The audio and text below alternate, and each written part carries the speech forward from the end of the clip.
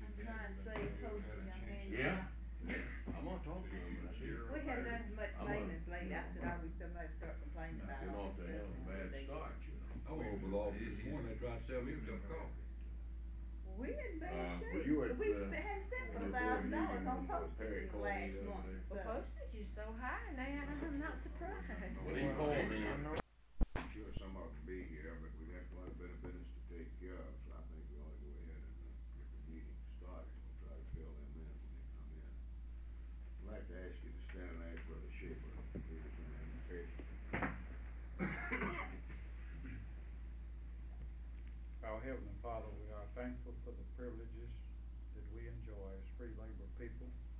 We're thankful, Father, for all the blessings of life and even for life itself. Heavenly Father, as we go into these deliberations, we know that we are not capable of making some of the decisions. So we just pray for the leading of thy Holy Spirit. May we be receptive to this leading, and may we abide by the dictates of our hearts. Forgive us of all of our sins. Help us to be useful in thy service for Jesus' sake. Amen. It's all the way off. We have quite a few items to take up with the board here today, and while I'm not suggesting that you refrain from discussing these matters, I am going to suggest that the length of the meeting is going to depend on the amount of discussion we have.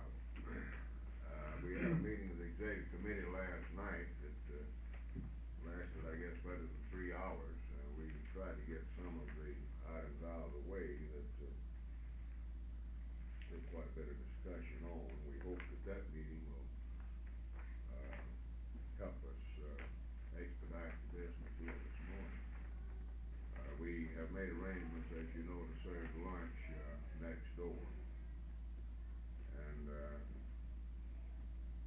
we would hope that we can finish up the business shortly after lunch. I doubt, sis, if we can complete it prior to lunch, but maybe if we are lucky, we can get through around 2 or 3 o'clock, where those of you have to drive back can get in before dark. First thing that I would present to you is a review of the current affiliation situation along with the financial standing. I'm going to ask Brother Knight to pass out a brief summary of that particular situation, and he'll go into that with you.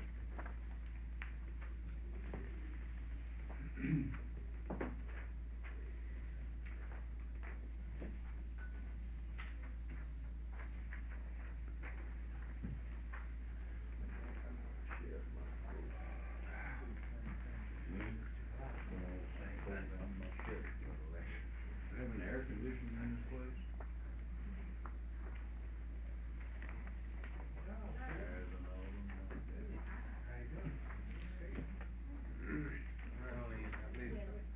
Did you have your spare made? I'm not sure why I don't. Wilson, Martin. All right, you Oh, yeah, I got the phone. Lee, you and Bud. You, Lee? I was gonna use back this, here, other side of it. Does everybody have the sheet before you?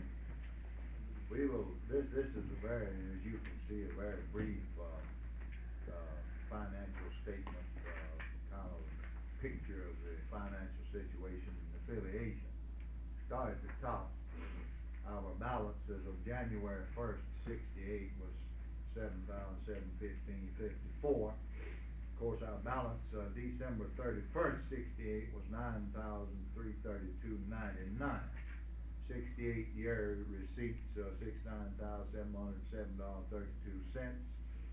68 year disbursement, $68,089.87. As you can tell, we are picking up just a little bit of momentum there. Of course, the affiliation here, total number of local unions affiliated in 1968, 25 permanent locals, meaning Of course, you have locals affiliate and other locals will drop out. What we mean there are 25 additional locals over and above what we have. Local union affiliated as of 31st of December 67, 123 locals with a membership of 21,200. December 31st, 68, 139 with approximate membership of 23,800. Now we have one question at the bottom. We have a local in Corinth. Just told me Brother Dees about a few minutes ago, rubber workers there. For some reason or other, they are in the arrears. As a matter of fact, they're 5 months, so they did not appear on the last standing of affiliate. And they have a membership of approximately 300 and something there. So if we maintain them, we're going to do everything we can, as we do to all of them. We will have an affiliation of 140 locals with 24,100 membership. We will have gained 3,000 members in the year 1968. That's roughly the picture right now. And of course, this is real progress compared to the previous years. I think we'll all agree it's not near what it should be. We do have a problem here. I might again urge you, you people who are out in the areas over the state, if you know of a local union that's not affiliated, we would appreciate it if you can get an invitation. If you can get an invitation to appear yourself as a member of the board of this organization, certainly make that meeting and stress to them. I think all of you have affiliation blanks. Stress to them the importance of becoming affiliated with the state organization. Not only the state organization, but the central body in the area. If they would prefer Hal, Claude, or myself, there's one of us that they would rather have, why certainly we're ready. As I told a group of people about 2 weeks ago here in Jackson that we stand ready at all times to meet with any local of any organization. If that local or somebody in that local has some particular question about some position that this organization may have taken, or whether it be in political matters or whatever it might be, if they're really concerned, if they're interested in the labor movement and they really want to know why a certain position was taken, then to me, they have to let us know that by inviting somebody to speak to the membership. If they don't issue an invitation, to me, it leaves me with the impression they don't really want to be part of this organization. Our skin's tough. We can take it. And I just put the challenge very blunt to this group of people that we're ready, but we can't barge in on a local union meeting without an invitation. You just don't do things. But we're ready to lay the cards on the table. And if a group of people, and I would urge you to pass this on to them, if they're really interested, and if they're not affiliated because of something that they consider to be controversial, something they don't understand, if they really want to know, they'll invite somebody to talk to them about it. If they don't, this is an indication they don't really want to know the facts. This is the way I see it. I mean, I'm just trying to be honest about it. Tom, has the URW local Pennsylvania Tire and people, have they affiliated? Yes, sir. Yeah, we just got the mailing list done this week. Is this local, I can't remember the number or the initials to go with it. It's there in Corinth, this oil mill. RWDSU. Have they started back yet? I talked with. Are they back at work? Yeah, I talked with the president last, more than 2 weeks ago, right after the affiliation come out, and I noticed they're still marked on it. Yeah. And he said, well, our treasurer just hadn't sent the checks, and I'll talk to him about it, but they are back at work. They were waived, Yeah. on the usual procedure. And I didn't know where he'd come in since I talked with him, and I'll get on again. Didn't know they was back at work. I'm glad you told us. Yeah, they're back at work. This local here, URW, they're having internal troubles. In fact, they're having trouble even keeping the local. Well, I knew there's some differences there, some different factions in the local, but, I mean, this is something new, really, for them to do this. Your regional director, Kramer, has always taken a rather vigorous position in this respect. gets this, the standing of affiliates, and we attached a note on that, drawing his attention to this particular situation. And this is unusual for him not to respond. I wrote the business agent, the guy that services the local. He's always been very pro-council. I don't really understand, we haven't had any response from anybody, you know. There's something about it I don't really understand. It's altogether different from the way the rubber workers usually respond. Now, they're about to lose the whole thing. They are, What's the problem? Uh, Well, they had a wildcat strike and they had some people. They had that, and, there's two factions in there, and they're cutting each other's throat, and they're just about to, the whole thing about to go. Is that right? Find each other in the place of the company. that's a good way to carry it on down the drain. Well, part of the troubles on paying has been since they first organized. The officers at the local, when they first organized, wouldn't write a check, they wouldn't do nothing until one of the international representatives come in and showed them and told them just how to do it. But they owed a $3 and something bill up there at the printer, and the man got to sending me the bill one day. He said, "Who is this? I sent it, and I don't ever hear from him, anything, what's wrong with him?" I said something to Ray about it. He said, "Well, I'll just have to get the money." So he sat down with officers of the local, got them all paid up. About 6 months is the same thing again. And, Well, they we had, had the same trouble. they had plenty of money in the treasury, but they just wouldn't write the checks to pay them. And I was hoping that was what it was here this time. I know in the CLU, they've got as high as 5, 6, 7 months behind. They'll come up there $200, $300 check, pay up. They just forgot to write the check. Good way to keep them. Well, they're having trouble keeping officers in there too. Yeah, I know Big that. turnover. They've got a problem there, and, well, I won't comment. Well, we certainly, welcome any suggestions any of you might have on dealing with this affiliation problem. We've done everything we know to do out of the state office. I might, advise you of, some of the things that we have done.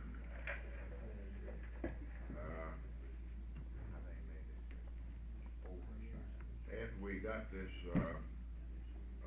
report together, mail it out to the local unions.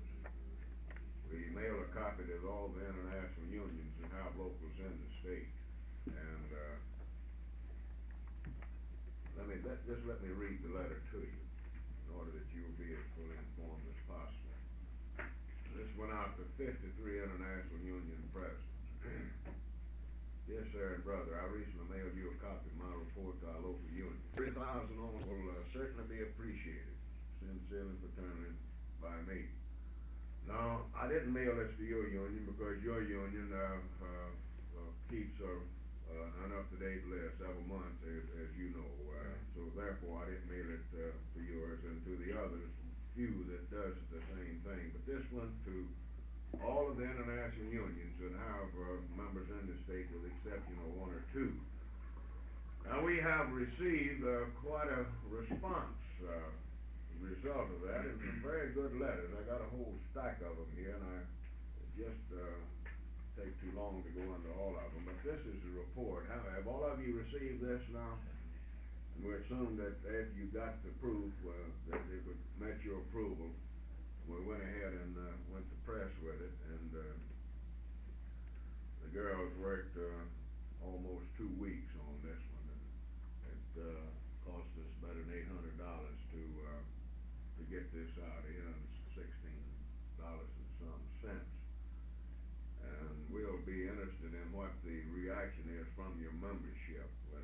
We'd like just to ask you to make some inquiries when you get back from the people and find out what they thought about this, and find out whether it's doing any good or not. Now, we had an interesting thing happen, several interesting things have happened as a result of that letter that went out. The American Federation of Government Employees, a good case in point here, mailed us a complete roster of every member they got in the state. Better than 3,000 of them. They've been working on that now, and this means that we're going to have to get additional cabinet space and all this kind of stuff. And several of the other unions have indicated that they'll follow through and do the same thing. But looking the situation over, some of them they're sending their names and addresses in, that's not affiliated. So here's a letter here that I wrote to the, president of the AFG, Mr. Weiner. I said, dear sir and brother, Mr. George Ryder, Director of Public Relations for your union, has mailed me the names and addresses of your Mississippi members. I appreciate this cooperation very much. Unfortunately, I must now ask another favor of your office. Upon checking the affiliated local unions, I find that none of your locals are affiliated. I would certainly appreciate any help you can give to correct this situation. Last year, I spent considerable time on the Mississippi Gulf Coast in helping your representatives stave off a raid by an independent union. I met with the executive boards of the locals, and they assured me that they would take the matter of affiliation up with their membership. However, we have never heard from any of them. I'm of the opinion that a letter from you would encourage them to affiliate, and in so doing help us better carry out the programs and objectives of the FLCIO. Your cooperation on this matter will certainly be appreciated. And of course, I sent a copy of this in to Stanton Smith.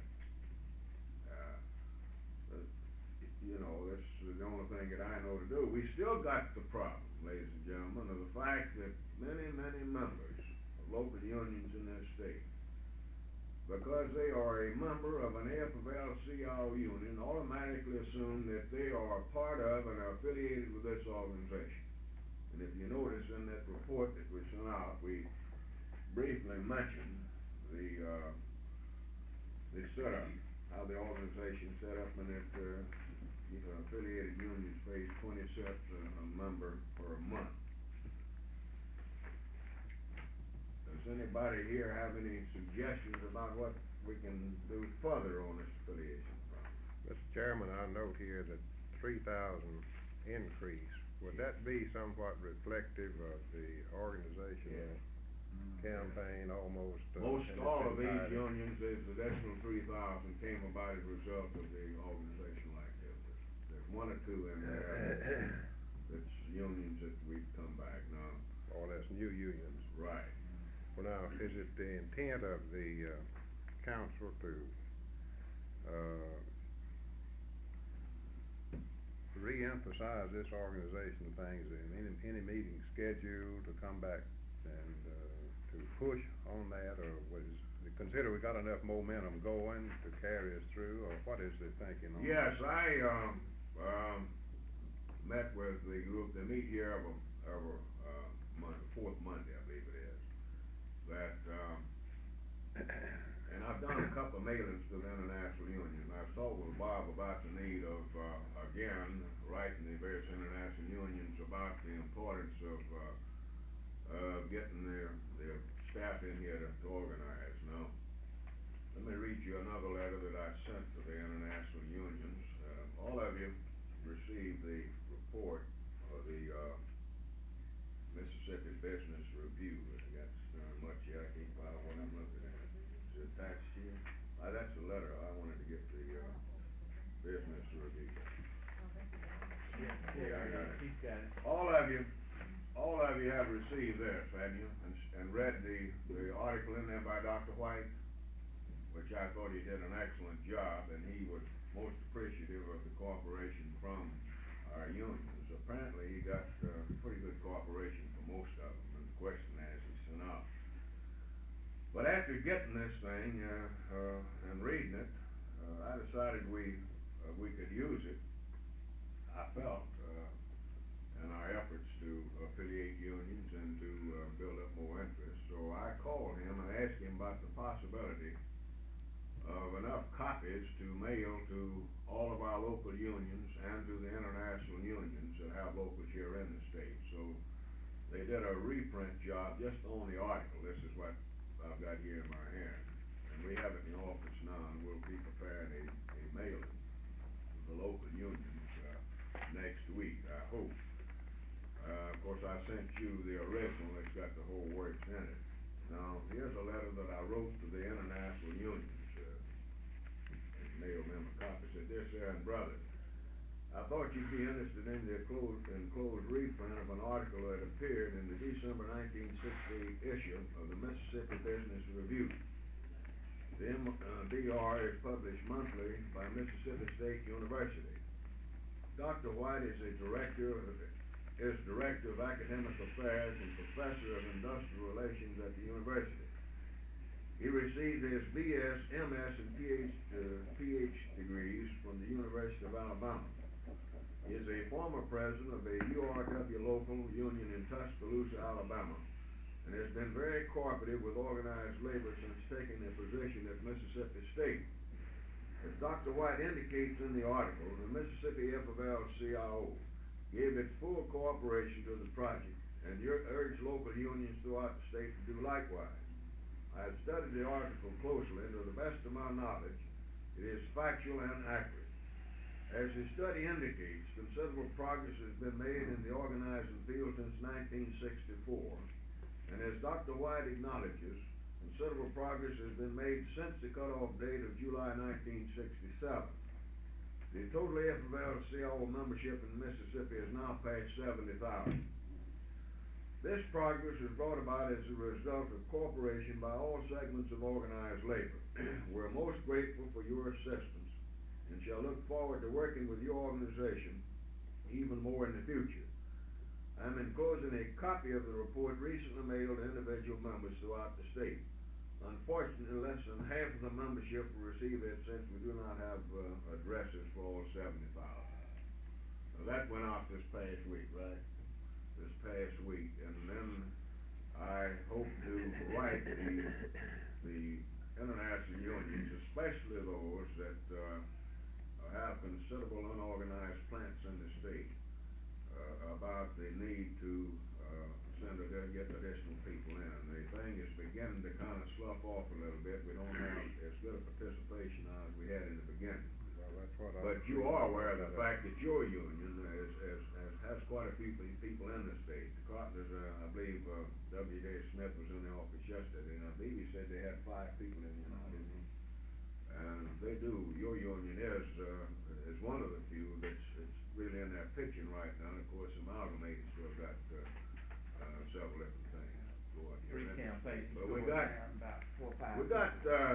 and of course, Ray Smithart for the rubber workers has just about got everything that they can claim organized. He hasn't got many left. He's got one going on in Fort Gibson now, and him and the pup workers involved in the thing with District 60 down in Natchez. But there's a couple of unions like Steel and the Machinists, for instance, and IBEW. There's another one that ought to have more people in the state, and this is the ones that I'm going to really stress. Now, IBEW has an organized. Well, matter of fact, the elections today at Blanket Plant in Waynesboro. But these 3 unions have quite a bit of unorganized stuff in the state, and there's plenty for everybody.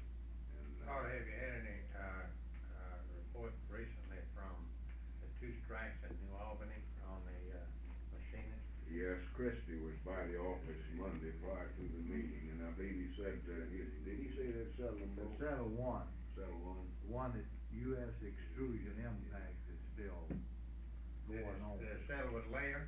Yeah. They did settle with Layer? Wasn't entirely satisfactory then, but it was. They do have a contract. Yeah. So, Have you heard anything from the machinist and aerospace workers local there in Corinth? They sure did 2 weeks ago that they'd affiliated that people were supposed to have done. I talked to International, they had a election in there with Wurlitzer. I talked to. Have they got a contract? Oh, yeah, with this Tyrone hydraulic plant there. They had it for a year now. Well, we got a. Work 'em over, Strawman. I believe they'll come in. They're fairly cooperative. The machinists are, and of course Steel is. We've got 2 or 3 different situations going on, and I think Steel. Well, I might advise you that they are back at the bargaining table with Mississippi Steel now. The plant that they had to strike with it and went through the courts and the board and everything. There's a group of people reinstated, a big hunk of money involved there. And of course the Presto thing here in Jackson is still in the courts with IBEW. But I'm of the opinion saying that we got to move, and we gotta move fast in this organizing field, because by the time this 4 years is up, the National Labor Relations Board will be stacked again, as it was during the Eisenhower period. And when the Vietnam War is over with, and I believe it probably will come to conclusion some kind of a way before the year's up. When you get these two things together, and the draft is cut out, then we're gonna find ourselves back with a large group of unemployed workers, and it's gonna mean that the organizing work is gonna be tougher. With the board being stacked in favor of management, it means that our job is gonna be harder, more difficult again. So, taking all these things in consideration, I just think we need to do what we can to urge our unions to get in and organize now, while the climate's right. You got any response to these railroad people since their internationals come out, asking them to support the state? No, none whatsoever. You, the local body? Well, of course, we got one railroad man down there, Melton, you know, and, he was gonna go back to the rest of them now. Well, he's a machinist. Yeah. Well, Melton, he got half dozen members, he pays dues on himself. Three? He affiliates his and sends them out of his own pocket over here. I didn't know if you knew this or not. He says a lot, you guys don't fight. But, the other day, since this letter's come out, I've, had 3 or 4 railroad people to call me. The letter? Well, since their letters went out to the railroad people. On affiliate. I thought maybe after they merged 3 of those unions into one, you know, long ago. I thought maybe after they merged them that, we might skip a better response. IBEW's got a big election card, February the 14th, 25 employees. Anything we can do to help? I don't regular thing, I ain't done anything yet except file for elections. All I've done is, I'm letting the employees do it, they don't want it, that's the only way you can organize them, I believe. Well, if there's anything that we can do here that, we haven't done, I'd like to, I'm open to suggestions. I'm convinced that some of these old established organizations are not gonna affiliate as long as I'm around. And if you folks think, if I was to get out of it, they'd come back in, I'd resign tomorrow. I don't, think that's your reason. huh? I don't think that's your reason. Well, They might be using it, but they'd have something else. the problem would, I mean, the situation would still be the same regardless of who was president of the organization, as far as AFL-CIO policy and so forth is concerned. Excuse me, President. I've seriously thought about, you know, and I want you guys to be, ladies, to be frank with me this morning. If I'm the hang-up on it, then I'll be glad to step out. Hang up on what coming back in, I missed. Get these locals affiliated. Oh, get, no, hell no. Oh, you're talking about this, BRW local there in Corinth, they haven't paid any attended any CLU meetings since this happened. Well, I hope that this mailing will do some good. I don't know what, any other approach to take to it. I've only had one guy call, and he called because, he had been injured. He wanted to find out about the improvements in the compact, and whether it would apply to him, for the past couple of years. Of course, it didn't. He was a carpenter, a member of the local here in Jackson, and he was very, amenable. He really appreciated receiving that, piece of literature, and he thought it would do a lot of good. These locals in West Point, have they, B&W up there? Well, we got them there. I don't think they're paying on their full membership. They did increase it up from the 19 that they started off with, that they were paying on. And, What about Bryan Brothers? Bryan, well, we haven't got them. We're working on that. I got a letter here somewhere that I wrote to their representative, and I have talked to one of their vice presidents. And this is the Bryan Brothers situation. The Memphis Meat Cutters Local organized them. They put them in the Memphis Local. And, we got a problem there because of that. And we got several other problems similar to that with other unions that organize people in Mississippi, and they put them in a Memphis Local. and they paying dues to the Memphis Labor Council in the state of Tennessee. The engineers over at Vicksburg are that way, Kroger. uh, Kroger's that way. well, but Kroger affiliates their Mississippi members that pay dues on them, and this is what we are trying to get these others to do. The packing house workers and the meat cutters merged, not long ago, and they got one union now. They put all of their locals in one big local here in the state with Cornelius Forrest as a business agent. But they advised me that there's no reason that the Memphis local can't affiliate the Brown Brothers membership and pay dues on them to us as some of the other organizations do. But anyhow, we're working on that, and I hope that we can get that resolved and get those people in here. On the Kroger employees, I appreciate it if you could get them to pay their CLU dues to Corinth there in Corinth. They don't pay it. And, it's talking about the locals in Mississippi. We're IBEW 852 saying, well, we have members that live in Tennessee and we're affiliated with the Tennessee State Labor Council and also pay on them there, but we don't pay on them in Mississippi and Tennessee both. We just pay on them in Tennessee and pay on them in Mississippi. That's what you do, huh? Yeah. Well, this is what we are trying to get these other locals to do. Then they are put on the Tennessee mailing list and they Yeah. get mailed in Tennessee State Labor Council, just like we do from here. Yeah.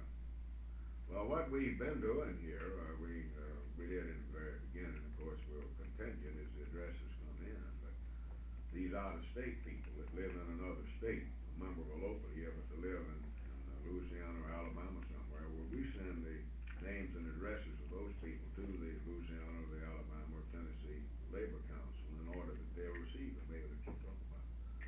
And we've had some, names and addresses mailed to us the same way. The Memphis Labor Council, for instance, sent us a list of people that lived in North Mississippi, worked in numbers of locals there, but they lived in Mississippi. So we've got those people on our mailing list. Don't be- Is there a retail clerk organization in the state of Mississippi? Retail clerks, don't have a local, as far as I know, chartered in the state. This is the Kroger's group that we're talking about.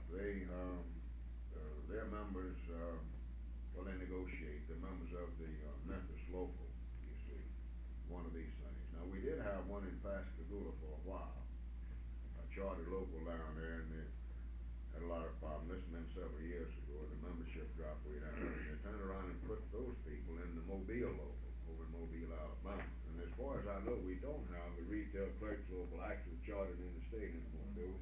Well, I think this is Well, I hear in that. need of one right now, Yeah. any group, because, most of the people in these retail stores, when the minimum of $1.60 went, they have cut most of those people to 18 and 20 hours a week for work. Yeah. And they're to a point that they can hardly live on. Our experience, Beth, has been, as far as that organization is concerned, very discouraging because, Well, I was just about a asking year because- ago, we had interest here in one of the biggest places of business in Jackson. We've got 3 stores, Mac Ray. Mhm. And, Bob Starnes called their regional director. And, they was gonna get a man in here, well, that man must have got lost. He hadn't been here. We had interest down in Natchez. We called them, they were supposed to come to Natchez. They had never got to Natchez. So frankly, I don't know if they want it or not. Well, it's just a lot of, in that field of work right now, it's a lot of But I unhappy should people. speak here, then the Amalgamated Clothing Workers does have a retail division. In many areas of the country now, we do represent retail stores. The nearest one to here is Birmingham and Mobile. But if, the thing would work right, there's just a certain type store we can take. We can't take all kinds. Couldn't take a grocery store, for instance, it has to have some dry goods connection. There is a possibility that our union would be interested in some of the department stores in the state. Well, these are the department stores, the Right. people that were talking to me are so unhappy. We do have a retail organization now within the amalgamated, have had for some time, headquartered out of Not Detroit. of the issue for them. Yes, you got some of them, yeah. They got 1 or 2 little locals in the state. Mike mentioned this to you, we've, got a call, you'll be interested in this, James, from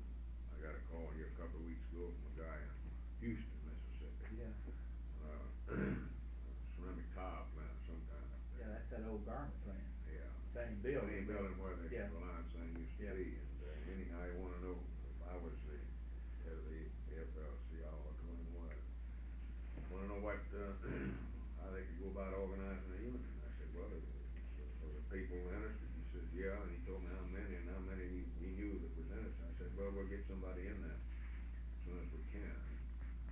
So I got over to Bob and he got the pottery workers, to go in.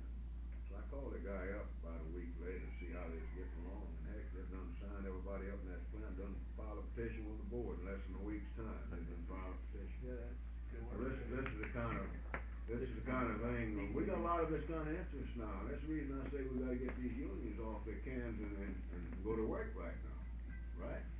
Claudia, you got a list of the government employees in Meridian, that local there? Yeah, we got, I mean, that We many- got more lists and we know what to she do. don't know what to do with all of this she's got. I tell you what you can do with She that is, list in Meridian. Calvin is gonna try to come up with a revised directory, as soon as we can get some of this work our way. We've been doing so much mailing and stuff like that, we've had everybody tied down, but Well, as they soon as. sent us the membership, but they didn't send us a roster of their local unions by the different locals, and we, Ain't that in the back of your book? What's I that have piece no of back listing there? whatsoever Of the local union? No. Huh? we're gonna have to write them back for the roster of the local union officers, because we don't, they just sent the entire List of membership of the names. state. You mean We they don't don't know. have them separated, you don't No. know who Meridian do them? They had them on a computer list, like that thick, and we had to cut every one off. They just sent a big long roll of paper with all them names. Like a roll of service ticket. When you get a list of them divided up into local unions, that. We'll make them Send me that. Now, Herbert, we got a lot of them in your area down there, a whole slew of them down there. Yeah, I know, I've been, but you got the problem down there, they thinking they already affiliated. That's one of your biggest problems. But, what about the, stainless steel plant down there? Do you know anything about that being organized? Plumbers are organized.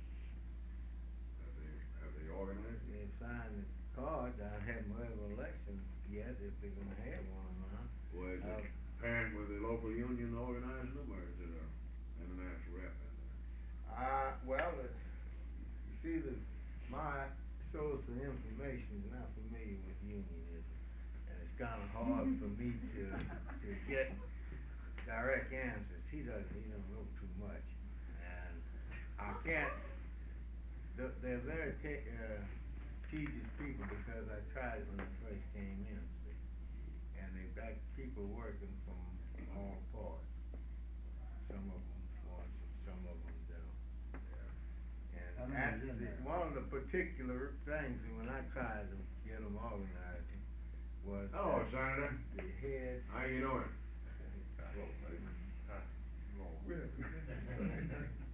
He did. Senator, good to see you. Okay. As I was saying, one of the major factors when I was in there and tried to get them lined up, the head welder was, he was out of New Orleans, and the principal part about it, he was a Negro. And he was interested, but I don't know just, how he was working, claiming that he had been working with the company for several years, and they brought him in because they couldn't get anybody capable of doing that particular welding. He's gone now, and I don't know who said welding. But I had close connection with him, and,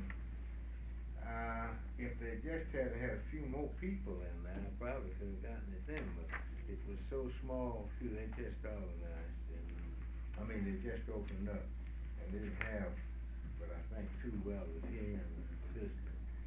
And this special order was something, he claims something he was welding was thin as a cigarette paper, they couldn't anybody do it, whatever he was making.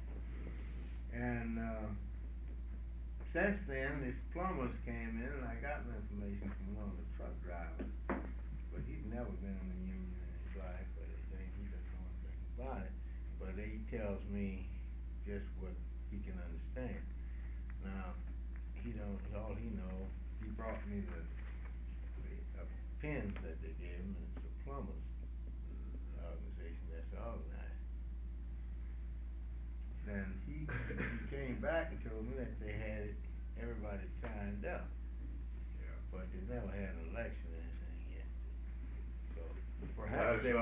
situations where, a local union or international rep goes in on a plant like this, and they don't, advise us that they're in, you know, you've had this happen in your section of the state. Well, I thought perhaps I'd get that information up there, just to, an address or something of who to see, but, yeah, I don't.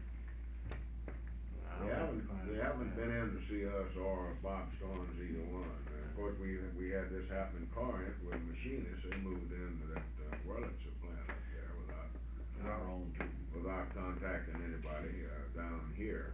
Well, I asked And even Bill Christie didn't know about it. Bill had been sitting in on the meeting, but his own organization, the guy comes in and Bill don't even know he's there for a while. Well, I asked the fellow the minute that they get to holding a meeting, the first meeting, to let me know. Yeah. I figured that was the best way to find out when they were settled. Right. So I said, let me know, and I want to give him some literature to bring to be read to the membership. See, I picked out a few things like that, copy of the report I was gonna run. Matter of fact, I'm gonna run a few copies of it until that 795 can have one. I had a long talk with them Tuesday, and it's the hardest now for me to send some people in the head that they're not affiliated. And he beat me down, there was, well, the secretary and all of them was there, and I tried to explain to them, and I started telling them the benefits of the, you know, how it would benefit them and all to affiliate. And he said yes, but he had a couple of fists in front of him at the time, I don't know if he remembers. So I wanna send the copy out whenever the meeting is, and I'll make up some of those copies. I have some extra, you want that? We got a few run off, and we got the plates, so don't you run them all, just stick them up in the office. Well, that's okay. You talking about this, the one with mail? Blue, yeah. This one? Huh? Well, we kept this in mind, we got several thousands of this in pockets. And we kept the plates, and we can run off some more if we have to.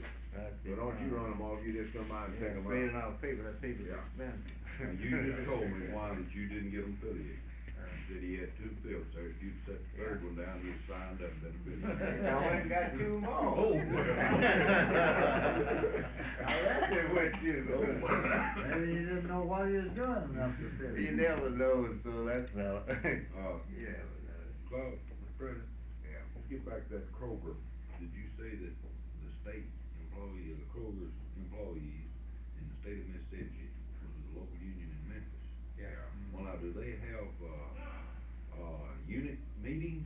For, I've heard the employees there at Kroger talking about going to Tupelo to a union meeting. Yeah, they do. They have a meeting here every once in a while, that's how we got them They have affiliated here a few meetings years in ago, I found out just they up having there a in meeting, and I went in and Mississippi. sit on their doorstep. Membership. They meet in Yeah. our hall. They do? Meet in your hall now, they used to meet over at the old Wall Ball Hotel, that's where I. They meet about quarterly on special call. Yeah. They meet at our hall at Columbus. Well, what about the glass, blowers? Well, I guess,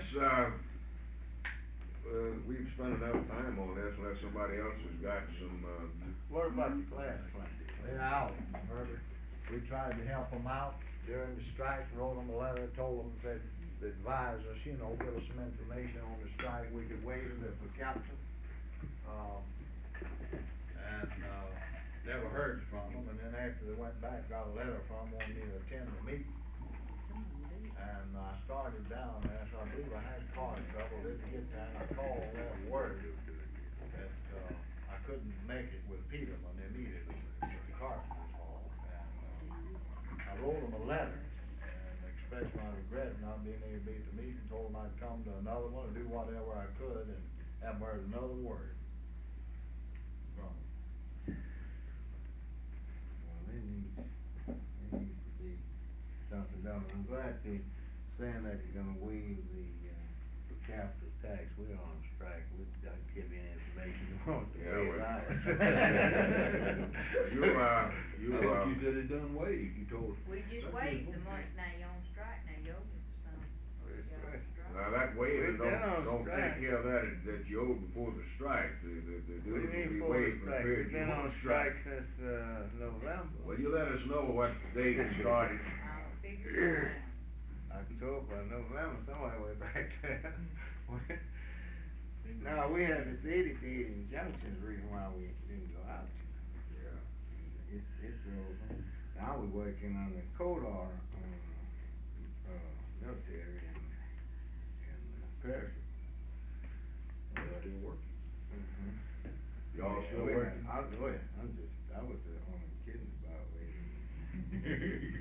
We're not asking for it yet, but we may have to, if I keep spending money like I did last week. I know that, them big fellas from New York can drink a lot of whiskey. They ought to make them pay for it, they ought to be treating you. Then you don't get any favors if that happens. They forget you. Company will treat them too, you know. And you got something in there we can talk about?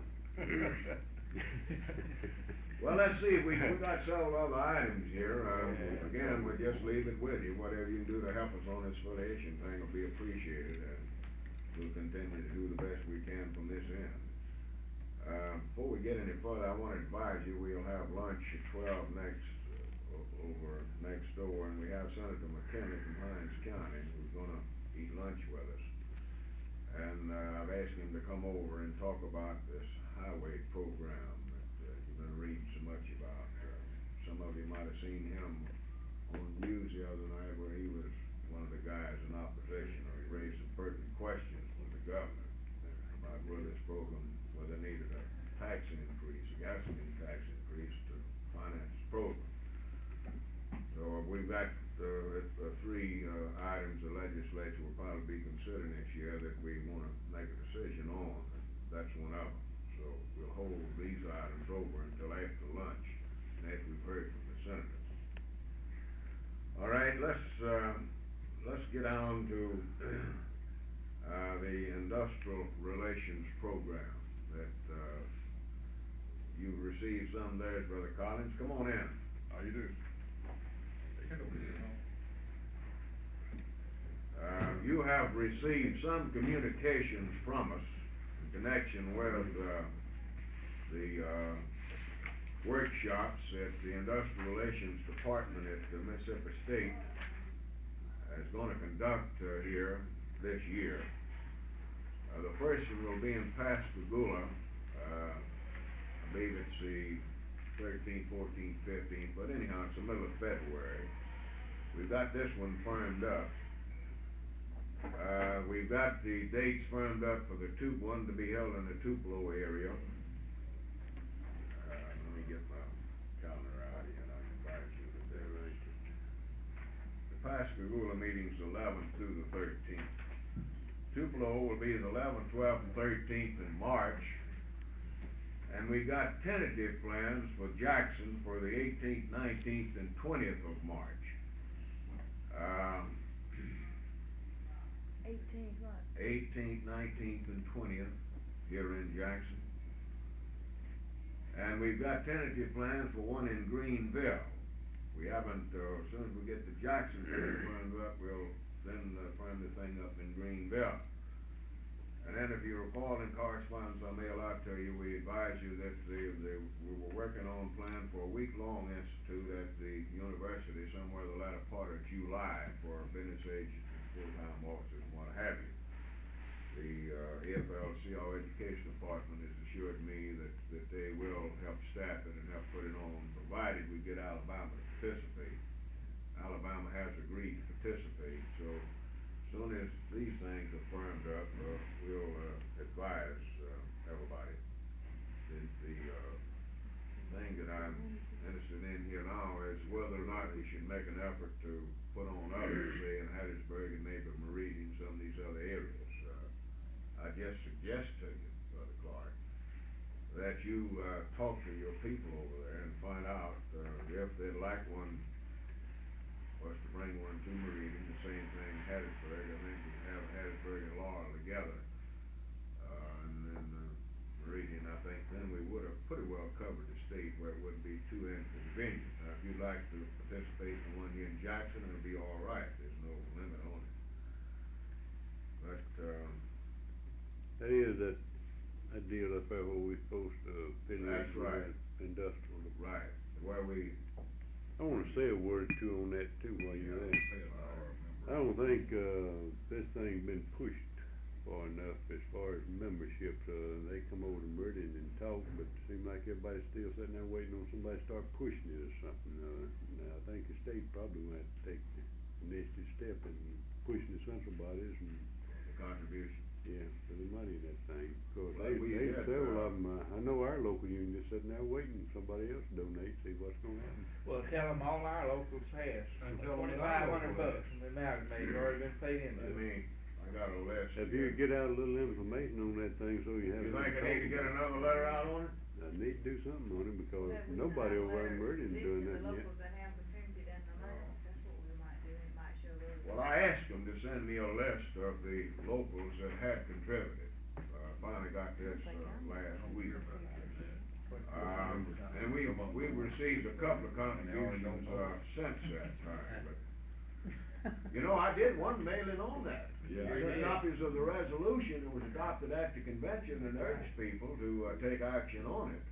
So apparently maybe we need to follow through again on it, I don't know. I think I got a letter showing the ones that donated and how much they donated. I know I got a letter thanking us for our donation on it and Yeah. that and that. They wrote all our locals, thank you. Well, let me read you off the ones that have contributed. Local, 792 IUE, local 480 IBEW, local 1028 IBEW, local 605 and 985 IBEW. And they got a $200 contribution from the Electrical Contractors Association. I understand this is the total amount that management has contributed up to this point. Meridian Labor Council, IBEW 733, local 204 Office Employees International Union, Mississippi Joint Clothing Workers, in other words, you send in all of your locals Right. together. Local 852 IBEW, FA&M Lodge 2008, that's at, Telegraphers or whatever it is, man. What is it, 2008? That's machinist list. Is that a machinist lodge? Actually, Claude, our state organization contributed and each one of our 14 local unions contributed. Yeah. The total was just. But as shy you of can less see, as you can 2,500. see there, now we've got 400. 2 checks in, I believe, since I got this communication for us to forward up there. Huh? We hadn't got any CWA local. No CWA, local. It hadn't been stressed in CWA. Bill might, we're gonna have our convention this month, so it might be brought out after that Yeah. convention that would be decided. Well, what I hope will happen here, you see, we put these workshops on. We'll invite everybody in, whether they're affiliated, whether they paid into it or not. And frankly, what we hope to accomplish here is not only, doing a service for the locals on shop steward training and some of these other areas, but to also encourage them to affiliate with the central bodies and the state council, as well as participate in making a contribution to the industrial relations department. So the invitations that we're sending out is going out to everybody we have on the mailing list, you see. But I would appreciate, you know, if you'd stress it in your state meeting. And of course, with IBEW's coming through pretty good, one of the best groups so far is IBEW. I get Bill, will you stress it, or let Yeah. me stress it at the meeting, Yeah. if I make it. Right. But I believe if we've conducted these workshops and, that this will encourage more participation, then I will get out another, so to tell you what I think probably be the best thing to do, when we get all the dates firmed up and know where they're gonna be, then I'll write a letter to the locals advising them of it, and again, urge them to make their contribution and where and so forth. I can do this all in one letter, see? It's kinda expressed to them too, that this program is in effect now and started and, Right. and, Well, the fact that something's being done, ought to. Yeah. We got, by the way, we got a check for the Canton IUE local, last week, and the ESU local down in, Fort Gibson, yeah. Bud, I think,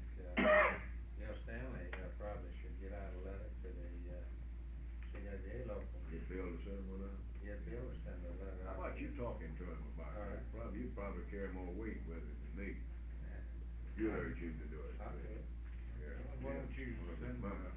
a letter to Well, and Raymond Goodman on that's what I Columbus just Road? said, it maybe you or I one could bring it up at the state meeting when all the presidents are there, instead of maybe through a letter as representing this Yeah, we're board. gonna have a we state could do. meeting, middle of February, Yeah. I think same weekend, this is gonna be down Pascagoula, we're gonna have a state meeting, and, that'd be middle of February, would be a good. That's what I was just talking about, you know, that With the two possibly of them bringing it at up the at the 6 state o'clock. meeting as representatives from this board. Yeah, you and IBW mostly what it is. Don't you think? That'd be ideal place to get. Well, you get one from our local union, just anytime somebody would, say things on. You make the motion and sign it. Send it on. We'll just give a report from this meeting when Well, I we go got back. no problem, I won't make our local meeting for 6 months. Get numbers to give you a report. You getting like all of IBW members, you know? Well, did I understand you to say that Canton local is Yeah, and then? we got theirs this past week, they're sending it to us. Your local over in Columbus is the only one now that hasn't. I make it when I'm not working, it just so happens the way I work, that, the first 6 months this year, I'll be working every meeting night. Sound like shit. Well, we'll follow through on this and do a mailing to all of the locals and see what we can do, and we'd like to request y'all to push it as much as you can also. I'm still of the opinion that once we get this thing started, with the shop steward training program, that'll do some good. We had quite a discussion here about what the subject area should be, and we concluded that shop steward training was one of the most essential things, and that a shop steward course could fit most any unit, whether it's building trades, industrial, or what, but the basic ingredients go into a good shop steward would apply in most cases. That's the reason we hit upon the idea of shop steward training. I think all of you would agree. Now, of course, we realize that groups like ACWA and IBEW, where they have a state organization, some of them put on educational programs of their own, and I have suggested to Dr. Ebersole that he confer with people like James Jackson when you have your yearly institute, and this would apply also to CWA, when you have your yearly meeting or officers training, whatever it is, that you contact the university and ask them to come in and help you with your training program. This is a service that you can get in addition to these workshops that we're talking about We putting had on. those in the past. This is a good way of selling the thing, see. Yeah. All right, let's move on from that and take up another item or two before lunch. Get out of the way. You wanna take up the wide director thing now? Anytime. All right, let's take it up. I got a question before we start, how you get them? That's a good question, I'd like to answer that. Well, here, some time ago, the executive committee, and I believe the matter was considered by the full board, felt that we ought to give some consideration to naming a statewide director. They helped Tom carry on the co-program, and since that time, he's done some investigating, trying to find somebody that he felt was capable and willing and in a position to do the job. And he's got a recommendation to make to you here today. Of course, the whole thing, whatever we can do, again, depends on the financial status, as how much we can keep her in the field. We'll be limited there, but we had hoped that maybe if the situation continues to improve, that we will have some funds that we can take her off the job and send her in an area when they need a rider. So, Mr. Knight, it's all yours. Well, as you've already pointed out, we're talking about giving somebody the title of state WAD director, really as it was, with the hope that the financial situation will continue to improve, and that we will be able to take this person off of the job and put them on the road in the various central body areas when the need is there all the time, as a matter of fact. Unfortunately, we can't afford it. There's a lot of things that you have to consider when you consider somebody for this position. This is it's a tough job. After all, you're asking the other women folks, the other girls, to donate time. It's the most thankless job in the labor movement, yet it's one of the most important, and it's proved in other areas, and even in our state in certain areas, that it can be done. It's proven its worth. As a matter of fact, in a number of areas, if had it not been for an active WAD program, then election results would have been quite different. We have problems that vary from one central body area to the other. In certain areas, about the only participation we get are women union members. In other areas, you get more participation from non-member wives. But we have our problems.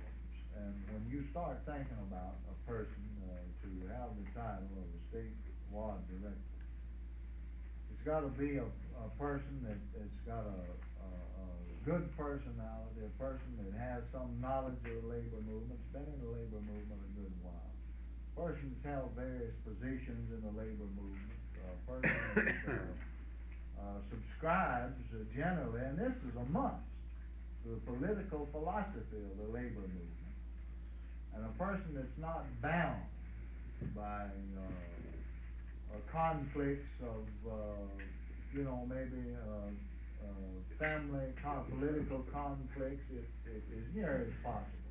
There's an awful lot of angles that you have to consider. And after talking to several people directly and a few other people indirectly and sounding out a number of areas here, I've come to the conclusion that, and I'll make a recommendation too, that the person I believe at the moment is qualified to do this job, is capable, and I think 100% trade unions, and will do everything that I believe that she knows how to do. Certainly we will help all we can. I might add in my remarks that we do have a new national director. I don't know how many of you knew Esther Murray, who was, the United States is split down the Mississippi River. The reference to national WAD directors. You have the Western District, the Eastern. Ms. Murray became 65 years old sometime recently, and she retired as of December 31st. And of course, she's retired and gone, but we have had our problems with her. She didn't have a very good personality. And I'm glad she could retire. And I've been told that, to say the least, I've been told that I'm not sure I met the lady that's taking the place. She was the WAD director in the state of Vermont, Ruth Colombo. And she comes very highly recommended by people all throughout the labor movement. And I'm kind of anxious to meet her, actually, and I look forward to some real cooperation in this area from her. So we've talked about this a long time, but there's really no use. I submit to you the name of Betty Sue Riley of CWA in Tupelo to be the WAD director in Mississippi. I'm sure with Mr. Edwards, Bill Harper would like to comment on your recommendation. I would like to say this for Betty. Betty served as secretary of our local for a number of years.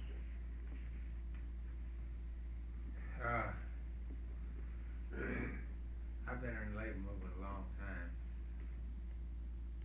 and I don't know, and I've been affiliated with and associated with different secretaries and different people in the labor movement, and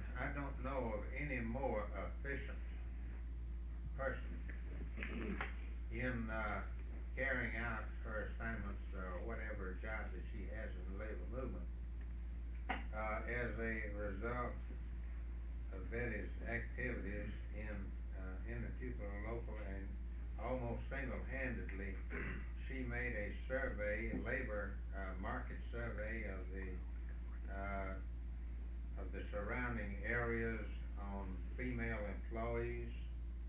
She submitted that to our bargaining committee, in Atlanta, and for 2 consecutive bargaining sessions, that is bargaining contract sessions, her recommendation as far as reclassification of female workers was the last item that was left on the table just prior to the signing of the contract, and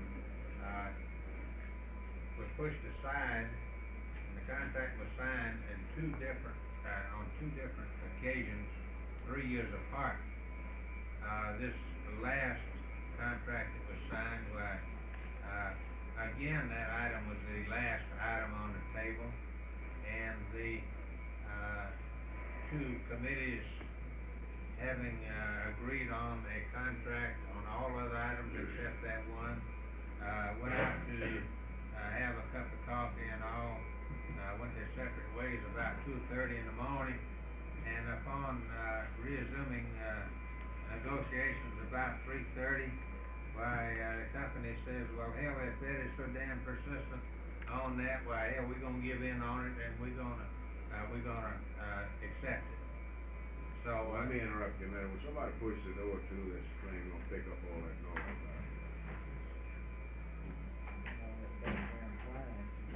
She won't be able to transcribe. Betty has her own ideas about how things should be done in the particular category where she has jurisdiction, and I would heartily recommend to you, having worked with Betty for a number of years, that she is a consecrated unionist. She knows the union movement. She knows people all over the United States that are affiliated with the union movement. She is on a first-name basis with a lot of them, and she would be a real asset to this organization. And I appreciate her name being mentioned as a possible ward director. Anybody else wanna comment? This is a pretty good job for Tom. I know you already looked into it, but you'll be able to take the time off of work and everything that's being required when. Yeah, that's a pretty good job for him, trying to find somebody that would fill all the requirements, somebody that could leave the job without too much trouble, than have a family or something like this. It's a real problem. Okay, Brother D. I know, Betty Sue, and, don't know as much about her, Brother Edwards did, but I feel like that this ought to be Brother Knight's place. I'm sure he's made all of the investigations. He needs somebody that he selects himself to work with on this work, and I think it ought to, in fact, the whole state, so ought to be left up to him, whoever he picks and chooses. I'm going along with that. As a matter of fact, I already told him about the same thing. Still in all, we felt, that the matter ought to be considered by the board, and it should be acted on by the board. Anybody else wanna comment? This is according to the Constitution. Yeah, do we have a motion then to name, Betty Sue as the state board director? I'd be so happy to make that motion. Second by that. Second motion. Ready for the question? All in favor of the motion signify by saying aye. Aye. All opposed? Motion carries, so ordered. James, let's take up this Clergy Economic Council, thing that we talked about last night, which we'll also need to get, board action on that. Right. Would just remind you that the state FL-CIO, has endorsed 2 different organizations dealing with, our system of government, and the importance of trying to educate people, in this total area. One of them Council on Economic Education. See, Brother Edwards has got one of the folders, you've all received this. This organization is made up of educators, of business people, bankers, labor leaders, and what have you. If you'll notice, I'm on the board of directors of that one. That's one organization. The other organization dealing in this area is primarily made up of ministers. We do have, the idea here is that we need to educate the people that preach in the churches as far as possible about our system. The reason we're interested in it, if the system is properly taught, then the organized labor's role must be considered. That's the main reason, of course, that we're interested. Now, that's the Clergy Economic Council. We've endorsed both of them. I was contacted some time ago by, what's his name in Hasbury, Grubbs? Dr. Grubbs, Dr. yeah. Grubbs at Mississippi Southern University, who's playing a leading role here.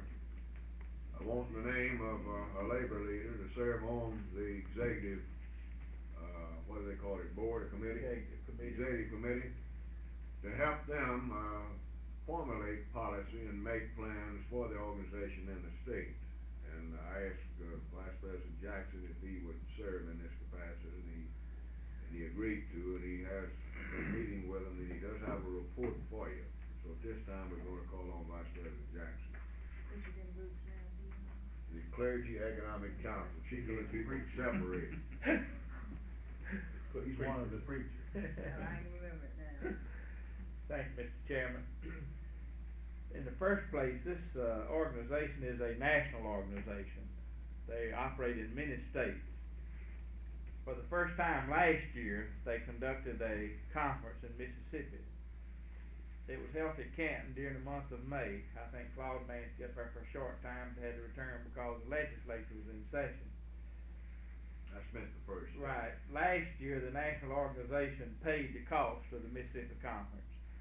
The way it's set up, it's really three groups supposed to be represented on this committee. It's supposed to be labor, business, and agriculture.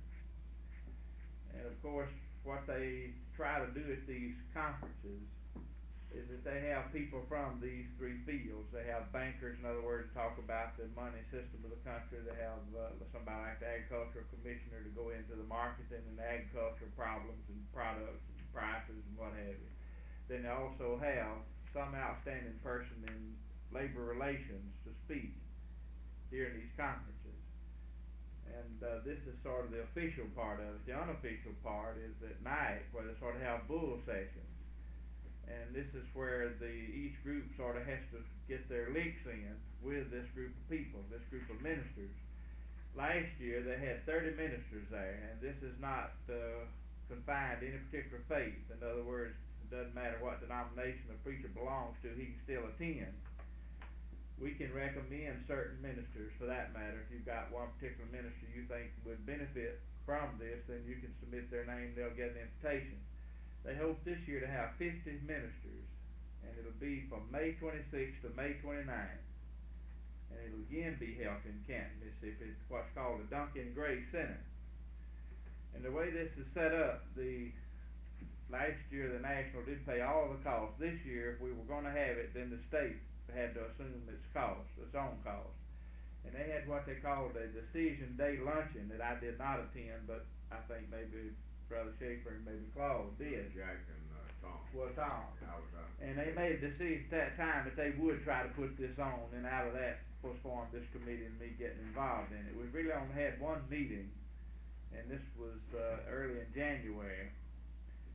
And on the committee, executive committee, you can readily see when I tell you the names that labor is on there, but I'm the oldest person from labor, and there's three other people on this committee. One of them is Mr. Jones from the Manufacturers Association of the state. The other is a Mr. Harlan Knight, who's the president of Lamar Life Insurance Company here in Jackson. And the third other person is Watley Scott, the public relations director for South Central Bell, or whatever the name of Southern Bell is this time. I get confused on that, Bell. Brother We do Edward. too, James, so But don't worry about it. anyway, it was very obvious that as far as, this group of people were concerned, they're gonna put on this conference. How big a part labor plays in it is sort of up to us, but it'll go on whether we're there at all or not, or whether we participate or not. And I think it's a real danger if we let this group of people start educating the ministers without hearing the labor side of the question. Because, too many times organizers go into community now and, they get defeated from the pulpit simply because the preacher in the town don't understand the role that labor plays in the whole economy. And they'll preach against organization.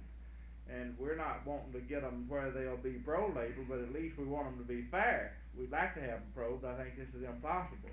But if we take our proper role in this committee, in this conference, then at least they'll know something about labor and they won't be so anti. This is our hope. So they tell me that these bull sessions at night, is where all of this really goes on. That during the day they sort of give the official side of the thing and gets these people thinking about it. But then at night is where they really get their licks in.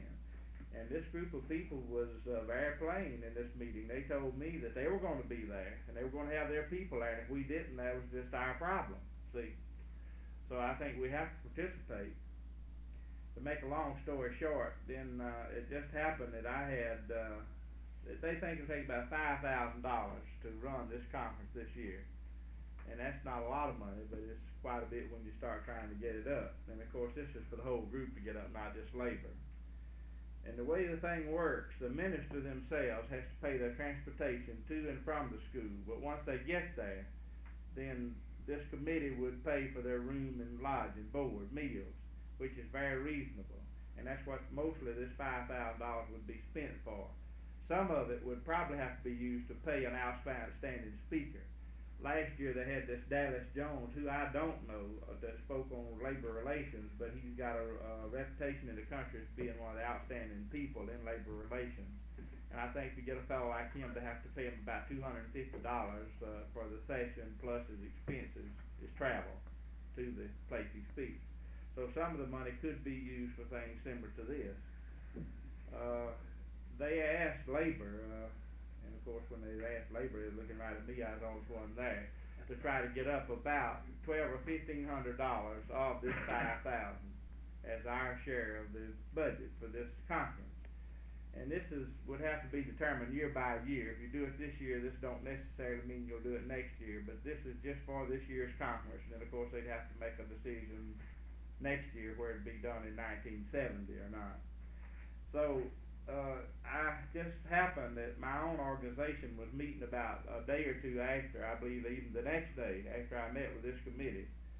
And the Amalgamated Clothing Workers has already made a $250 contribution to this conference from our state organization's office. So we discussed this in our executive committee meeting last night, and we checked with Brother Knight as to what he thought the financial condition of the council treasurer would stand. And after discussion among ourselves, we felt that the council could probably give $300 to this, and I so recommend it, Mr. Chairman. If they got questions, I'll try to answer. I try to be brief. It's, Well, we'll, consider that as a motion that we, Second the motion. we having a discussion. If you got any questions or discussion on the motion? I believe Brother Jackson, Mr. Chairman, alluded to this as being a national organization. And probably being carried out throughout maybe all of the states. it is, You're one of the few states that up until last year didn't have council operating here. I wonder if we know who originated this idea, some of the top people, and how. They know that Dr. Davis. Yeah, Dr. come about. Davis, the FLCIO, National FLCIO, has endorsed both organizations. They recommend that we participate to the fullest extent. It's Dr. Davis, who is the national director, is a very fine man. Well, when they first came to town, he called me to come over and we had a lengthy visit and reviewed the thing with him. And of course, I checked it out with our people in Washington. And I think, if I remember right, Maney serves on the national board. I believe he does. What's the date you give on that, James? May 26th to 29th at Canton, Mississippi, at what's The, called the Duncan the- Gray Center. The situation is frankly, this, as James has outlined to you already, this thing is gonna be put on. The organization is here. And we'd better get in there, protect our own interests is about what it gets down to. What Well- is the full name of the committee, James? The full name of the committee is Mississippi Clergy Economic, no, I can't even get it. Mississippi Council on Mississippi Economic- Clergy Education Economic Foundation. Economic Education Foundation, I got them switched. James, I got a name of minister, I want you to Alright. put in there. Or to make this other comment, Claude, you can't think of everything at one time. The two people that really is known as co-directors of this thing and sort of got the responsibility for carrying it on are both people connected with the University of Southern Mississippi. And one of them is Dean Joseph A. Green, who's the dean of the Business Administration School at the college. And this Dr. Kenneth Grubbs is one of the professors under him. They will both be at the school the entire time. Then, of course, they'll get outstanding bankers and agriculturists and, of course, labor speakers there in addition to themselves. But they said even Watley Scott, who I found to be a very bright man, even though he's on management's side, he's very sharp. And he said there was a real hunger for labor people at these bull sessions last year, and there was really none available, and so they just used the time to talk their angle. He was very frank with me about this, and he said this is really what happened last year, simply because we didn't have the people there. So even though I would certainly appreciate favorable action on this $300 contribution, I think that unless we also develop some manpower to be at this thing, we're sort of kidding ourselves. Have somebody there each night or each day so that we can participate to the fullest. Another question, James, how did, ACT get through, you say your organization's done donate 250, this 300. How do we, don't we think that we need to decide how the other Well, monies we come? discussed that last night, and Oh, what I was okay. hoping was that some of the state groups like IBEW group and the CWA group would come along with some contributions that would help get it in the Well, that's direction what I of this meant. total amount, In other words, yes. you want contributions from other people As if you many as we can get, yeah. Local unions, state owned. And you'll need how much now, 12? Labor Council. Well, I'd like for labor to get up about 12 or 1,500 of the 5,000. Of course, business and agriculture is gonna get up the rest of it. And it's very obvious that they won't have any problem, because the day we met, they read to me letters from people like Owen Cooper, who's already committed himself, and he will contribute, as well as several other industrial groups, and they're gonna have their people there. In fact, the business Watley Scott told me he planned to be there the whole time. Bill Jones told me he planned to be there the whole time. So, like I say, if we just pay the money and don't go, then we're kidding ourselves.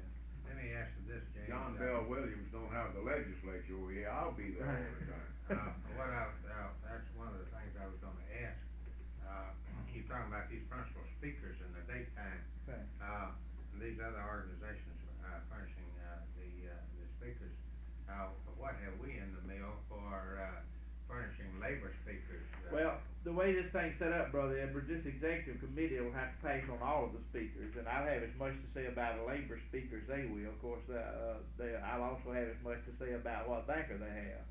It's sort of this sort of a deal. The total group that finally participates will have to be approved by this committee.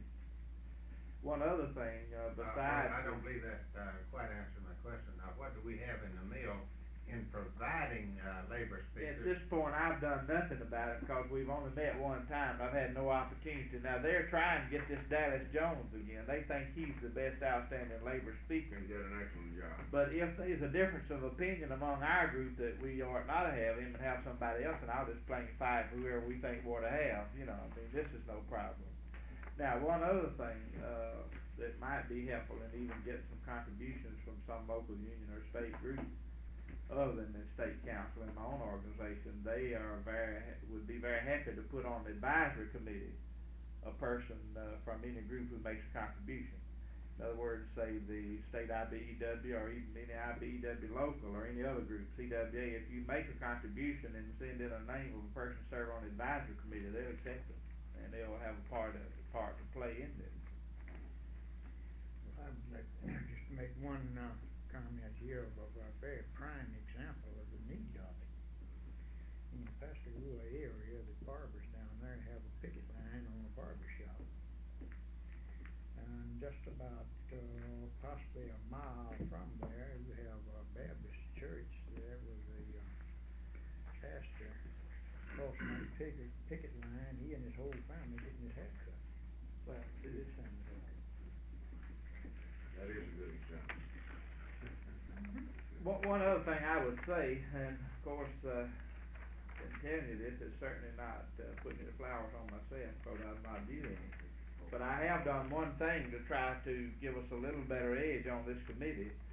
Since both of these professors, who is co-directors of the thing, and who will really spend the money once it's accumulated, and who will really is responsible for carrying out the meeting, when I found we were gonna meet in Jackson, I thought real quick, and I just called them up and said, well, how about me just driving you two gentlemen up to the meeting? So I spent 2 hours on the road up with them and 2 hours back, so I did get our licks in that 4 hours, and I'll continue to do this kind of stuff as long as I'm a part of it.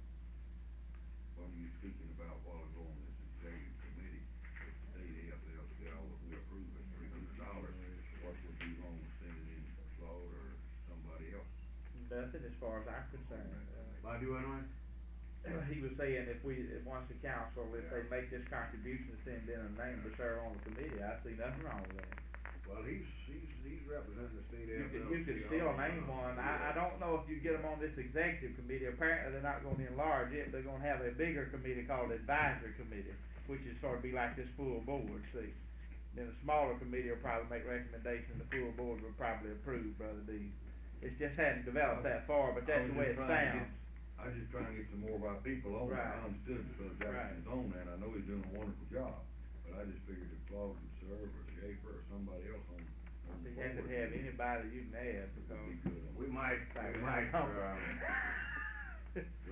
need to think about calling a meeting of the board of the executive committee or something up at county when they have this thing going on, so we can get that right. I think we sure ought to have people there. I'm not kidding you, because, We don't have to work it out where somebody's there all the time.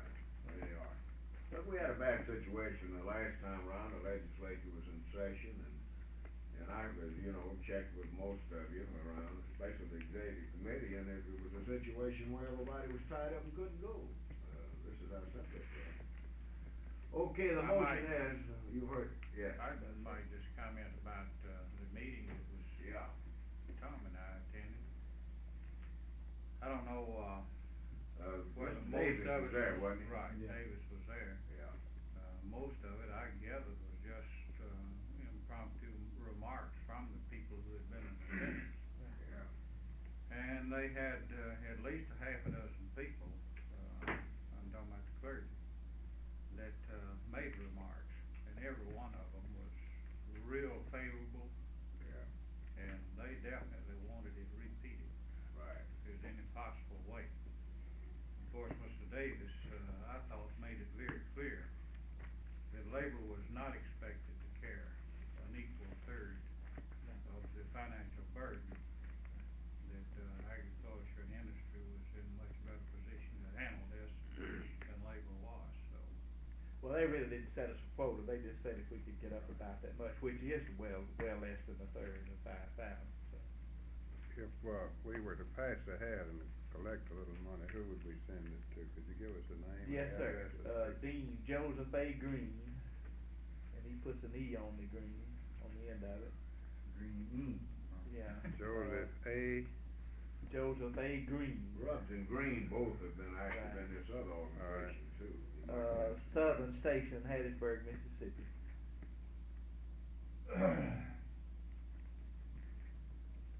James, I guess The you'll zip code probably, is 39401. they'll probably get out of communication on this thing. Well, When they do. oh, this is another thing. I'm not sure they will, simply because if they get out any communication, that's gonna take funds out of the 5,000 to do it.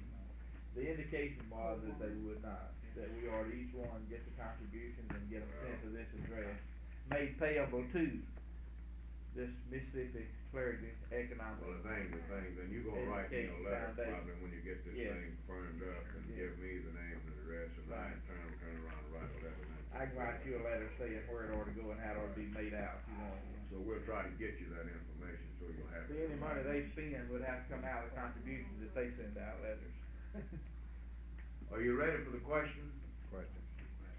All in favor of the motion signify by saying aye. Aye. All opposed? Motion carried and so ordered. Tom, Claude, I got, one letter, one man here that, I wanna give to James to Yeah. put on there, Dr. William Appleson, Virgin First Christian Church. So she got it wrote down If you there. got wrote out, that Well, would I would suggest to you that if any of you know a minister you'd like to be invited, that you send that name to me. You've got his address. Hey, one other suggestion might make here, I know the CWA's gonna meet in the near future, and the IBEW meets in what is it, May? I think that's what he told me. Well, this thing will be in May, we need it, you know, as soon as we get it. April, I believe. If you'll, maybe write, Tommy Beckham and, Bill a letter on that thing, and, I'll write this Bear State organization. yeah, that'll give us something to go on, you see, when you got a letter already there. Give us something to act I'll on. write wood for the Carpenters Electrical Association. We meet 14th of February. Well, I think that ought to be an item on, Bill Stanley's agenda for a state meeting. Yeah, there is some urgency, unless they know, you know, a little ahead of time where they got the money or not, it's gonna be very difficult to, do this thing. Did you say they were gonna pay the preacher's travel? No, the preacher will have to pay his own travel, but they'll pay his room and board. In other words, all the cost to the minister will be his travel. I had it just reversed. But that would be so great, see, from all over the state, that we just couldn't cover, but they will cover all the lodging and food. Fair deal. The literature and speakers. Well, Minister would have to pay his travel. see, it's 20 minutes to 12, I still got several items yet to, dispose of. We looks like we got on this money thing and can't get off of it. Everything we're talking about involves money. I will write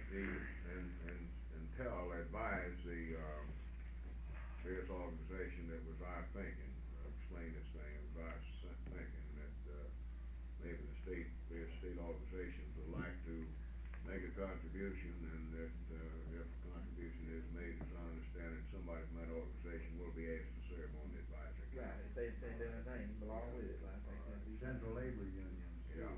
Yeah, they, central labor Got the union money. contribute, right. They broke $3.75 our last meeting. How much? $3.75. You gonna borrow about 1,000? I want to talk with you a few minutes about one of our most recent projects. Some of our experiences with it, and this again involves money. All of you received a letter that we sent out this past week, making an appeal for funds for the two disaster areas in the state, did you not? The executive committee, ratified this action, officially last night.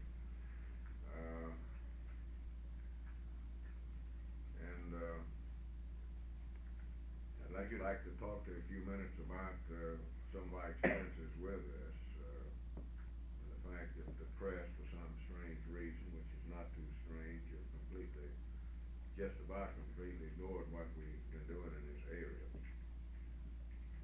You recall we had the tornadoes that hit, down below here, Hazelhurst and across over into Smith County. There were a lot of homes that destroyed, a number of people were killed. Well, we're in the process of, trying to make a determination out of what we should do from the state organization point of view. And had about decided to make an appeal in this area, and then the thing happened in law. We had the explosions and fire down there, cleaned out a lot of homes, so we decided that we should turn around and include the two together in whatever we did.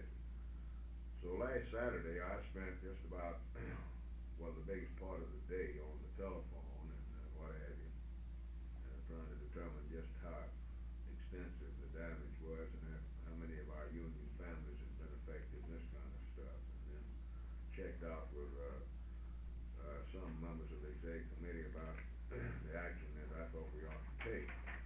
The result was that I prepared a statement, and I called the statement in to the news media here. I got both wire services, and then I turned around and called most of the reporters with the papers, advising them of what we were doing, and the local TV news stations, and each one of them said, well, you got it on the wire, we'll pick it up off the wire and use the wire story.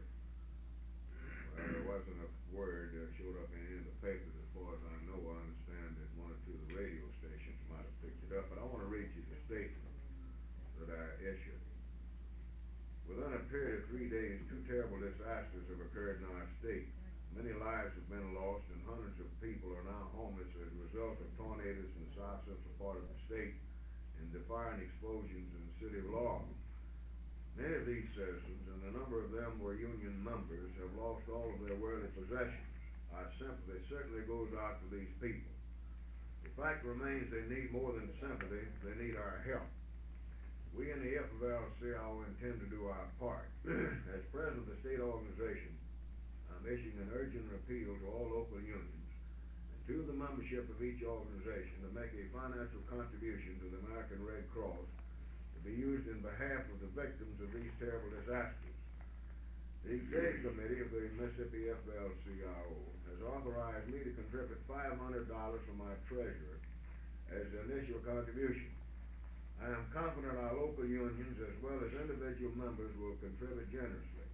Checks should be made out to the American Red Cross and mailed to the Jackson office at 734 North State Street. We advised by Red Cross officials that checks may be earmarked for either disaster area. If not earmarked, the funds will be deposited in a common fund and spent as the need arises in both areas. That was a statement I released from the news media, which was pretty well ignored. The only thing that I found in any paper was in the Tuesday edition of the Clarion Ledger, where they were reporting on food supplies 84 in the state disaster areas. And down in the middle of the story, it reported on the larger contributions that they had received, and says some of the larger donations include $500 from the Bank of Hazelhurst, $500 from the CIO AFL state organization. And as far as I know, that's the extent of the publicity. Now, I just mention this to you, bring this to your attention for one reason only, and that's the fact that from time to time, some of our union members get very concerned about what they read in newspapers. You know, now if I would have had my picture taken with Charles Evers, making this presentation to the Red Cross, I'm sure it would have made front page. But this is the way that they treat us. And I just wanted you to know about it in order when some of these things come up from the rank and file on occasions that you can point to this thing as a good example of why we can't make any progress in this area.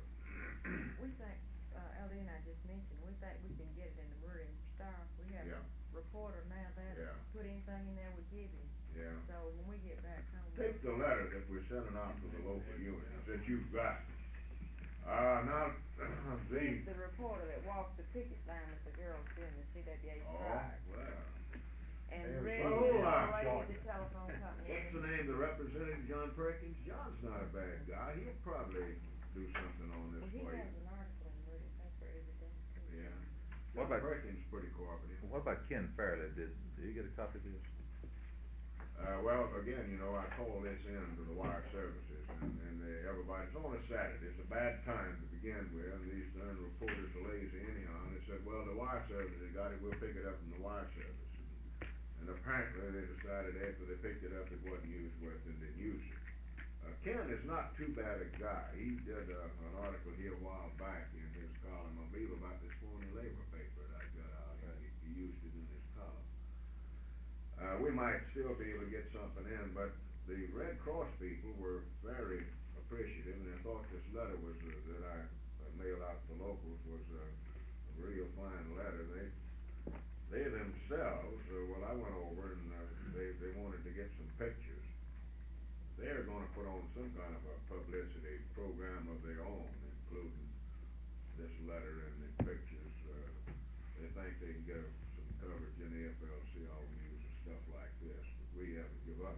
thing is, you know, this is something pretty good. This would make us look pretty good. And that's the reason, of course, the papers don't like printing. Well, I'd like to make a recommendation, we go back home and, the various locals and central bodies, when they consider making, a contribution to this, that they channel their funds, checks through the state office. Did you get one from us?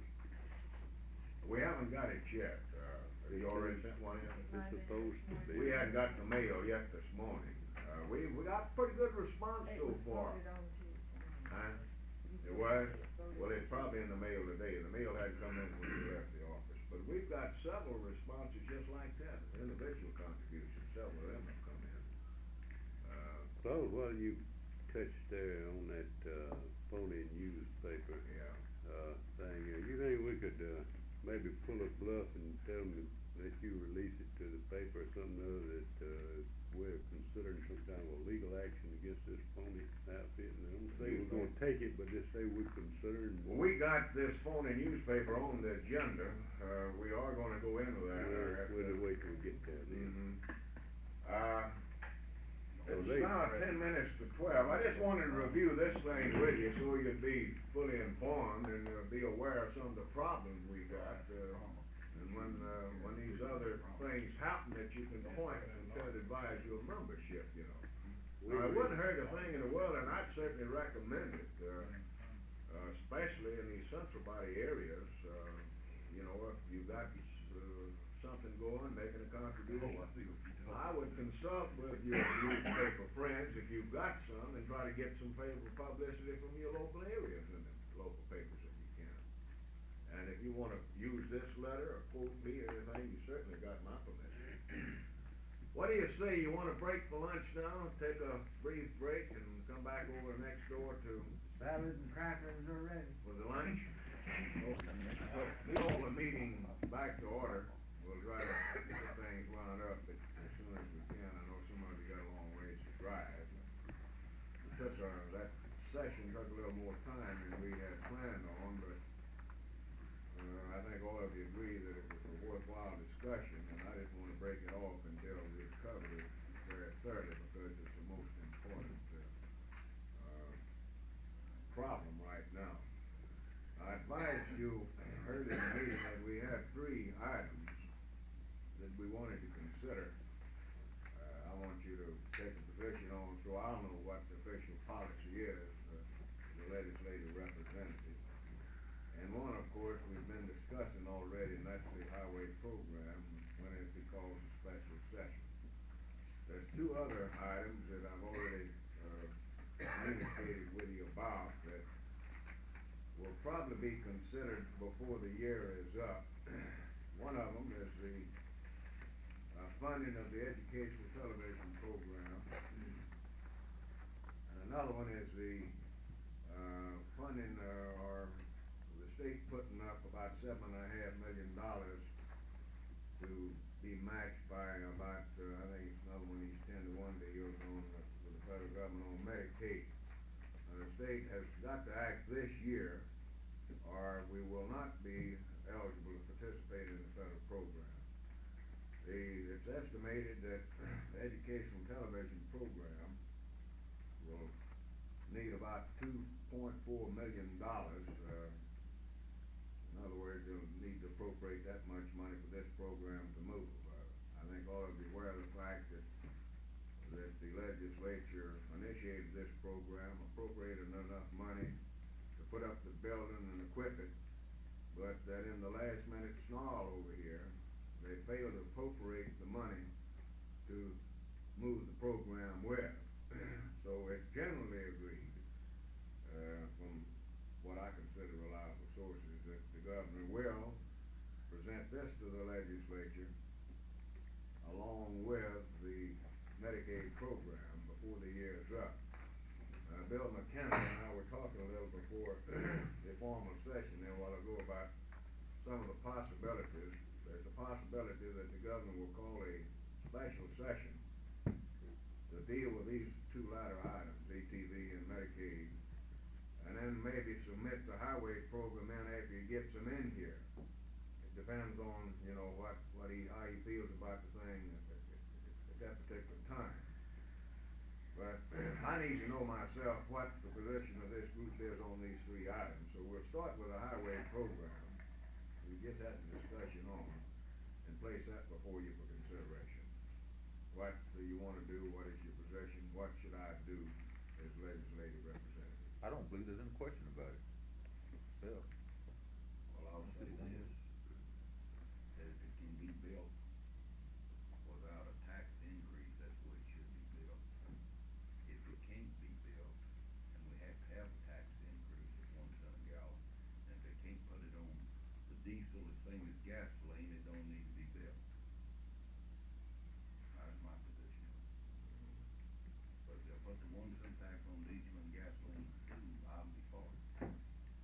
Well, I think the senator did an excellent job of explaining this thing. It was certainly educational to me. He brought out some things, and I thought I was pretty well versed in them, but a few things he brought out I wasn't aware of. Our position, on the constitutional amendment was simply that, we opposed it because we tied the gasoline tax in with it. That at that time, we felt that a highway program could be financed through existing revenue sources. And I think the senator justified that position for us in there already. And if I understand the sentiment expressed here now, that's still our position. Mr. Chairman, I offer you a motion that we oppose any tax increase, period. And tax increase in gasoline, Right, I'll second it. as far as the highway program. correct. We got any discussion on that? I got just one. Okay. You familiar with this feller, his facts and things pretty well according to, I think so. I intend to study this book that I borrowed it from him, and after going over, this is a study that was made by the university. And I also wanna check this R&D thing out some. I think that he's honest, I think, factual. It looked to me like he's done an awful lot of research. I have no reason to doubt anything he said in there, but I would like to follow behind him and check some of it out myself. Even Hayden Campbell agreed Yeah. with the R&D Center. Yeah. Heard that Yeah. on the news. Pretty rotten situation when we got Hayden on our side. Isn't it? He's making progress. Yeah, pretty bad. He's coming around all the time. Old Hayden hasn't been so bad this last session. Yeah. Russell against it. Oh, yeah. Well, we got any further discussion on the motion? Not all in favor of the motion signify by saying aye. Aye. All opposed? Motion carried and so ordered. Right, let's get into the ETV thing. As far as I know, this is a very fine program, and if it's properly, put together and be a real asset as far as education is concerned in the state. We supported it when the thing was introduced. Who would put it together? Well, at the center is out here at the new building they're putting up out on, talking about the R&D Center. The R&D Center people, are really responsible for it. The ETV thing is under their jurisdiction. I assume that if and when they get it moving, that the programs that'll be used in the schools, that, see, this will be a thing beamed into the classroom, that they will work with the State Department of Education, and of course probably with the various and sundry boards of education on developing the program. This is my understanding of how it works. I understand that they also have some plans on, adult education programs. In other words, people can benefit by this thing by staying at home, and they can take courses, you might say, supplemental education already. Well, the point I was getting at or raising, this will be strictly educational, it won't be a brainwash or No, something it's like that. education, yeah. My understanding of it, of course, again, Well, it actually clause brought it into being, they just give no appropriation of money to operate. They got the thing, it's already on the Right. books, the They've law's already passed, they changed got the it. building, they just hadn't got the money to operate it. That's what it gets down to. Now, the Senate passed the bill appropriating the money, but when it got to the House, it got caught in a crossfire of some kind over there, over a college appropriations bill and the junior college and all that stuff, and somebody pigeonholed it in the committee in the session, the time run out, and they never did act on it. This is what happened. Claude, I had one question there, who, and like the gentleman here, who would say, who'd be the final say as to, just like our textbooks, school textbooks, who's gonna be the final say as to what program goes on and what does not go on?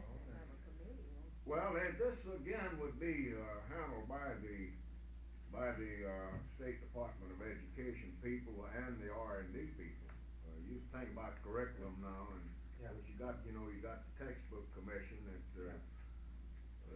is responsible for selecting the books used in the school and all that kind of stuff, and, it's my understanding that they will all work together in developing the various programs. You'll have, vocational training people will be in on it, you know what I'm talking about, the State Department of Education vocational. We got pretty good people in there.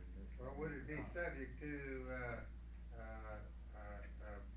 protest? What I'm talking about is, there's some political group or some, racist group or something, didn't like what was going on the educational TV, can they come in and get it taken off, or? No more than they can already, or you have about the same situation that you have now as far as the public schools are concerned. You know what I mean, you would work, pressure be applied now in these areas already. So I don't think that there's any change at all as far as that's concerned, for this program. It's just something really to supplement public education and develop programs uniformly that can be used in all the schools, and it'll help the instructors quite a bit, the teachers and what have you. is what it is. It'll actually, what it'll do, as I understand, Well, they'll have TVs in the classrooms, and this thing will be channeled directly into the classrooms. yeah. School in the state? Well, right now, it's not, as I understand it, it's not, when they begin, all of the schools won't be tied in, but the plans are to eventually spread it statewide. I believe they got one, they'll have one at Starksville, and I believe one here to start with, I believe. And of course, the thing eventually, as I said, will be channeled all over the state. The reason I asked the question, particular question, I believe so. was that this will come under, my thinking is, will come under a federal regulation that you have on your television now. You know, they're required this brainwashing and, different programs that have, that's something they have to have now, and I just wondered if it could get involved in this. Is it gonna be schooling, or is it gonna be some of this other mixed in with it? Well, I don't, wanna show my ignorance here, but I don't believe that the educational TV program that we're talking about would come under the jurisdiction of the Federal Communications Commission. This is what you think about. Right. Under the present conditions, the FCC regulates the broadcasting of radio and TV and what have you, and they do have certain rules and regulations they have to abide by, but since this is not intrastate, but it's just a major part of the educational thing, I think it'll be up to the state of Mississippi and its various groups and agencies to decide what should get. It could be one of the finest things that ever was, operate properly. Well, it's been very successful and effective in a lot of states. The state, this thing here, well, Sonny Montgomery was the author of it, you know, when he was in the Senate over there. Sonny is the guy that came up with this program. Really, he was the author of the original bill. But it's just like some of the other things our state's been last in doing, but we've been able to benefit by programs and what have you developed by other states, and they've been able to draw upon the expense of some other states in developing this one. Well, the way this thing would probably work, I understand practically nothing about it, but as Yeah. what little I do understand, you wouldn't have the thing turned on all the time and just No. have a child sitting there watching it, as No. I understand it. When they reach a certain place in their course, rather than the child having to take the textbook and read it and try to understand it, that they turn on the closed circuit TV and there'd be, you know, a reasonable explanation that they could watch, that even their teacher wouldn't have to participate in except watch also. And they apparently think that a child learns sometime more by watching than they do by just reading and not understanding. That's the way I This understand is it. it. That's the reason I ask, I don't know anything Yeah, about but what, it, and. I thought he was trying to bring up where the Hardware trying to bring where there'd be some groups to put on programs on there that would just, against organized labor in the No. state, and we got Nobody would that put in our anything on there schools except the educational system, now. No, that's, our schools now. as I understand it. Mr. Chairman, Yes. I'd like to offer a motion that we go on record as favoring the necessary appropriation to get this program in action. On the road. I'll second it. All right, we have any further discussion? Not all in favor of the motion signify by saying aye. Aye. All opposed, motion carried and so ordered. All right, that brings us down to the Medicaid, program. The governor incidentally has appointed a study commission, currently studying this, program. They're supposed to report back to him sometime before long. And it's generally anticipated that he will call a special session to consider this. As I pointed out earlier, I made a note down here on my pad, the amount of money involved is 7.5 million, which will be matched by, 85 million, I think, in federal funds, something like that. Well, we should buy a deal like that, shouldn't we? Sounds like pretty good. Actually, as I understand this bill too, what it does is provide medical care for people less than 65 years of age. The present Medicare just takes care of if you're over 65, this Medicaid would cover you under 65, is this correct? I'm not as familiar with this. I sent you out a clipping, an editorial that I clipped out of, one of the papers that I get in the office that, Of course, there's certain other requirements, I guess, of need, but I think. well, and then it also, I understand, covers a lot of people that are not now presently covered by, Medicare. the current, Medicare. That's not covered by by Medicare at the present time.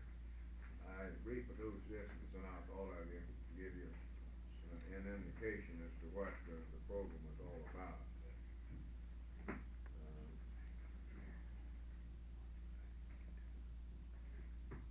But I think it's a very neat program, and according to the best information I can come up with, we have more people in most states that would benefit by the program.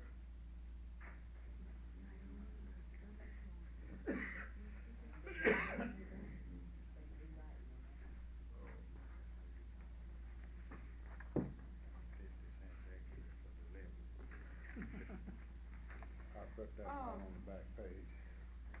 Claude, I have a question. Yeah. We, discussed this at the council meeting Tuesday night. And if you read this, it leaves you the impression that if Medi-Aid doesn't go in, then Medicare will be cut out in the state. I mean, it gave a lot of people that impression by reading this article.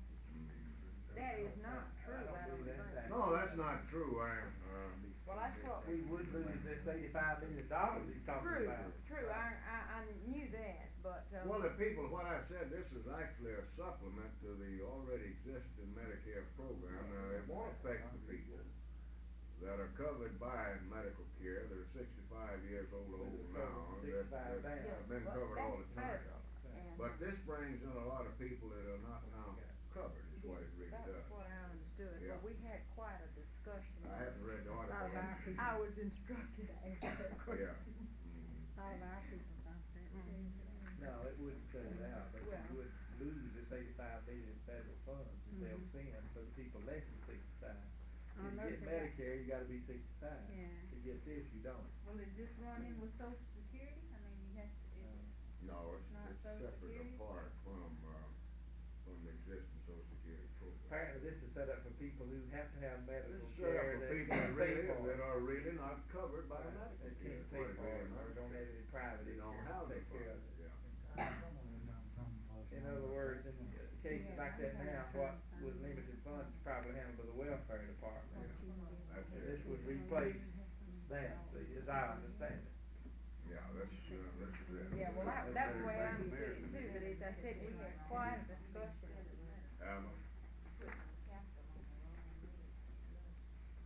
I don't know whether she's got it right. Medicaid. Medicaid, she's got it. Medicaid, yeah, I hadn't. Medicaid. Same way, but I hadn't understood it. I thought it's the other way myself. I had a capital A in the middle of it myself. That really, sound like the guy calling me in the reading that time, I know, when I was gonna learn how to pronounce Vietnam, I was saying Vietnam. You see that program, Clark, when I was on your hotline thing over there? No, I was working it now. All them clusters over there was really something, you know, I got, I didn't really give me the word. Park and get it free, Well, what do you, you wanna take a position on this, It's a miscellaneous. program here? I see the only one I is I move we go in on record in favor of it. We had a motion, do we get a second to? Second. Support it? You ready for the question? All in favor of the motion signify by saying aye. Aye. Opposed? Motion carried and so ordered. Now let me see, what else we got here that we need to act on before we all begin to think about getting on the road? The next thing, I guess, is the so-called labor and use. Well, I don't guess that we're gonna have to take a position on it, but we do need to discuss it. We've already took a position. Well, that's the funny thing, this character calls me and, you've been around running, you know, I think all of you are a little bit familiar with this paper and some of the problems we had, the fact that we've already denounced it. But apparently we haven't been able to put him to sleep yet. He's still running all over the place trying to get local unions to support him, endorse it. And he was in Jackson a couple of weeks ago and he called me. And I kind of put him off a little bit and told him, you know, that we couldn't endorse a paper that was not sanctioned by the National AFL-CIO. And he'd have to get in touch with Saul Miller, the director of publications, and so forth, and he could advise him what he would have to do. And I'll further advise him, we had a meeting of our board over here today, and that if we had the time, I'd be willing to give him some time to appear here. I'd like for you guys to get a chance to work on him a little bit, but he didn't show, he hadn't showed up yet. Let me read you a letter that I got from Saul Miller. Well, wait a minute, I'll back up. I'll read you a short letter I got from Barney Weeks, president of the Alabama Labor Council. It says, "Dear Claude, Saul Miller recently called me about the labor union news published in Mobile, and in the course of the conversation, told me that Richard Kirby, publisher of the paper, planned to call on you. I told him I would probably be in touch with you and let you know what I knew about the guy. 2 newspaper articles and a letter written by the Harris County, Texas AFL-CIO Council are self-explanatory. I hope they'll be helpful. Certainly yours, Barney Weeks." Then a few days later, I get, a couple of weeks later, January the 22nd, I get this letter from Saul Miller. Said, "Dear Claude, I had a letter recently from Charles G. Martin, Vice President of Labor Union News Incorporated, indicating that you had invited him to a meeting of the state AFL-CIO scheduled for January 31st, 1969. The purpose of the meeting, according to his letter, was to discuss plans for publishing a labor paper for the state AFL-CIO. His letter also solicited my opinion about the possibility of printing a paper for every state AFL-CIO in the nation. Noting the Mobile, Alabama location of Labor News and recalling some previous problems with this paper, I talked with Barney Weeks, who confirmed my fears and suspicions. He sent me several letters and clippings dealing with the paper and its editors. He indicated that he had mailed copies also to you. I am presuming, therefore, that you are completely informed of the nature of the labor union news, its background, and its reputation. I would suggest that if a Mississippi FFL-CIO is indeed exploring ways and means of establishing a publication, it steer clear of this particular organization. I sat down and wrote Saul Miller this letter. I said, Dear Brother Miller, received your letter of January 10th, 22nd concerning Mr. Charles G. Martin and the Labor Union News is acknowledged. Please be advised that we are fully aware of this phony publication, and we have done our best to put it out of business. We certainly have no intentions of endorsing it. This character called me on the phone, and I advised him that he should contact you concerning the requirements of a bona fide labor publication. I did advise him that we'd be having a meeting of our executive board on January 31st, 1969, and I would try to arrange our agenda whereby he could make an appearance.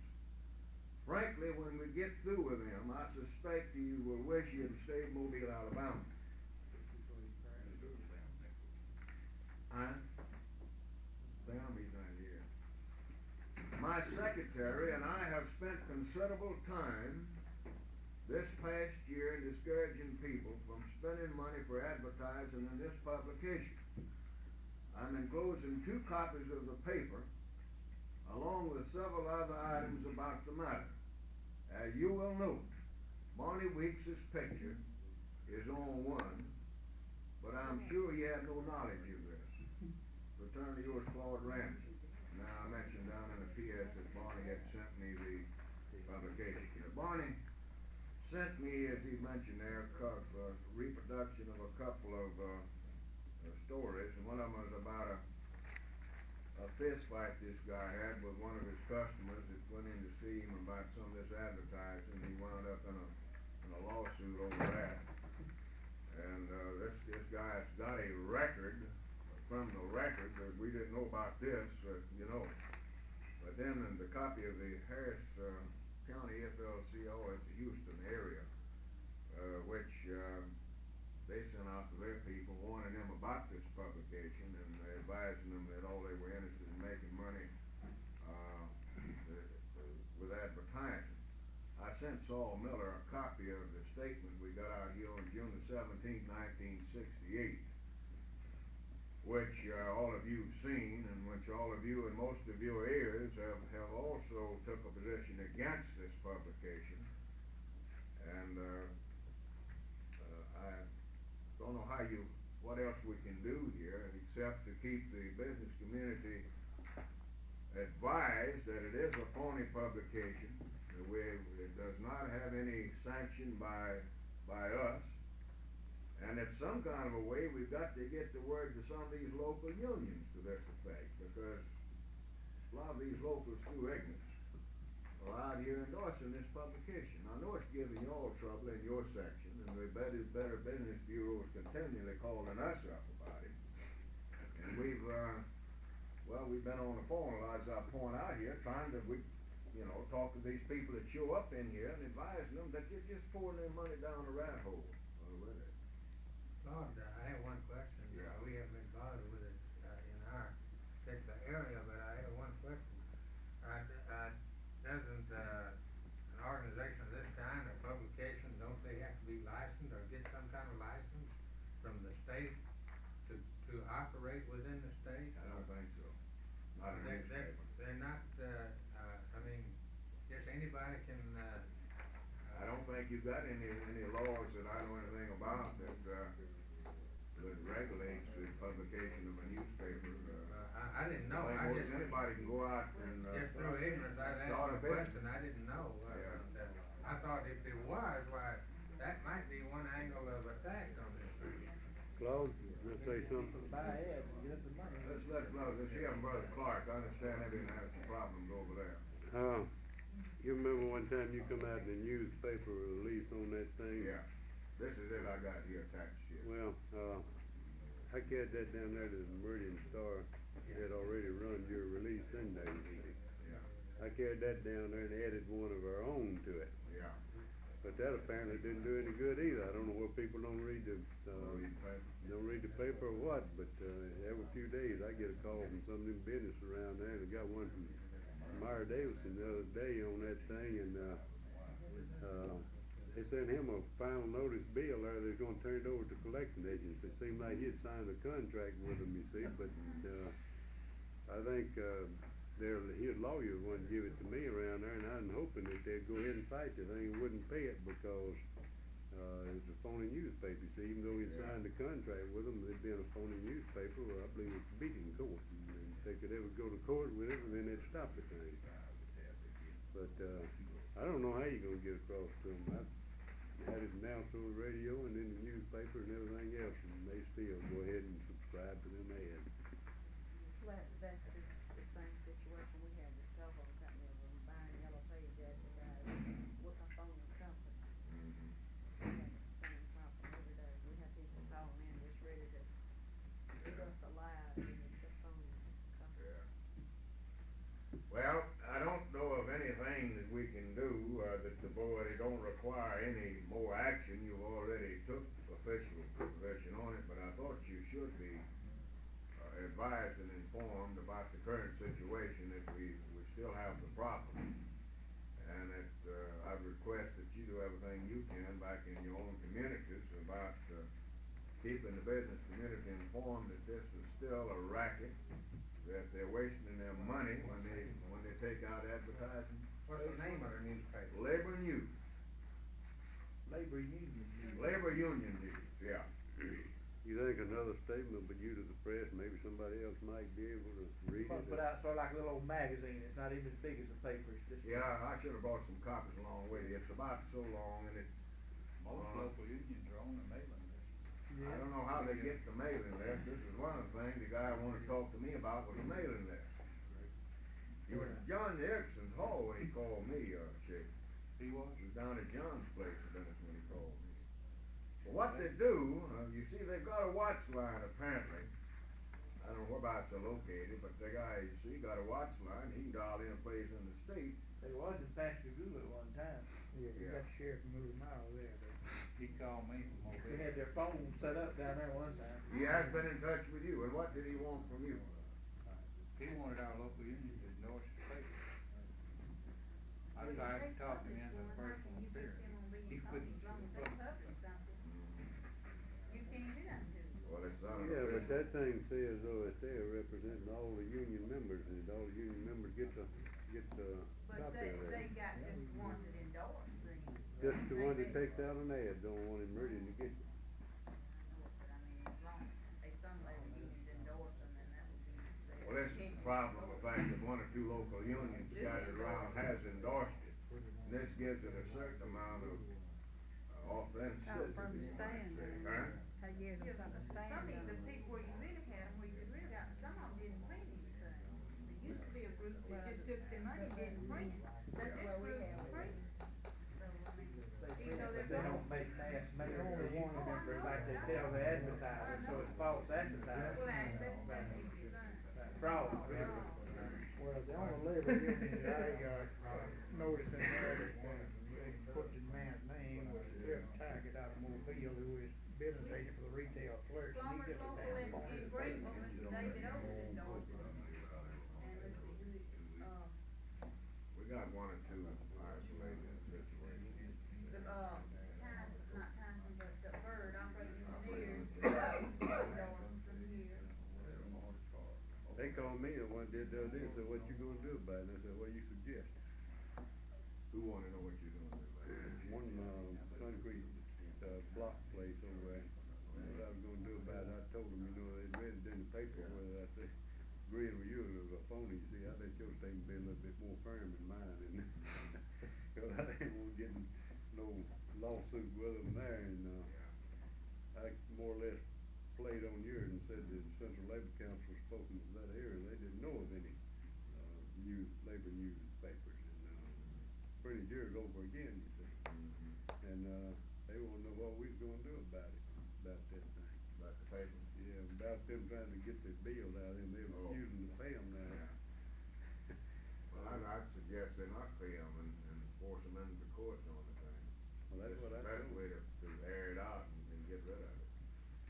Well, anyhow. What we have done is, inform the people that we have contracts with, this is one of the places that they approach. Right, they Yeah. go to business hours, I've And got just stuff tell them there. that, this is not an authentic labor newspaper and inform your business associates that it's not.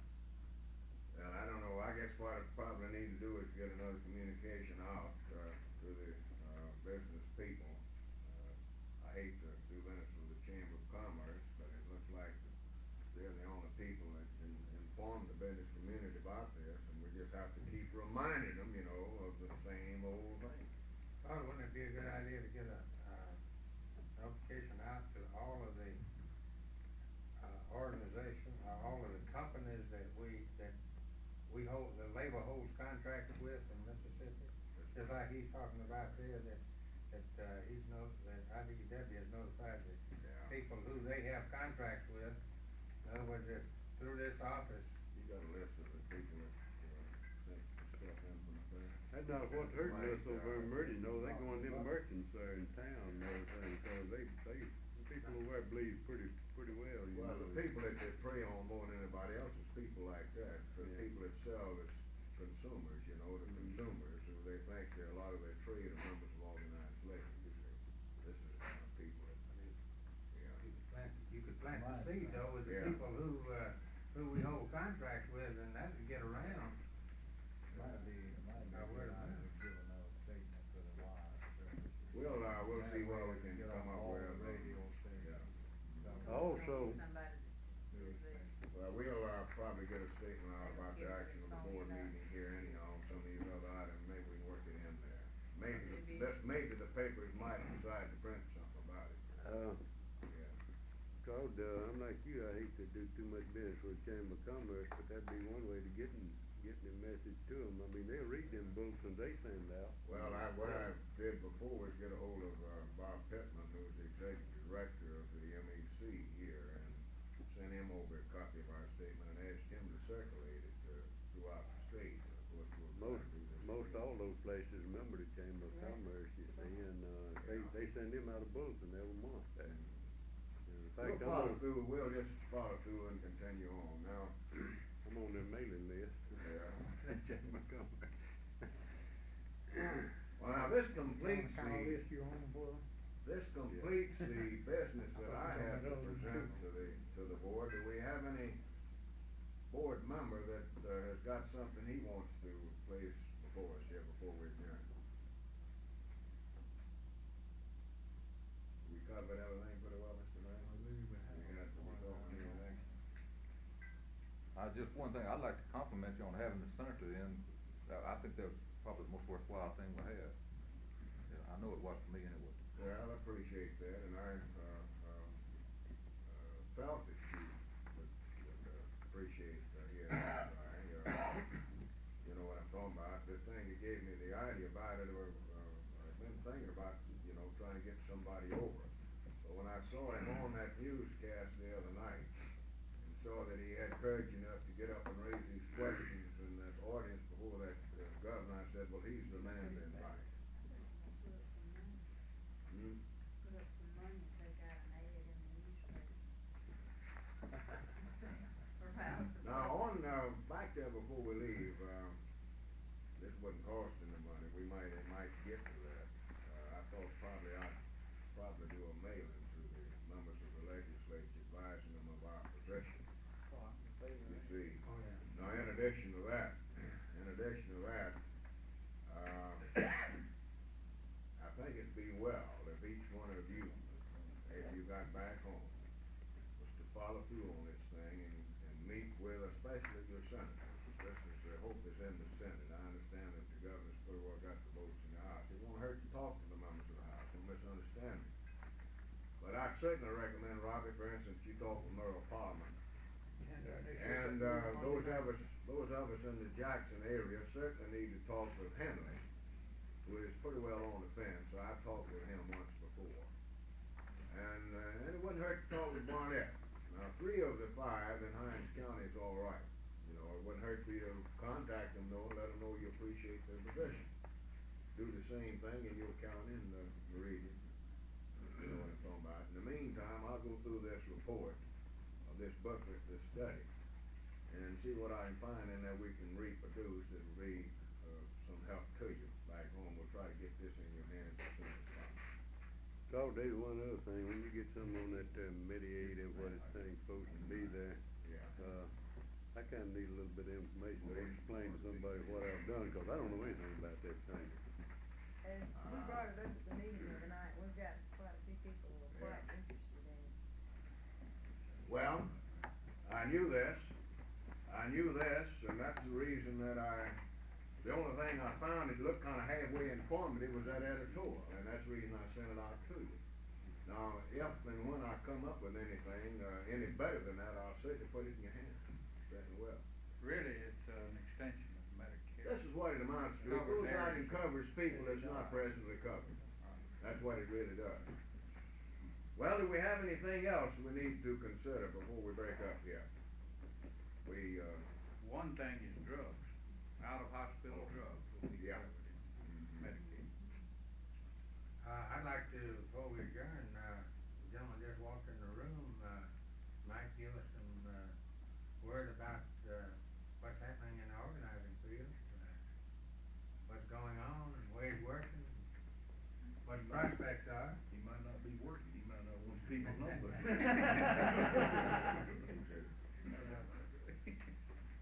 Are you ready? I consider it working. Ray Smithart, you got, Ray, we're just about to break up and adjourn here, but you got something you'd like to tell the group? I could tell them all what they'd like to hear. Yeah. Don't sound too good. Well, if we don't have anything else to pick up, I'm gonna ask you to stand and ask Brother Marvin Taylor this message for a word of prayer. I'd like to ask everyone to give us any assistance you can on this Natchez deal. What is There the isn't problem? anything I know you can do, but if it could be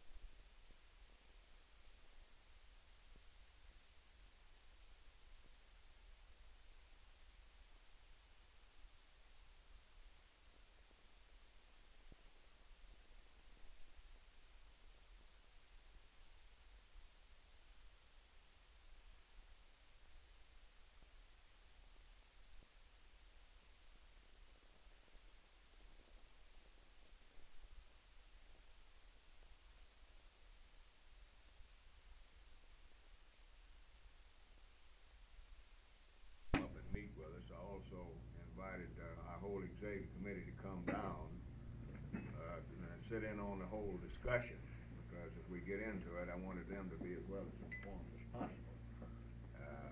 So that's pretty well it, let's go ahead. We've had quite a discussion before you got here, Bill. Yeah, As you can see. understood that. Well, if you folks don't want this thing recorded. No objection to it. No, I wanna ask again, though. This what I is strictly for our benefit now.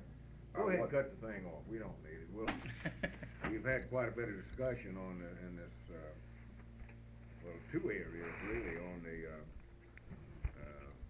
proposed suit that the Hines County group's been talking about, and of course, I've asked Carl to do a little research and give me an estimate of what he thought it would cost to go into court on the other matter, the uniform assessment proposition. Carl, I want you to be just as frank as you know how with the group here now, and tell us just exactly what you think. I think you already sense what I think. I think you're gonna lose the gasoline tax without very much ado.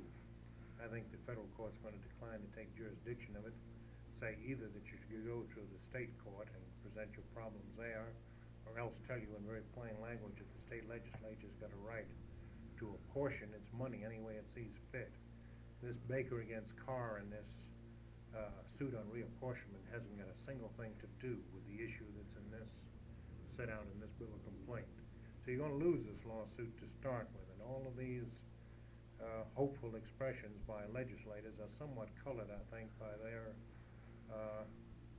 political situation that they find themselves in with regard to the state highway program. Now, I think the AFL-CIO definitely took a position against the governor, didn't they? Oh, yeah. Yes. Well, We've already took the position. then the that connotations of this suit are going to be political, and I don't care what press releases you issue, you're simply going to be opposing the governor's state highway program through an indirect method of resorting to a federal court, that's all. Now, whether you want to do it or not, that's strictly up to the committee, but you want my frank opinion, that's Yes, it. yeah. Then you see, I've had some reservations like this already in connection with this suit, and I've raised these questions, I might say, about the courts, not, getting into it, because if they do, then they open the floodgates, so to speak. I'm talking about the malapportioned legislature, the fact that this one was adopted before the legislature was reapportioned. They opened it to every other formula the legislature's adopted. So, you, in your opinion, the possibility of winning this suit's very remote, as far as. It's nil as far as I Right, can then see. let's look at it, what does it do as far as, political, reaction and so forth? Whether will we lay the groundwork for some constructive action in the future, or will it just become a vendetta between the governor and the state FLCIO? That's a matter of policy. Matter of opinion. Matter of, it's up to this board to decide. That's the reason I asked the last question, and I did a while ago. Certainly, the gasoline tax is not the end of things that we will be dealing with the legislature on. Whether or not what position we take in the gasoline tax, if we go ahead with the suit, what is that going to end result in our influence with some of the other legislatures in future actions? Well, for this reason, I think it's a mistake. I think it's a mistake for the state AFL-CIO itself to file this suit in our name. I think it ought to be a committee of citizens, and I think that we must reach out and get some people from other segments of the society. I think, with all sincerity here, and Carl's not in the legislature anymore, and we've been on good terms with these people here, but I think it, maybe unconsciously, that they just want to use us in this thing. And I think that we are just about to be used here. If we do this as a state AFL-CIO. There's one other danger that I see, and we've got a valid legal opinion here that we're gonna lose it. So what happens in the minds of the legislature on this question for all future time? If the federal court rules that the legislature's got the sole right to do this, then you're never gonna get it changed. There's a law in it, an opinion, in my opinion, it's gonna be this way. It would look to me like, it looks to me like that if the legislature wants to play politics, it's all right with me, as long as they don't use us as a means to an end. But it looks to me like they'd have more pressure to get what they want done about this if they would just sort of threaten the suit and let it be in the background. They might get some action out of somebody. Once it's acted on and ruled on, you're dead. You either won or you lost, and that's the end of it. She agreed with it. Bill and Charles pretty well talked her out of it, but she said we can't afford to go into a motion.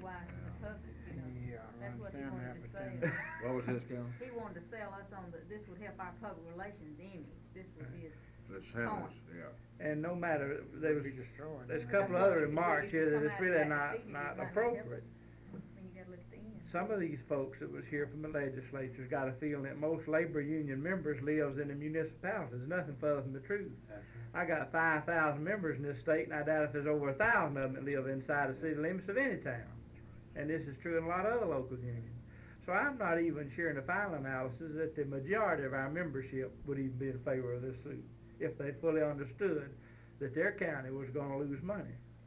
Because then it gets down to where I get my road in front of my mailbox blacktopped, or whether they do something up in northeast Mississippi where I never go, see? I mean, this is what you got. These legislators will probably borrow the allocation as it is right now. I imagine so. Well, that's exactly the reason that I brought the question a while ago. See? As Claude knows, we have, one senator up there, Perrin Purvis, that will go with us on future legislation. But now, what are we going, what position is Perrin gonna take, in this suit? I mean, are we gonna, will we, destroy a friend?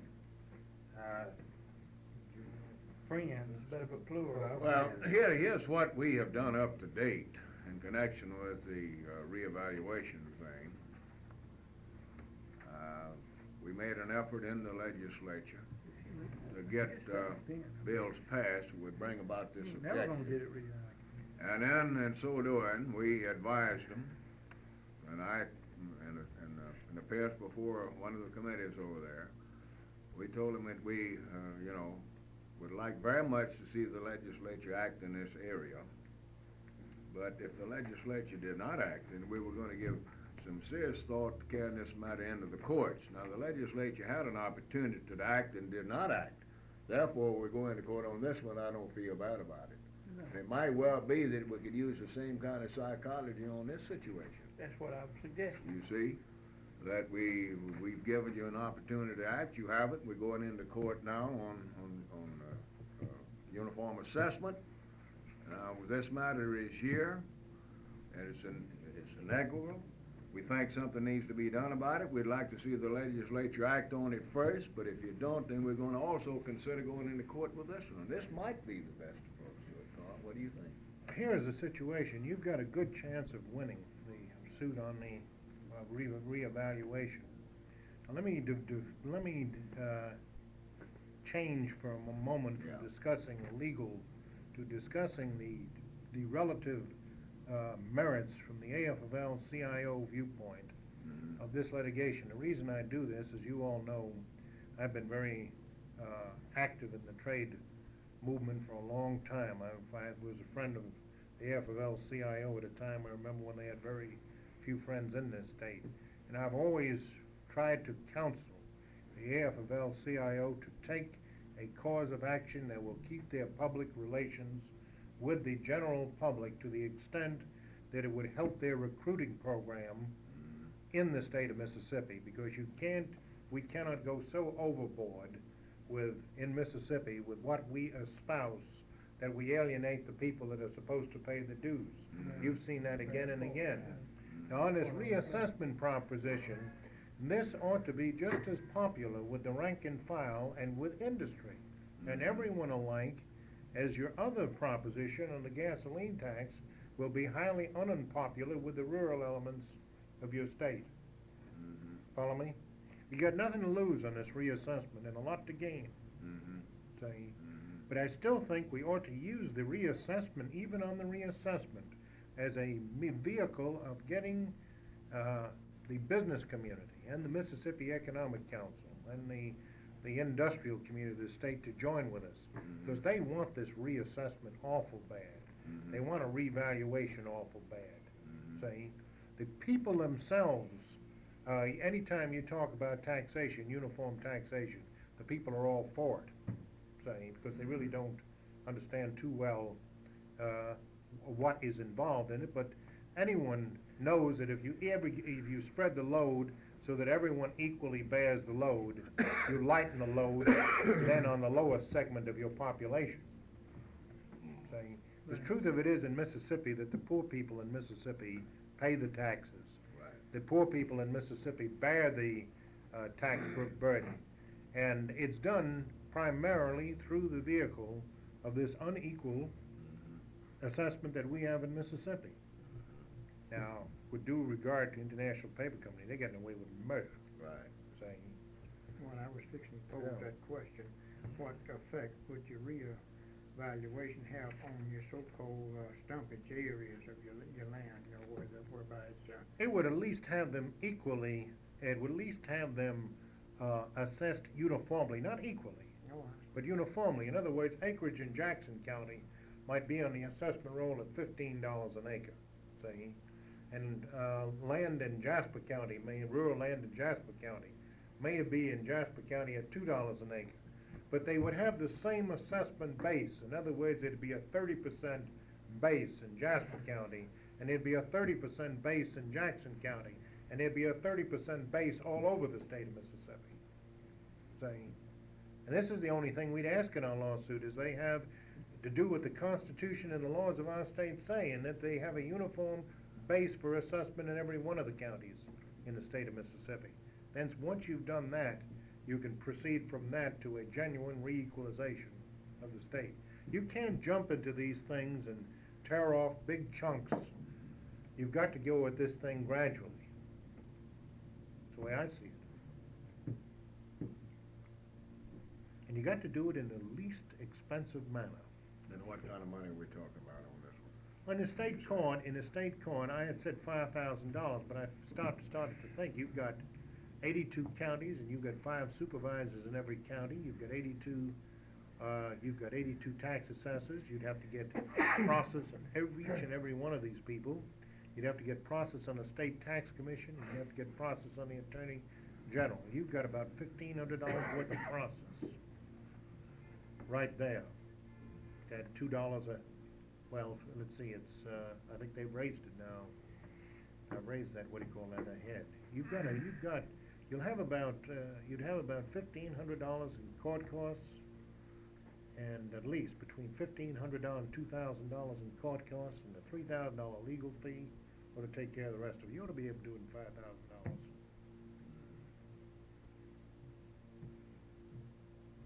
I say a legal And fee, you, that's for me. yes, That's for everything that would be involved in it. yes.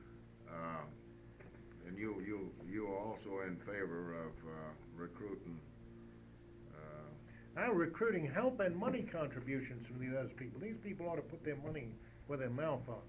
Well, if business is for it, if the poor are paying the loads, why would business be for it? I mean, why? Well, the reason business are for it is very funny reason. You see, they think that this re-equalization would cause the homeowners to be assessed more, and would cause other elements to be assessed more, which would lighten their load. I mean, that's their theory behind it. Of course, it's not going to work that way. I mean, that's what their theory is, though. well, I'll give you a copy Are you sure of, it's not gonna work that way? Huh? It's not gonna work that way. No, it isn't going to work. that way. Let me ask you one Got question. human elements involved. What would the question of homestead exemption, how would that, fit in? Wouldn't affect it at all. Wouldn't affect it, No, everyone's, the average home in Mississippi is not assessed for $5,000 to start with. And if you take a look at sometime at your tax receipt, you'll find that even if you got homestead exemption and the assessed value of your home is less than $5,000, you're still paying a substantial tax, because there are items that the $5,000 exemption does not cover, and does not exempt you from. That's one question that, a average, homeowner would ask, when you talk to them about this, or how's this gonna affect my? It won't, because exemption? if you take a look, just take the average homeowner, take a look at what his house is assessed for. And generally his house will be assessed in, well, in some counties, a good house in most of the rural counties is assessed around $3,000. It's assessed that much. Mine's 4,200. You must have an extra good one. What county? Well, you're in the higher, you're in the high, one of the high assessment counties of the state. No, I bought the house. Carl, you would be willing to handle this suit, right?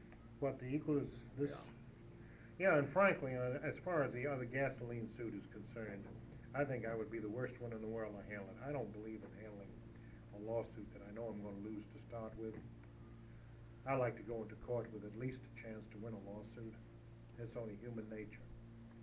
And, if these people want to go ahead with this gasoline tax, and they got people who wanna go with it, and if they wanna go into it with the knowledge, they're gonna use it and use it for political purposes, I think they should, but I don't think they ought to involve the AFL-CIO in it. Now, this is just my own, No, I've gone beyond the legal point. Well, I've asked you to be frank Yeah, I'd honest be with us here, that's what we want. Getting back to the, uniform assessment proposition, how soon, could we go into court with that? How long would it take you to? Take about 60 days, because I'd have to, what I do, very frankly, turn your recorder off. Yeah, well, we understand. Well, I guess we kept you about as long as we need to. Whatever decision you got a make, long Claude, yes, sir. time to go back. Yeah, whatever decision you make, Claude, is, We'll, I've got a lot of confidence in your board, and I tell you, I really enjoyed being with you, and I enjoyed, participating in this I'm gonna give you discussion. this folder to carry all that stuff back in, and talk this over here just for you. You get a chance, go over that stuff. I meant to ask these legislators how many of them would sign a bill to, put in a State Department of Labor. Is that a good question? Yeah. They'd answer it kinda like Russell Davis answered. How do you answer you? He's all right on that question. I vote with my Whatever friends. that's supposed to be. Whatever that's supposed to be, he's all right. Well, let me shake hands with you, gentlemen. It's been a long time since I really had a chance Nice to see you do it while yourself. Good to see you. Right on. Well, we enjoyed having you up here, Carl. Right on. It's nice having Enjoyed someone having involved. you here. I still read your little book occasionally, Carl. Carl, Glad to see you, young lady. I still read your little book every once in a while. Which one? Let's look at our legislature or Price of Defiance? Price of Defiance. Incidentally, one thing that has happened to me in Jackson County is a matter of interest to you. I'm representing a large number of industries down there now. And we have a new one coming on in, they call Lips, which is a very specialized type of operation. They manufacture these 64-ton propellers, which, man, they are really, what do you call them? But they raised the question right at the outset. They wanted me to, when they started representation, they said, now what about the labor situation? And I said, well, now here's what you need to do. What you need to do is you need to pay above the prevailing wage scale, and you need to be organized right at the outset. You need to invite the trade unions to come on in and negotiate with you before you ever even start hiring, say. And he said, well, now, isn't that a little unusual advice?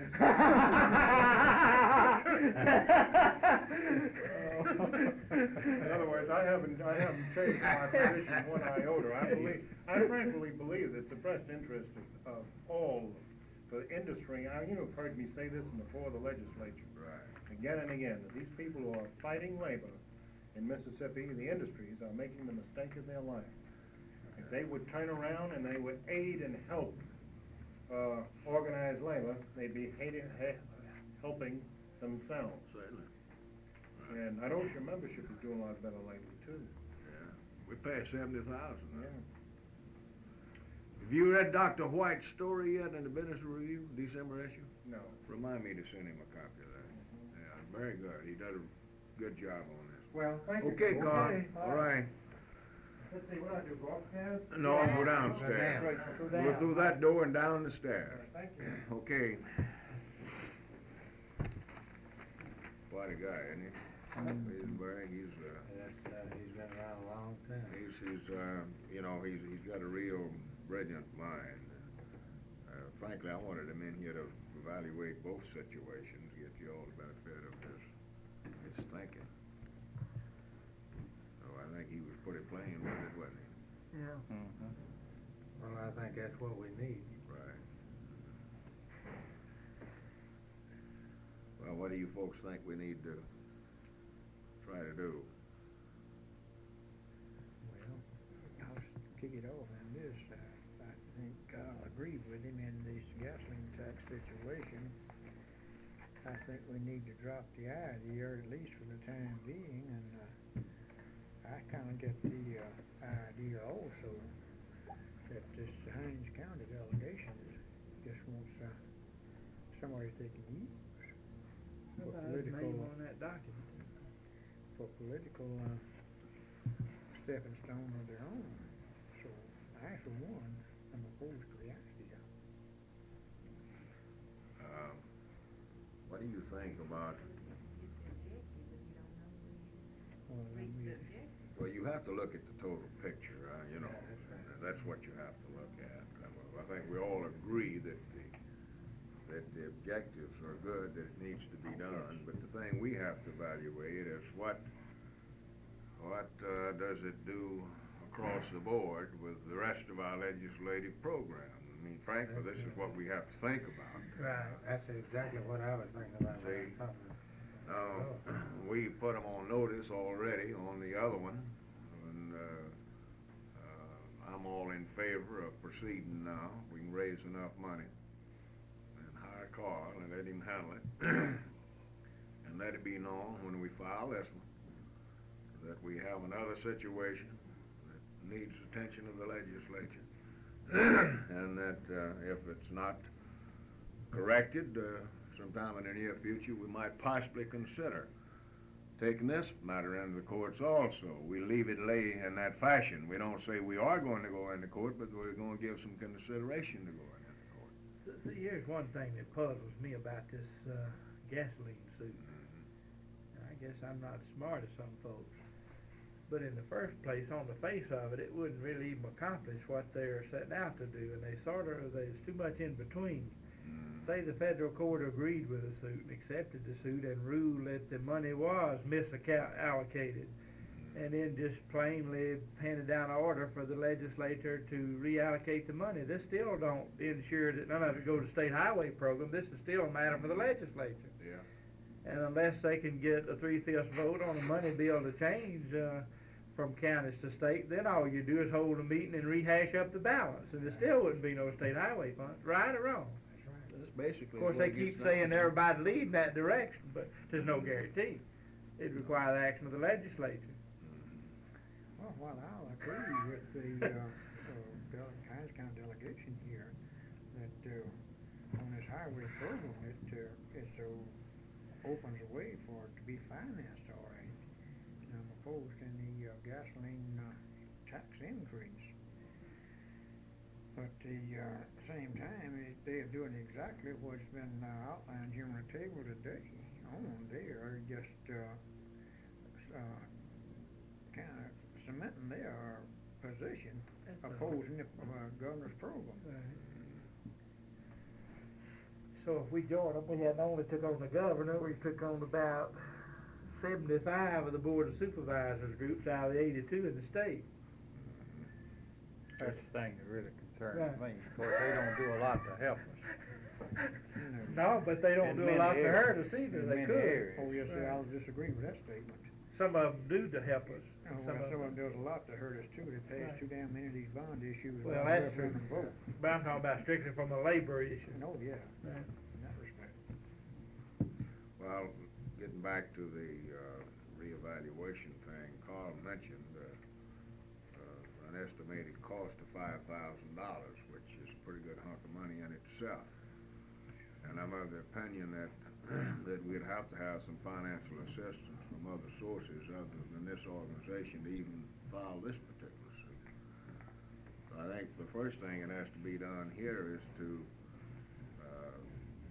make some solicitations, and I've already started this through Bob Pittman.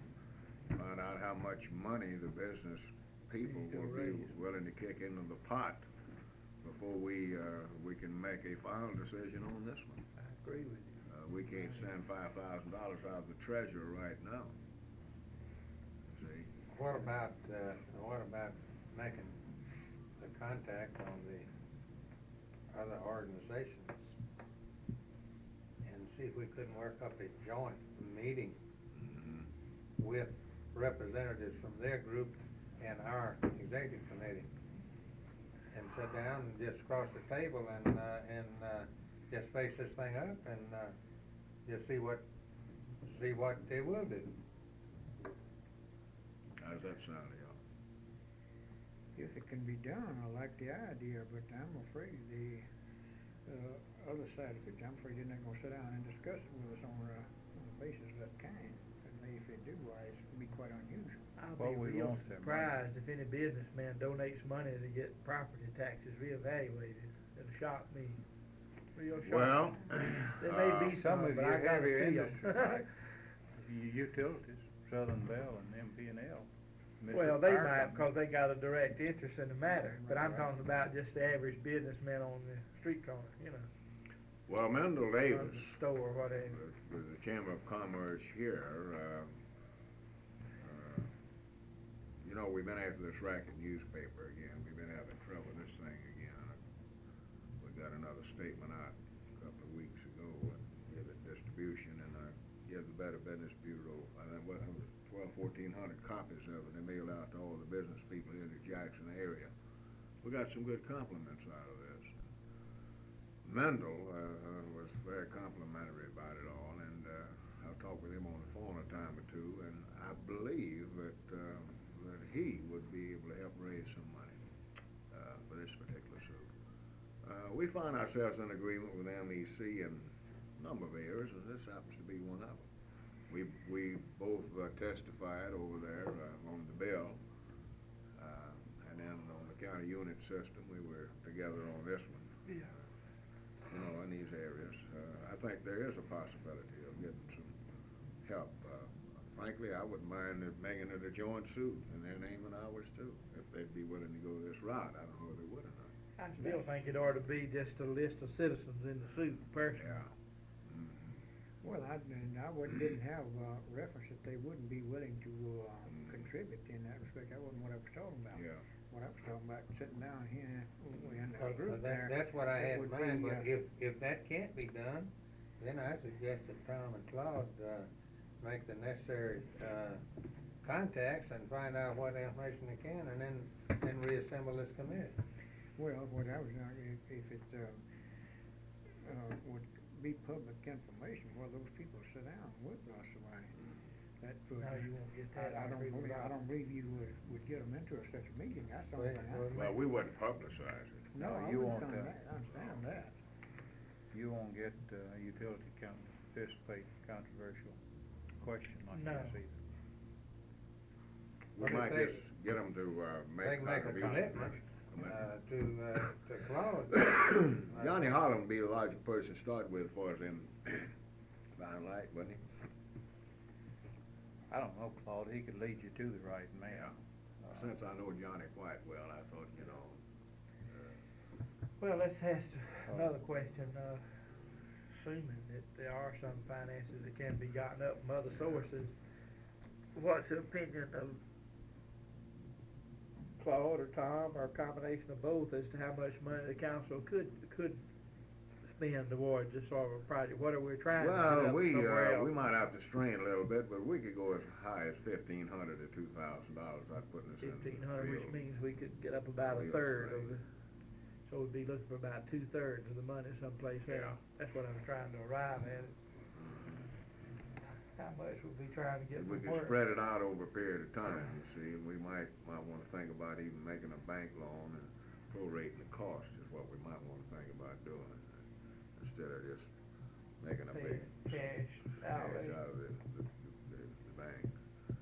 But I would think that this would be about as far as we ought to commit ourselves at this time.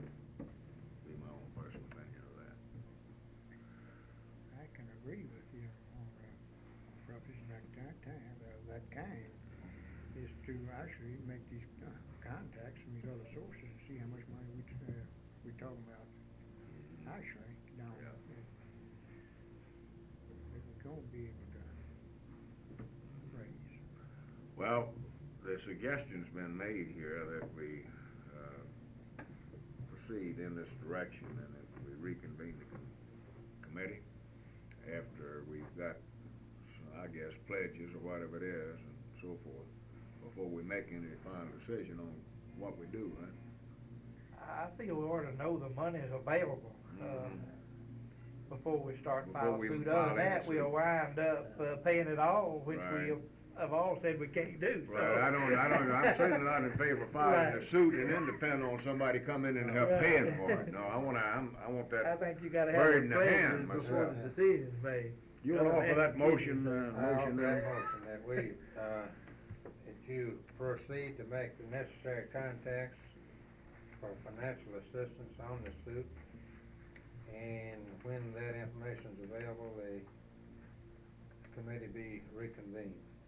Okay. Second motion. Any further discussion? Not all in favor of the motion signify it by saying aye. Aye. All opposed? Motion carried and so ordered. Now, I got 2 or 3 other things here that we want to take up with you while you're here. I wanna pass this around. All of you had got a Before we copy. get into another, Yeah. have we made a final decision here, on the gasoline tax proposition? It's been, final Didn't take decided? any formal action on it, maybe we ought to, Since it is a question before us, right, we probably should act on that, and, so we'll consider that one now for, I move we take no action on the gasoline matter at this time. second motion. all right. Any further discussion? Give that to Ms. Secretary. Ms. Morris, be happy to see that. The motion is that we take no official action on the filing of the, proposed suit on the highway funds. Do we have any further discussion on that? If not all in favor of the motion signify it by saying aye. Aye. All opposed? Motion carried and so ordered. I will advise these people, probably meet with them and explain to them our thinking and the fact that we feel that we ought to move in this other area first, and that we'll try to let the word go out that when we file this suit, that this other matter, we're very concerned about this other matter, and we'd hope the legislature would act. If they do not act, we might possibly consider court action on this sometime in the future. Instead of just telling them we don't want to fool with it at all, we let it lie this way, right? Now, the story that I passed out to you here appeared in the Daily News, the Clarion Ledger. You see, it was the 28th of February. It hadn't been too long ago. How many of you have read this story? Jack read it. Have all of you had a chance to read this story? I read it here today. Well, now, I think all of you are aware of the fact that the price of gas has been hiked a couple of cents in most areas of the state. And this is right in the face of this fight that we've been waging to hold down the tax on gasoline. And Senator Mohammed, apparently, according to this story, has been doing a lot of research on this gasoline situation, state by state, and points out the fact that the price is much higher in this state, a lot of the surrounding states even. And he has made mention of the fact that he's going to introduce legislation that would bring these people under control of the Public Service Commission. Is the guts of what the story amounts to. A lot of merit to it, in my opinion. And I'm calling it to your attention because I think we need to take a position on this when the time comes. If you'd like to have a chance to study the story a little more, maybe get some more information, it's all right. But this matter concerns me very much. And since we're involved in this highway program deal and fighting the tax and all, I think that as a matter of common justice, we ought to give this thing a lot of thought.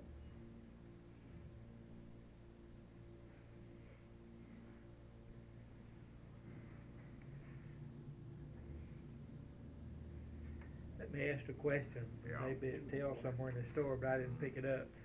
Is this sort of sales on gasoline regulated by any state's public service commission, or would this be a complete know. new idea?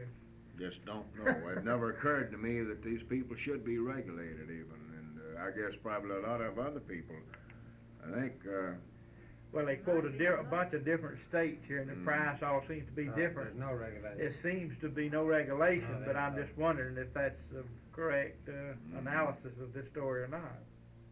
Or is this again, you know, a complete new item that would be the first state of the 50 that would regulate The other, this sort of a deal? the other thing, of course, is, you know, the federal-state question as to Yeah. whether or not these people are subject to regulation by state agencies. This, again, is a question I don't know, but it's one that would have to be studied. Well, if it's But on like the the face New of the Jersey news Corporation story- and interstate commerce, I don't know.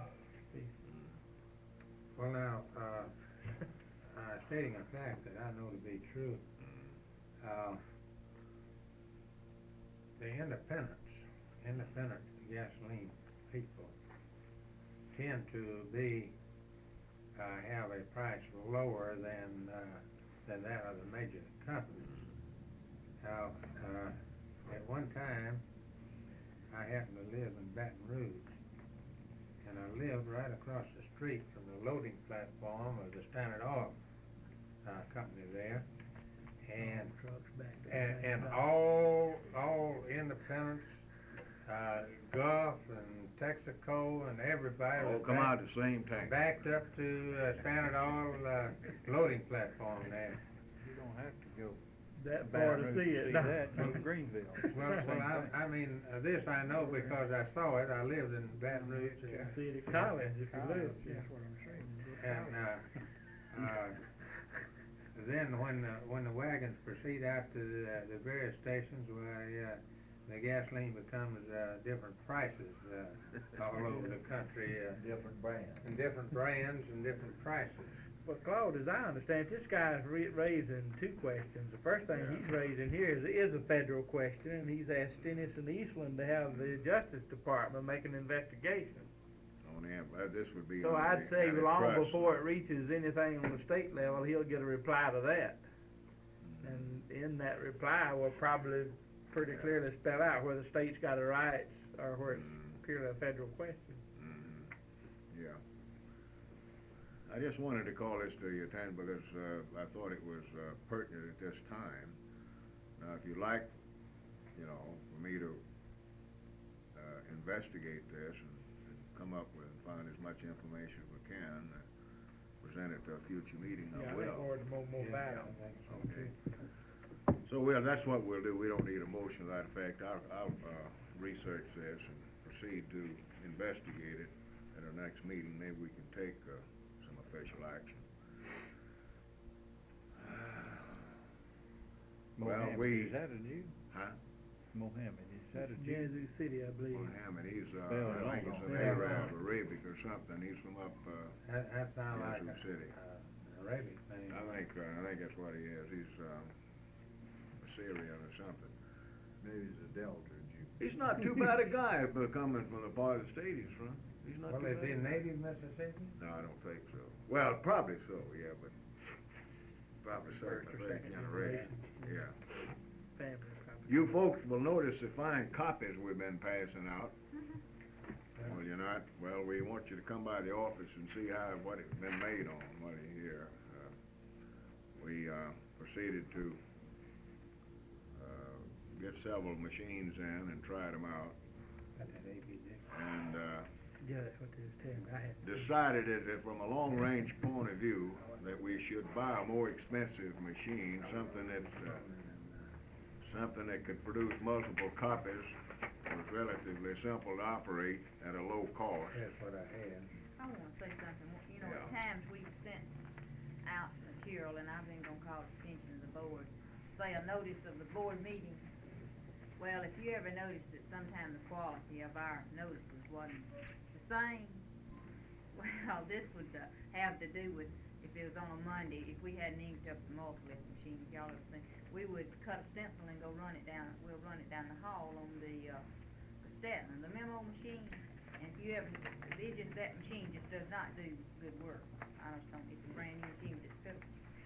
So, at times, I know people have wondered, well, why is this look so terrible, and at other times, it looks like a print job, but this is different on why a it sort is. of different Now, on machine. this new machine, from now on, if say we're in this type of situation, we'll just Right type on an this. original and run it on the Run it copy on here. machine, it's that much faster, and it does a much better job than They even don't at the have Statler. the Monday morning blog, Yeah, that's it. Pretty easy put. Amen, amen. But this machine has already, I'll say, it's really been a big help as far as Carolyn's concerned, the girls in the office and the organizing people and what have you. We checked around and found what, is charged on doing this kind of stuff, and we found that that it run anywhere from 25 cents to 50 cents a sheet. So we decided after talking with the A.B. Dick people that a good price would be 10 cents a regular sheet, 15 cents a legal size.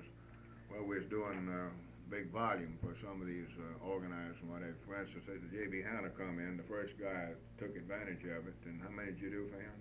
I did 100, so he paid me $10. Say, $10. So we thought Well, we'd we're gonna let charge them anybody, help pay we're for the gonna charge machine. anybody a Sure. pound. I mean, Yeah. Well, that way you can finally pay for the Well, we machine. thought we'd help, when we've done advising, we thought we'd let them help pay for the machine. We provide the service to them at a low cost. That's still cheaper than get it done any They place can't get it else. in a place up this cheap. And I want you to come by and see the machine before you leave. We think it's gonna really be a big labor-saving device over there. For instance, a lot of these notices she gets out, where she'd have to cut a stencil and go in there and crank up the muller lift machine. She can type it and run it through this copy machine in just a few minutes. It's gone. It's gone. So it cuts down on a lot of the work that she has to do that she can put somewhere else, you see. In addition to what it'll do for these other people. Got another matter that I want to take up with you here, now that everybody's gone. We've got us a continual problem here, looks like, with this Loyal Democratic Party situation. You probably read in the papers where You still a member?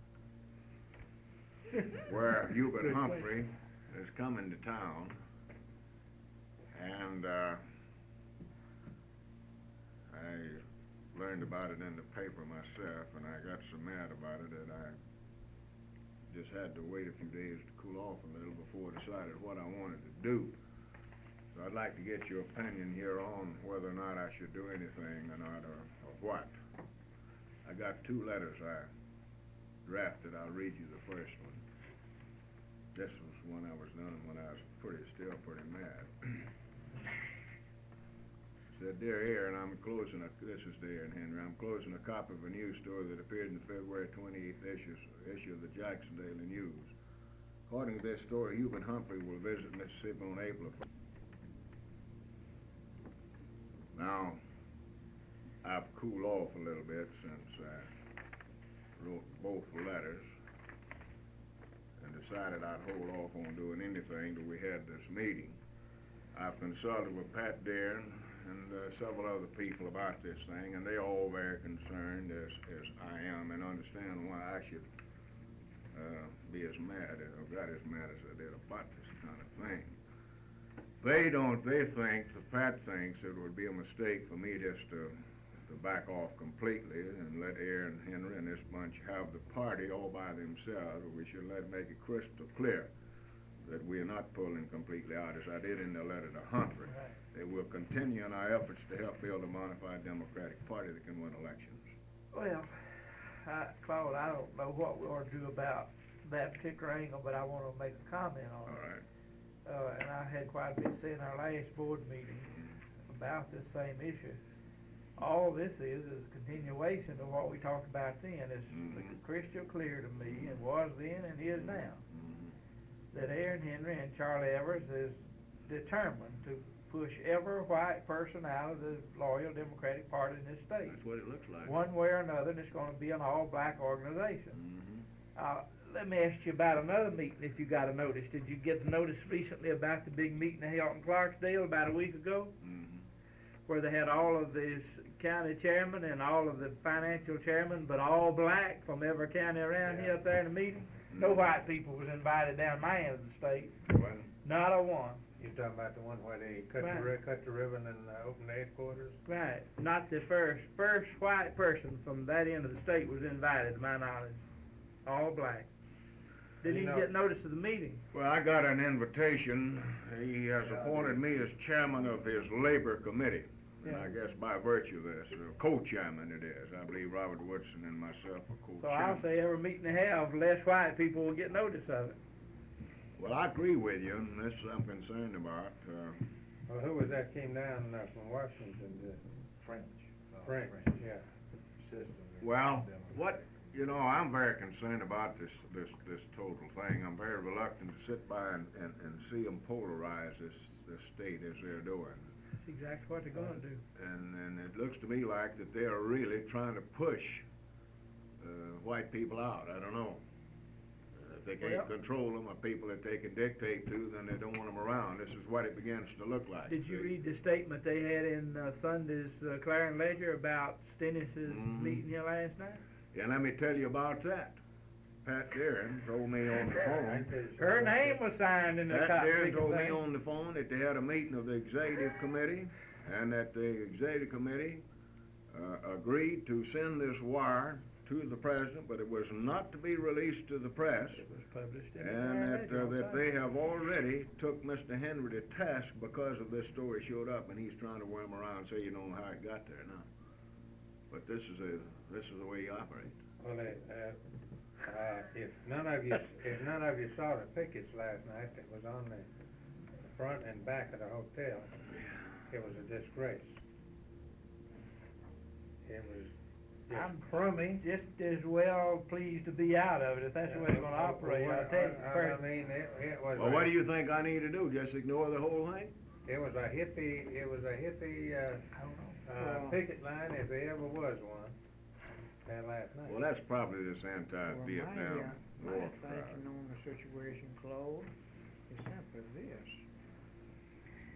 is to, actually, sit down and, write, deposition of the whole, picture of here, of what's going on, and send it to the chairman of the national chairman of the Democrat Party, exposing all parties Senator concerned. Harris? Yes, Senator Harris.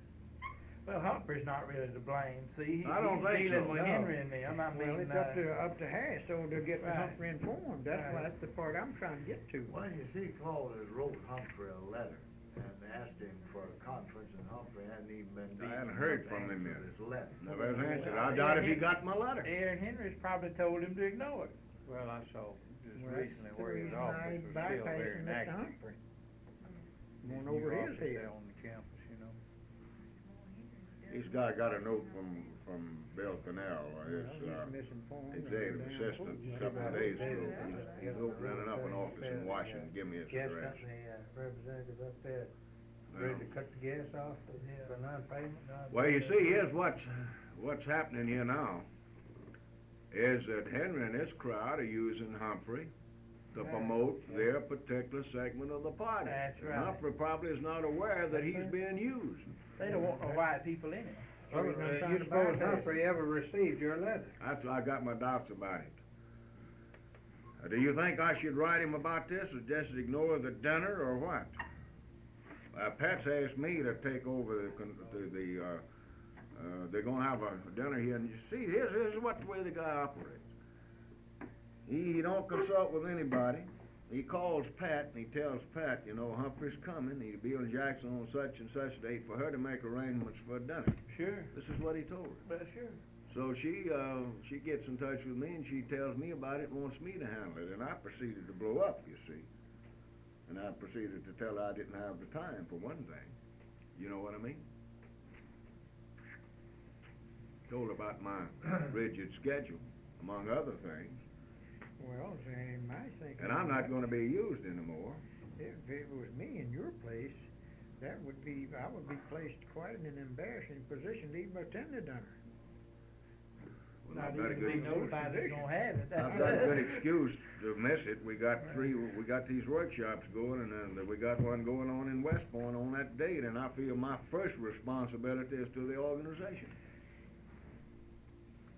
Well, first of all, we need some way to communicate with Humphrey, to be sure that he received your communique on the thing. Well, I thought if I wrote this letter to Or him, either, just like Robbie says, send it straight to Senator Harris Yeah. and forget about Humphrey and Henry. maybe I ought to write Harris first. Write Harris and send Humphrey a copy and Aaron Henry a copy. That's what I'd do if I was gonna do That's it. the thing I'll do. Yeah. That's, Tell 'em all. that's the thing I'll do. Then That's a somebody good ought to get it suggestion. someplace. That's good, that's All good. right, right Harris, okay. Right, Harris and. Is Senator- everybody pretty well in agreement on that? Huh? Right. Okay, that's what I'll do, all right. See nothing else. Then we I'll can do. send copies of it to Al Boykin and George Meade. Right. Yeah. This ought to shake them up a little bit. It 'Cause they know should. darn well, you know, if they run around you just trying to curry the Negro vote, they're gonna have to start thinking about the FLC all along with it, you see. Right. Be sure that, I'd say in another 6 months or a year, Henry will have every white person out of the loyal Democratic Party. be sure that the letter carries, the notice of the copies being sent. Oh, yeah, that's what To I'm the talking about. various Right. other people. Have you mentioned any of these people, your conversation with Senator, with Congressman Griffin? I don't believe, no. Yeah, be a good idea to advise them of that, but Congressman Griffin, who represents the 3rd District now, as all of you know, addressed the CWA state meeting here, a couple of weeks ago, Tom? Yeah, right through the middle of February. Yeah, and when he started to leave, I caught him outside. I'd met him and chatted with him briefly once before, but I hadn't got a chance to go over and talk with him, so I told him I'd like to talk with him while he was down here, so he gave me an appointment the following Saturday morning. And I went over and had quite a little discussion with him, and we talked about this party situation. This was mostly, all of our conversation centered around it. And he let me know in those certain times that he's not leaving the Democratic Party, and that he's very concerned as we are about trying to work something out. And he's got some definite ideas about it, which will of course take some legislative action. He thinks maybe they ought to think about abolishing the state convention, do away with it altogether, and elect the national committeewoman and the executive committee just in a referendum election. Right on the ballot. Right, and eliminate these party For that. caucuses and all this stuff. I'd be for that. I'd be in favor This of might that. be something that we ought to think about giving a lot of thought to. That would eliminate This- showing up where the meeting stacked. You can't do nothing but sit there and Well, raise not your only hand when that, you know you lose Our it. people don't have the opportunity to make these meetings, precinct meetings anyway. That's because right. They have to 10 lose a o'clock day's on work. Tuesday Nobody's morning. going That's right. It's just as bad for us as these precinct things. Sure. So if you'd like me to, I'll pursue this and I'd be in favor of and that. see what we can come up with and come back to a future meeting on this. This is something that'll take some official action on, because I mean, the legislature's gonna have to act, see. I would say this, as Claude mentioned a while ago, Griffin is the first of Mississippi congressional delegation that's ever addressed, as far as my knowledge is concerned, ever addressed a labor state meeting in the history of our state. Probably true. Any other time. Tom, you got anything else we need to take up here before we go to the office? No, yes, We covered it pretty well, you think? Any of y'all got anything you think need for us to consider? Let's go over the office and let you. Minutes of the last meeting will be gotten out when we slow down.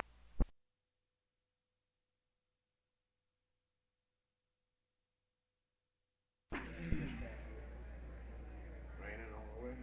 No, I didn't. Rain and rain anyway. Like it just before summer. Well, what do y'all think about it? What do you found, man? Not bad.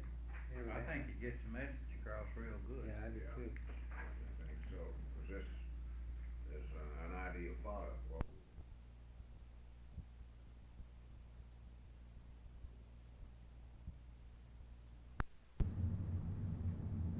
Are you ready?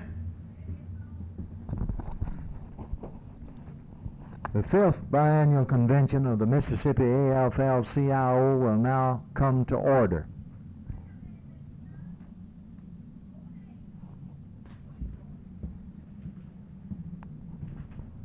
You ready? The fifth biennial convention of the Mississippi AFL-CIO will now be in order.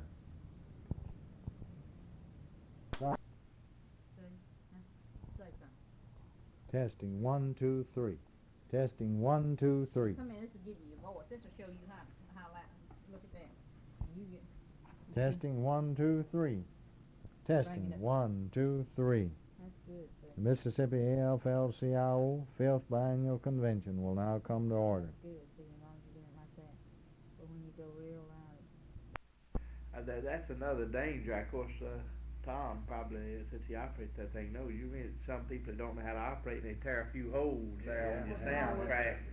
We've already, And then you got a mess, you know, see, you got a pin the cane. You get in a heck of a position with things like this, you know, when some of the representatives of local unions wanna buy the thing, you know? It's all a question of how far you go or where do you stop. Alright.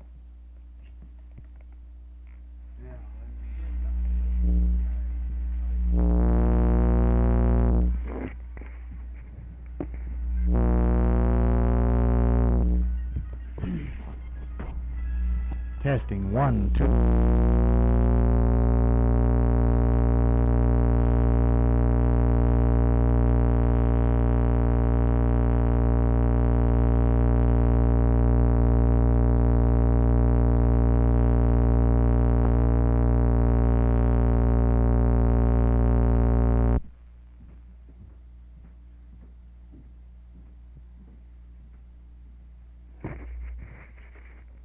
This is the 5th Biennial Convention of the Mississippi AFL-CIO. Edgewater Gulf Hotel, Biloxi, Mississippi. The convention will now be in order. This rubber. Sponge. Sponge rubber.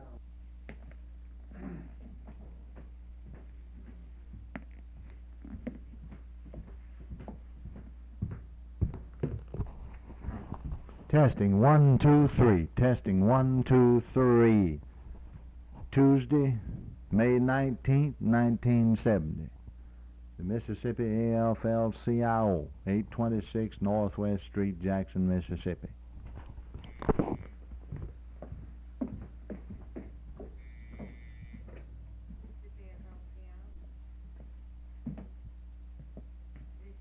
Little rubber stuff, and I don't think it'll get the service out of the speaker cage. Well, now, what y'all think? You wanna buy the film?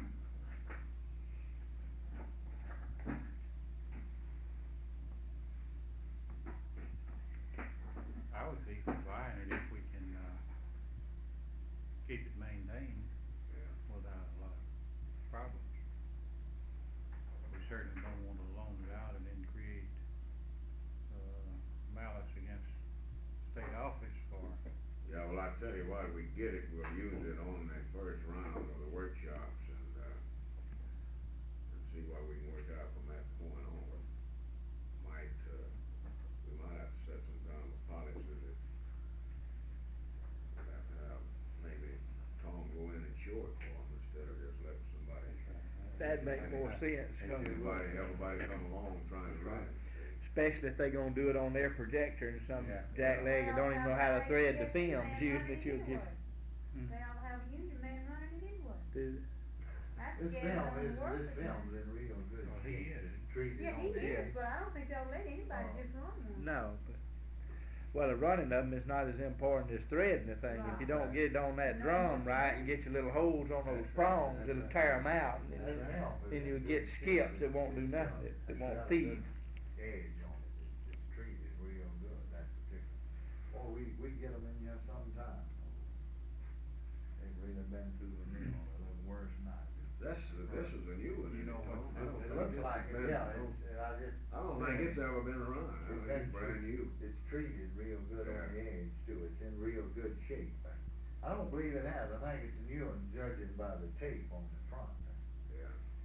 I make a motion that we purchase the film. I'm second. Any further discussion? Not all in favor of the motion, signify by saying aye. Opposed, motion carries and so ordered. Now, let me take a couple of minutes to praise you what the agenda is here this afternoon.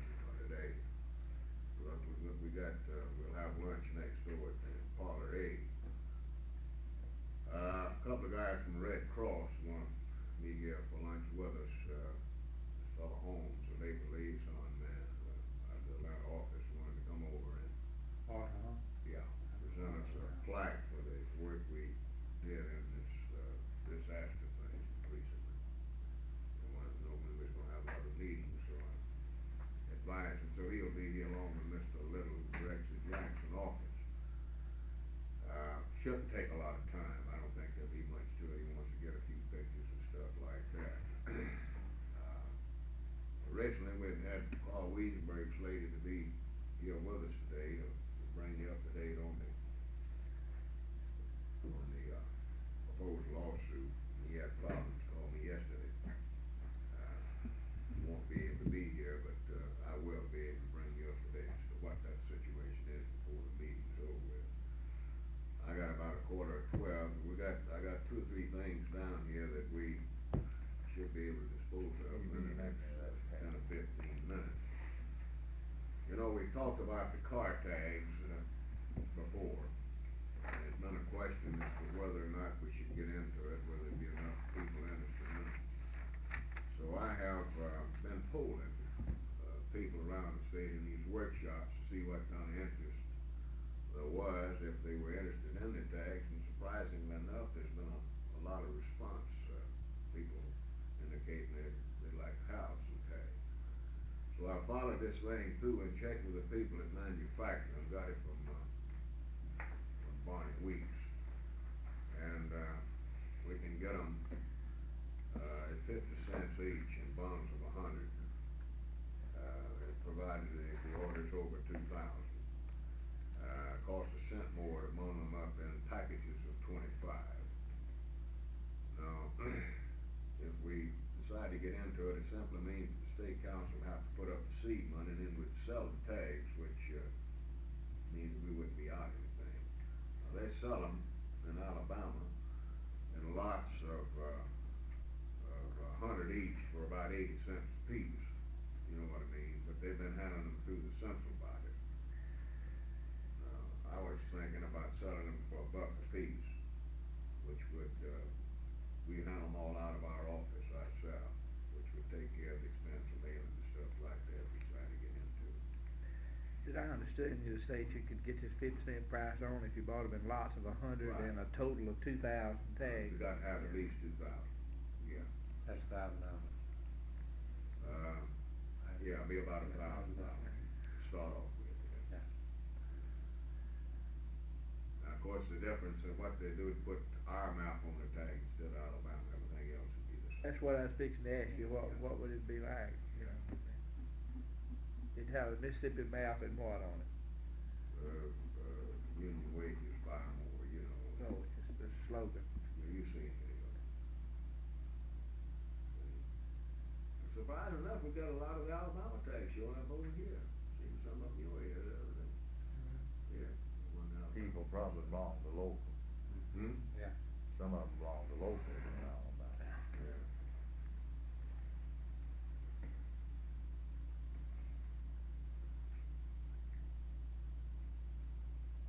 Let me ask a question, I assume that this is a one-shot deal, that you just, what you buy the thing, you put it on and leave it on there, and And if you it wanna order changes. some more, Yeah, yeah, put it in front of your car. yeah, that's what I say. Yeah, you get one, well, you change your car, you That's change. what I the say, you tag just on change your it, so it'd car. probably be a one-shot deal Yeah. unless you had a, Right. yeah. Metal, you get one, you just, metal. We've got an electrical tag, it went over pretty good, we didn't really push it. Yeah. You got so darn many, this is the thing, Yeah. what choice people gonna make? Yeah. Well, then I got to wondering if maybe if some of them would start arguing about wanting the one that said something different, you know. Of course, if that's all you had, well, I guess they'd take it. Ours is, well, actually, it's promotion for electrical week. It's got one of the, electronic emblems. It says electricity makes a world of difference. CWA's got one. Yeah. How did that go? Pretty well. Well, a place that, there seemed to be more interest in this, in the tank situation is up in your section, West Point, Tupelo, all up in there, I asked them to hold their hand up, the number with one in the tag in most of these places. Was the West Point meeting was well attended, especially by Boilermakers, people like that, and they definitely want it. Of course, again, you see, it's a matter of, the investment, really, we shouldn't lose any money out of things we get into it. That's the next point I was gonna make. I was wondering, could we project getting rid of that big a order to start with? 2,000 tags and times $1,000, if you sold 100 of them and just laid there for 2 or 3 years, it'd be sort of rough. Yeah. Well, is any deal on any less than 2,000? Well, we could probably get less than 2,000. But your price per tag would Yeah, go I up. understand that. Gonna cost something mail in the house. Yeah, the reason I said $1 a piece, to get them for a little better than 50 Put 'em on the cents. bus. Yeah, you'd have to mail them off the bus, they else carry them, send them around. Yeah, if you didn't, the weight of the things through the regular mail, it'd probably cost you more than the difference. Well, I think it would be good if we could. If you'd like me to, I'll Carry see what through. we can do on a smaller order than 2,000, maybe if it only costs a couple of cents more.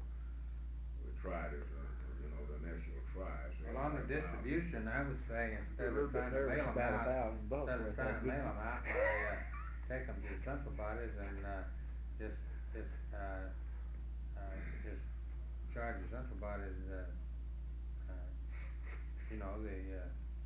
the price for the tag and just let. This is out of Hamilton, Alabama.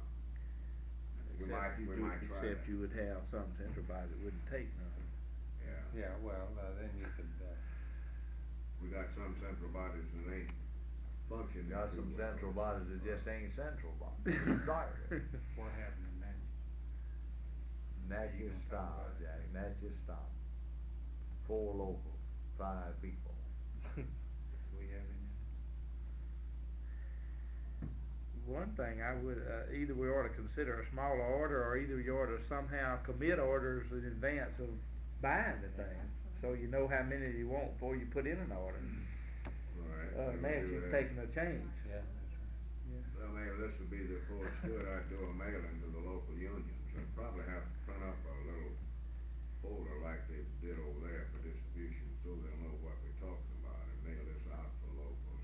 Then if you had a commitment from certain locals that they take so many, then you could sort of gauge your order. That's what I would do. This would probably be the best thing to do, so if this meets your approval, this is what I will do, and, Don't know how many it looks like it's not enough, interest there, then we'll forget about it. If there is some interest, then we'll try to work something. Well, my only concern, if we tied up even $500 or $600 and Yeah. only got a part of that back and it just lay there, then I think it'd be a mistake, but. Okay, we'll handle it that way then. If that needs approval, everybody, Good. we'll poll the locals and see what kind of interest we got. 5 minutes to 12, now should we break, come back after lunch? You probably wanna freshen up on, I don't know. 5 minutes to.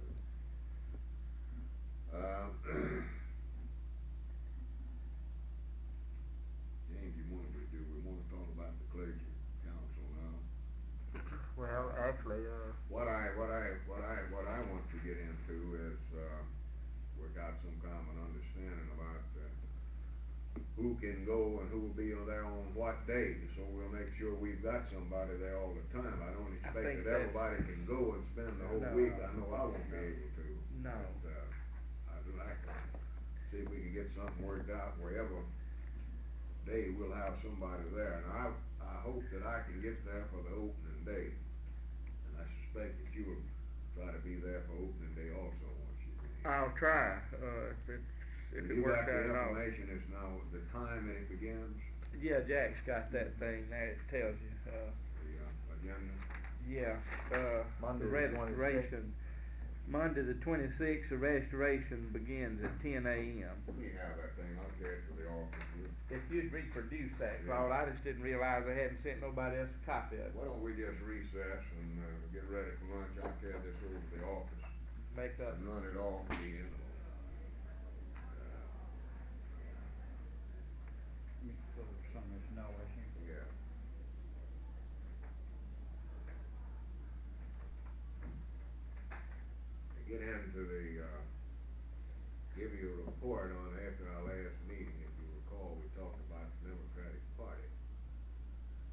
situation and, so forth. The end result of that was that I,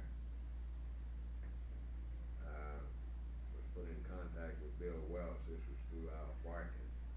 Made an appointment to National Democratic headquarters for me. Al wasn't able to go, but Joe Rourke went over with me, and we spent about 2 hours talking with Bill Welch and Beck French, who were both working with the committee. Now, Bill Welch was the former administrative assistant to Vice President Humphrey when he was vice president.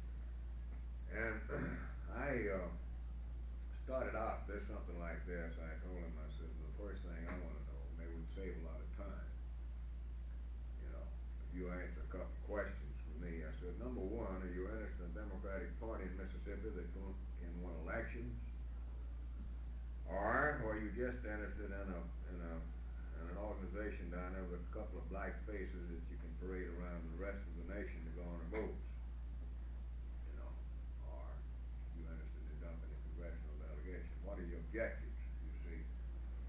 Now, if you're interested in trying to put together a Democratic Party that can win elections eventually, then we should sit down and have some conversation.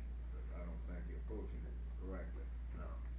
Now that catalog would be a lot of clippings and stuff like this about the FDP pullout and all this kind of like, you see. Well, they assured me they were interested in a Democratic Party that could win elections and wanted my views on what they needed to try to do. They just frankly had a complete loss themselves as to what the devil they should really be trying to do. So they asked me if I would testify before McGovern's committee. They set up, since that time, they set up a couple of task force groups, one to be chaired by Senator McGovern on party organization, and another on party rules. I forget who's chairing that one. That's O'Hara. O'Hara, yeah, Congressman O'Hara, right.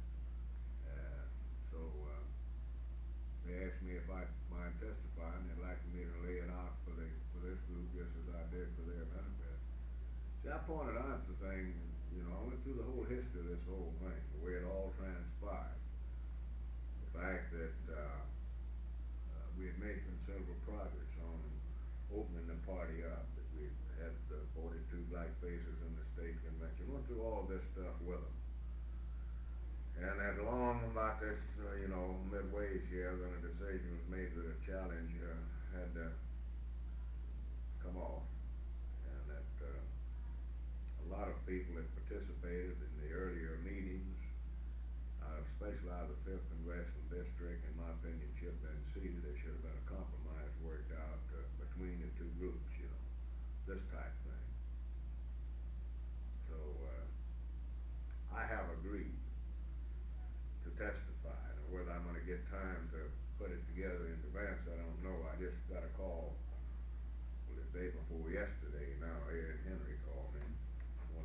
He wants me to testify. I guess he's getting a little worried about some white faces. See. But anyhow, I told him, see, I'm scheduled to go to Philadelphia to an educational thing next week for 3 days. This meeting will be come off on the 22nd, slated for New Orleans originally. And after talking with Aaron, I told him that they'll put me on in the afternoon in order so I can give me time to get on there. So they've decided now to bring the thing here to Jackson. We're going to have it here in Jackson instead of New Orleans. I want some copies off of this Letter. commercial appeal. Yeah, I got the letter. And here's a story here that's about the hearing. Take one and pass that around. That's James, I thought I'd give them a report on my Washington visit connected with the party thing while we were waiting on you. Yeah, I apologize. I had a little stoppage in one plant, so it takes a little while to yak with them. Surprising you got back this quick. May still not work. Y'all probably saw this. That's just a news story of the hearings that we're talking about. I just telling them, James, about my visit from Washington with the National Democratic Party people. Yeah. And they're very concerned and so forth, and that, they're looking for some help themselves. And I've advised them that, and I think that McGovern himself is gonna conduct the thing. It'll be in here next Thursday, when it'll be here in Jackson, and I have agreed to testify. I don't know whether it's gonna be open to the press or not. I've talked with Bobby Garraway down in Lumberton. I'm gonna try to round up some people like him that I think is pretty solid as far as this party organization is concerned. Maybe get, Sampson, Tom down at, Perkinson, who was an elector, you remember? That'd be good. Huh? Be good. If we can work something out to get him in, and then of course I want Tom to be with me, because, the fact that he put on these workshops himself, you know, might Yeah. get an opportunity to get into this some with him also.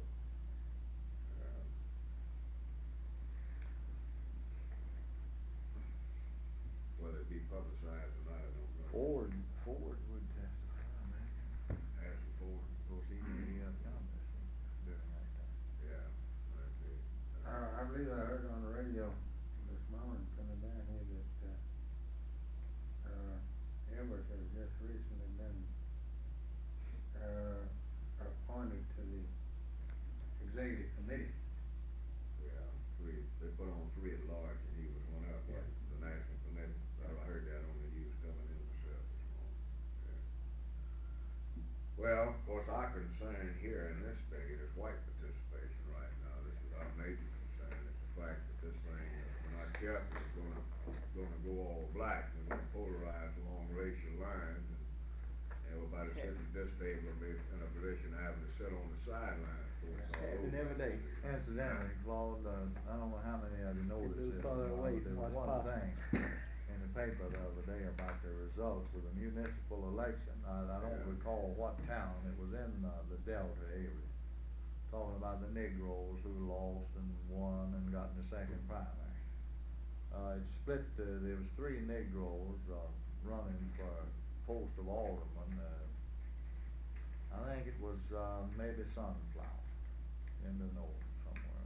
Anyway, the one that won, they labeled him as a member of the regular Mississippi Democratic Party, and the 2 who were loyalists were defeated. That's just the way it read, see.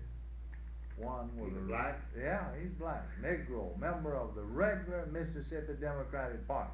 Won. The 2 who lost were loyalists.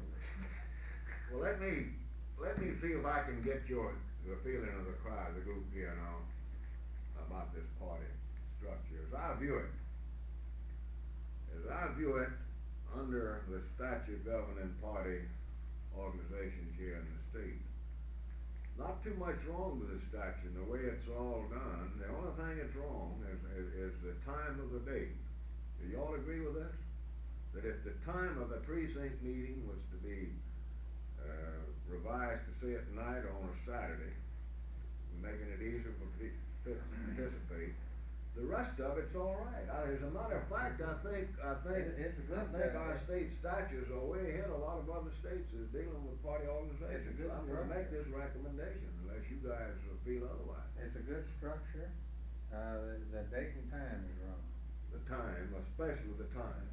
Yeah, well, the date's wrong unless it would be at night. Yeah. And then at night, you got that old television again running into people's lives and this and that and the other.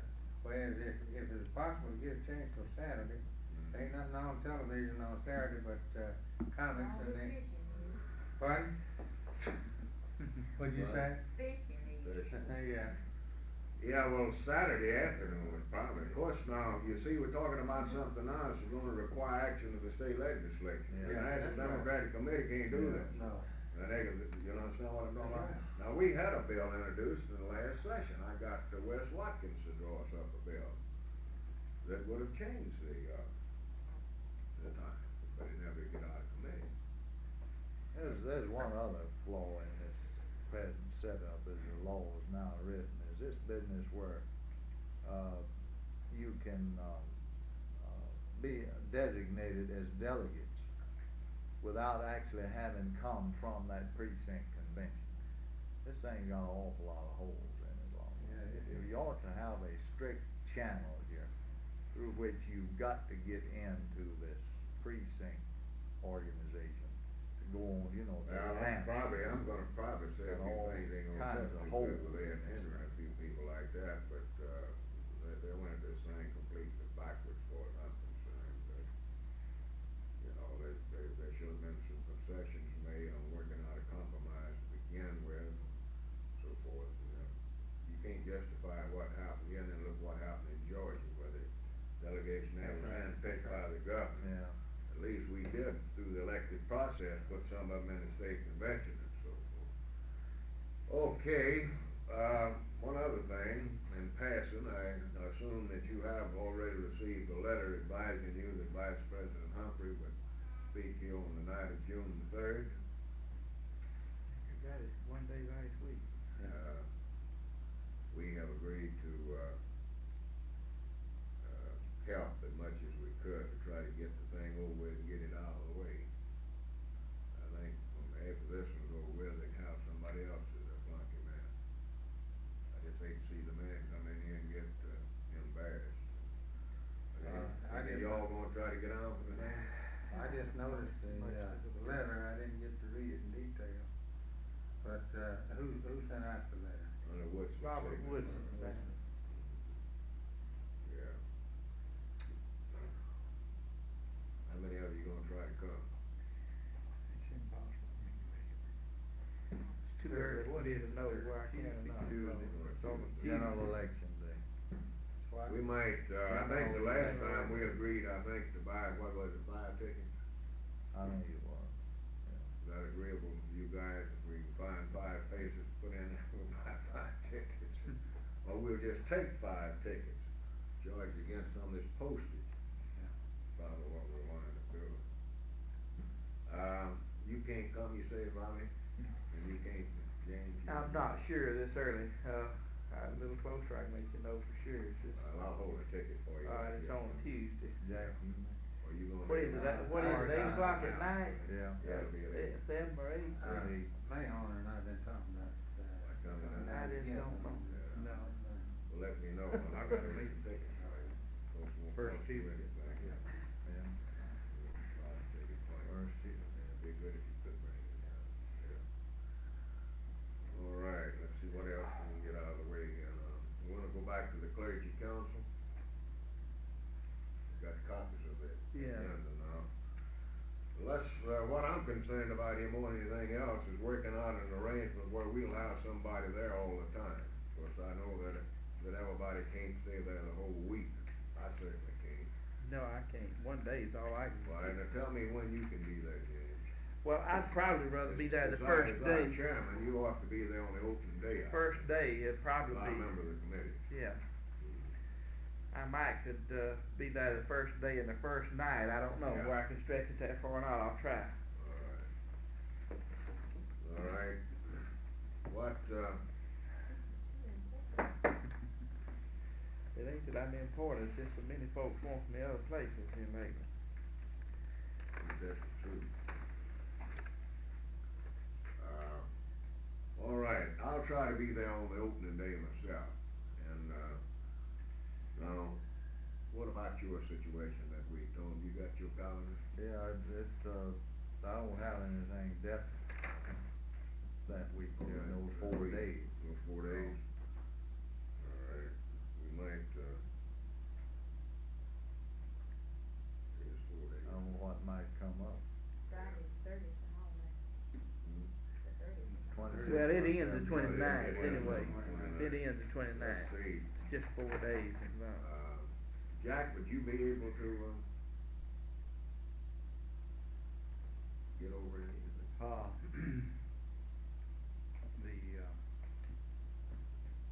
Let's see, 29th, That's 27th, 26th through the 26, 29th. 27, 28, 29. 26 on a Monday. it would be the 29th if I can get it. That'd be on Thursday. That'd be the last day. Right. Well, that'd be good to have somebody there for the close.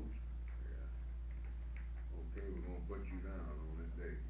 back to business, you probably get the best speaker, that's the day Marshall's supposed to speak. We'll have to- Marshall have to check with Brother Taylor to see what he can do.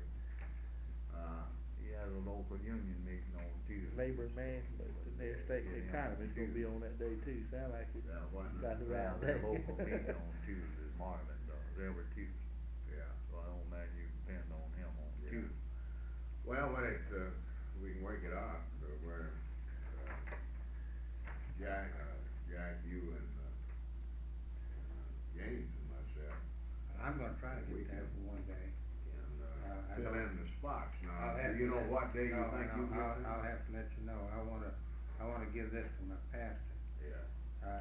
And I wanna work out something with him, if he can't be there for the whole time, if he can just come down for one day, maybe I can work out my schedule to come down and, you bring him down.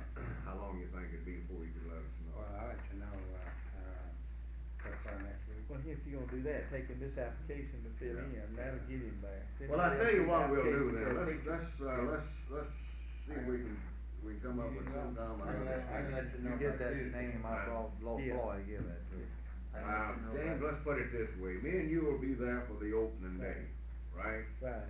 All right, Tom, you will try to come in the second day, Yeah, huh? yeah. Well, you can come up for the opening day if you want. Put it down the second day. We might, all right, I'll put you down on the second day.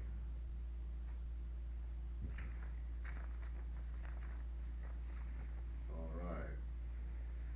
Now, what we'll try to do then is to work out something where when James has to leave, Tom will be there, or somebody, we'll just have to check it out.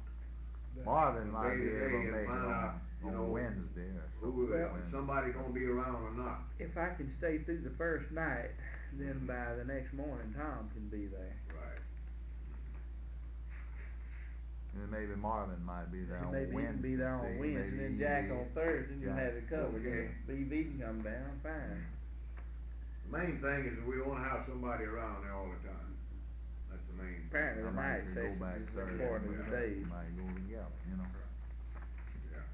Here's a couple of these applications. Of course, you it, take run in at the whatever last cost, minute whatever for cost preaching. is involved, if there's any cost, assume that the state council will take it up, whatever it I think amounts it's to. gonna run about $10 a day. Yeah. Cost. Tell them will you loan them I money probably and include phone sleeping up, that right? night. I gotta buy water. All right, that's pretty well agreeable to everybody. Robbie, you gonna try to get up for any of it? I can't make You it can't all make it? right now, no, see, I've just come out and I got one heck of a job. Yeah. Try to set this thing up down there, till I can get a breather. Let me come down. Okay, we got that out of the way. Come on, Now, I can use you for heck of a I've been trying to get them come. I left them through the application in case you run into a minister at the last minute, he'll fill that thing out and send it in, and I won't have to dabble in it, and it can go direct, and that'll get him on the list. Send it to them. Yes, First again. it's got a name and address on the bottom of it, it's Dr. Grubbs. You won't accept no contribution. after the last meeting of the committee, Don't wanna be obligated. I talked with Carl Wiesenberg about this, about the possibility of going ahead and starting this, suit, and I'm primarily concerned about the cost, of course. I've talked to some of these other people, but I haven't seen any money yet. I didn't feel like we ought to obligate ourselves any more than we could afford. And of course, I told Carl that I felt like if we could go as far as $2,000, and that's about as far as we could go. Well, now, he told me that he would like to go ahead and start it, he wasn't looking for a fee, that he felt that with that much money to underwrite the cost, it would be safe. So, with that assurance from him, I told him to go ahead and start working on it. Now, he has, this is pretty well the idea, that is the thought that he has in mind. First, he has, checked out with the various tax assessors and is trying to get the, percentage of, assessment by county, what the variance is from county to county, and he says it's a real disparity there between the various counties. This was the first thing he started doing, digging this information up. He suggest that, the proper approach to it is first to write the state tax commission a letter, urging them to enforce the law as required by the Constitution. And of course, when they fail to take affirmative action, then, I think he said the next step would be to write the Attorney General and ask the Attorney General to bring the suit on behalf of the people in this area. And when that fails, then we then proceed to move in and file a court action ourselves. Now, we've had a development since all this has been going on that, maybe Robbie can enlighten us a little bit on. Shortly after we had engaged Weissenberg, I picked up the paper one day and read where the city of Pascagoula,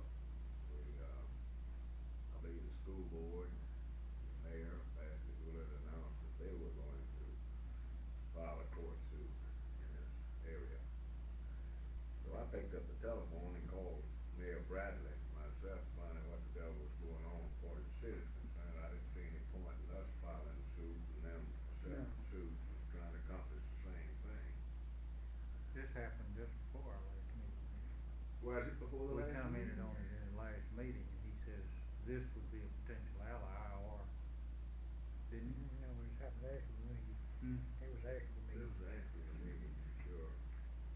Maybe I'm confused. Anyhow, so I told Bradley, I said, well, now, are you aware of the fact that the state FLCR was in the process of preparing the suit along these lines? He said, no.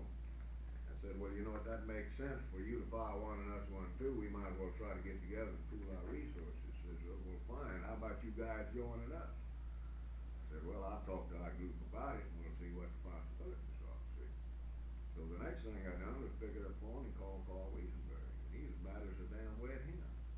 He said this ain't a thing in the world but a political move on the part of some of those people down there. And he said to begin with, they're going at it wrong. He said the city of Pascagoula or any subdivision of government can't bring this suit. That's number one. Well, they're not the taxpayers as such, See? so I can see that. And then a subdivision of the One state brings brings a to suit the other. against another Right. division of government, see? So, he suggested the other day, Weissenberg did, when he found out I wasn't gonna be able to get up here for the lunch, that we sit tight with it for a few days. And he's drafting a letter for me to write to the city of Pascagoula about, them filing the suit by such and such date. If they don't, then we're gonna proceed on our own. And so do I ask them to come in as individuals with us. Now, Robbie, what's your information on that thing?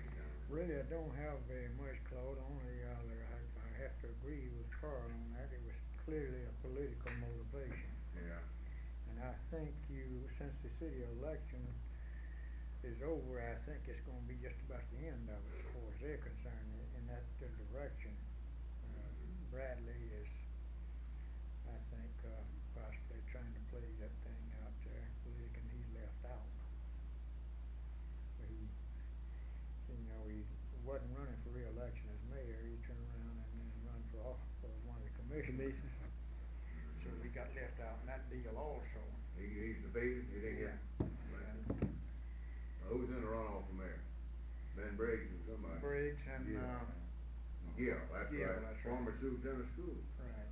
That'll probably change the complexion of the suit, then, if it's the same people won't be holding the same offices. Well, still in all, according to Weissenberg, they can't bring suit anyhow. And what he suggests, is that we invite them to come in and join with us. Of course, we're interested in getting the thing moving ourselves. Well, We're not interested in you might political get a malice. little, interest in that direction there, but then, as I said, it didn't serve the purpose. I mean, they used it all they could there, and it didn't pay off. I just made a couple of notes here on my conversation. They also think when I write the city, I ought to send a copy of the letter to the local paper. He seemed to write the city what our intentions are. He gave me a kind of a breakdown on the way these tax rolls are put together and when the board of supervisors pass on and all this stuff. This is set in the minutes, you see.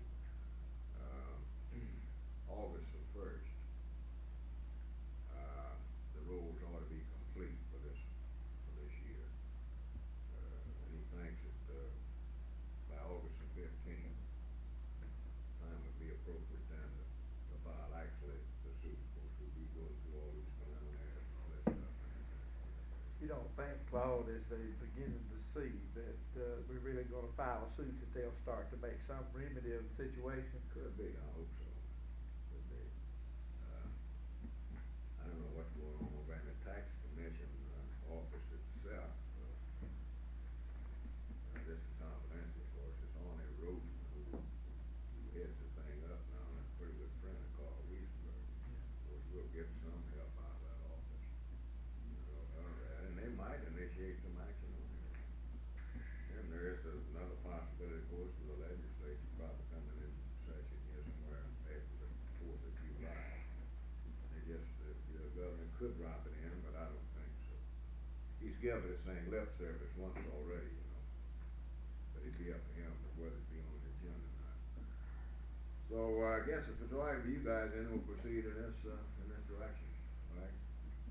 I got checking the minutes on this thing, and I think I acted a little bit prematurely on engaging in Weissenberg services. I think I had the authority really to do it, after checking the minutes out. I was supposed to investigate it all, instead of doing this far with it. Well, do you wanna make it official? Yeah, let's get something in the minutes, authorizing me to engage the services of Weissenberg to file the suit. I don't think it's actually in the minutes, in fact, I couldn't find, huh? That's what I say, I couldn't find it. I'll make that motion. All right, Second. and that, With the stipulation of the $2,000 $2,000, commitment. right, Yeah. that's what I was gonna say. That's- Stipulation of, not to spend over $2,000 for the case. Well, he knows that, that's, yeah. All right, see, we hadn't voted on that motion. Y'all got the motion? All in favor of the motion signify by saying aye. Aye. All opposed, motion carried, and so ordered. I've got a couple of letters here. One day, it's a funny thing how these things go. One day I got 4 dang letters in the mail. One contributions.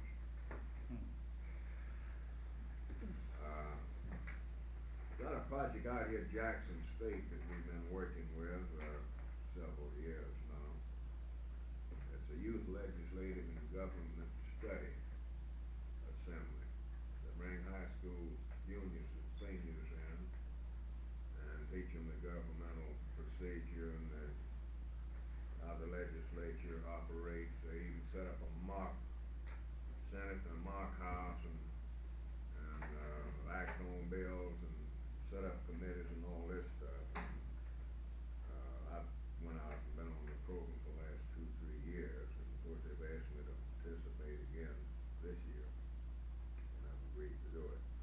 But they want some money. So I thought maybe you might want to make a contribution to it. Let me read you the letter I got from him. Enclosed is a copy of the program we're conducting for the benefit of our youth again this summer. Since you've been kind enough to participate by speaking to the group in the past, I'm hopeful that perhaps you could speak to them again. You may select any date and time which is most appropriate to your schedule, since we're now preparing the agenda for the program. Also, we're in dire need of funds, and in one of your meetings, the board of directors stated that your organization could contribute $400. I don't know where he got that figure, I ain't never made that statement. If there's still a possibility for you to contribute that amount, we would appreciate it highly. I want to also thank you for the splendid cooperation you have given this organization. If it works, it's good. Huh? What's that? Say if that suggestion works, it's good. Yeah.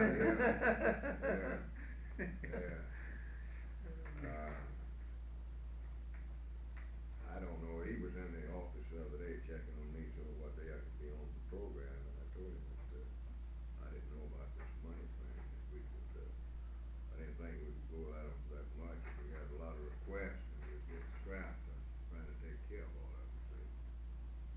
I'd suggest about $150, something like that. Why would they encounter so much expense on a deal like that? I don't fully understand it myself, unless it's paying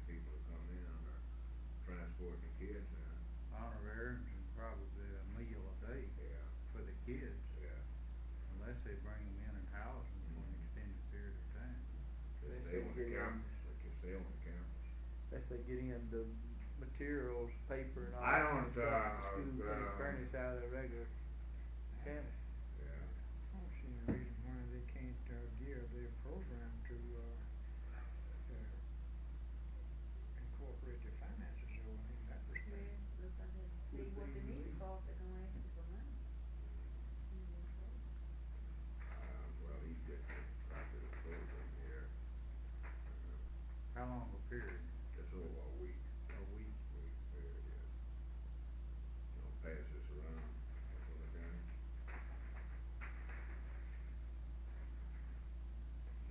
Well, the Negro Teachers Group have been helping out a little bit.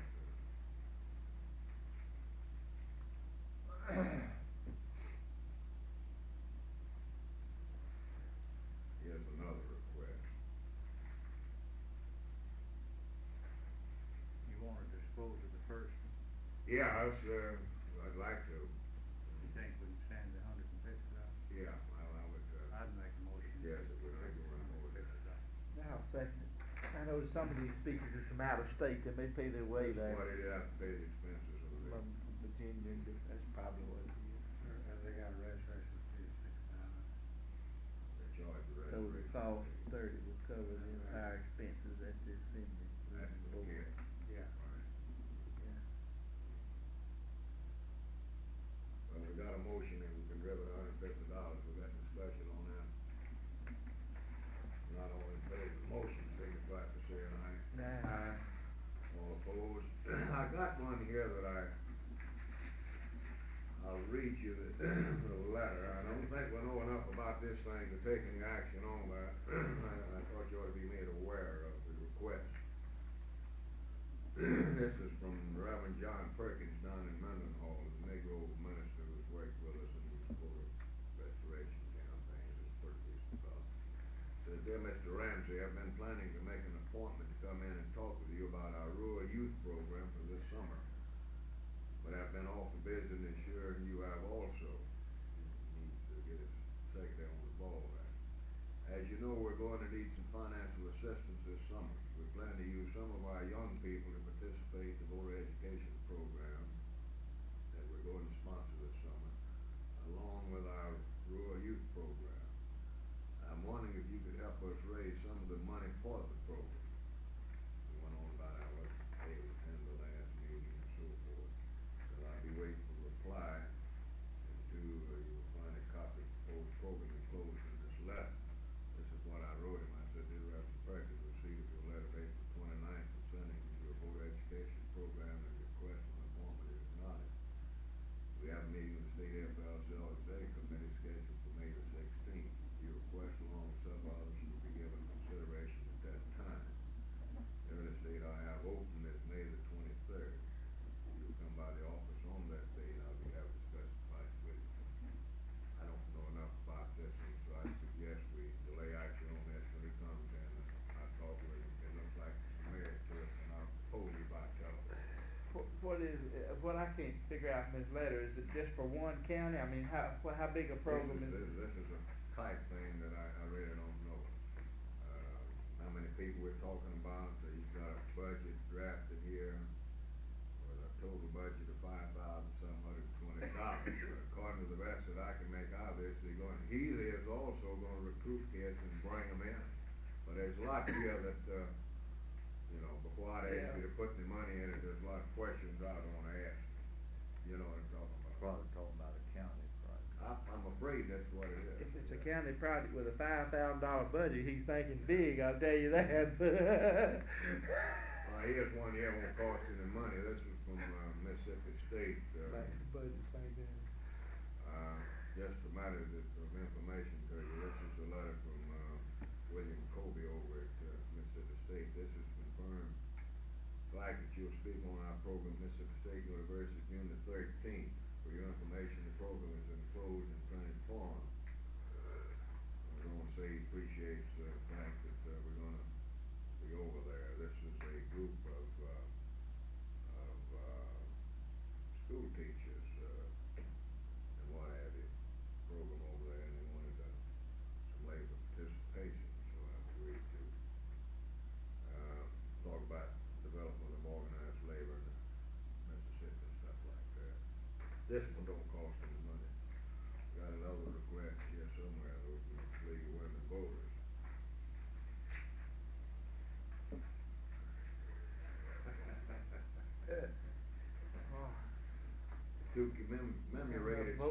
Huh? Or to have enough voters eventually, all these different To drives.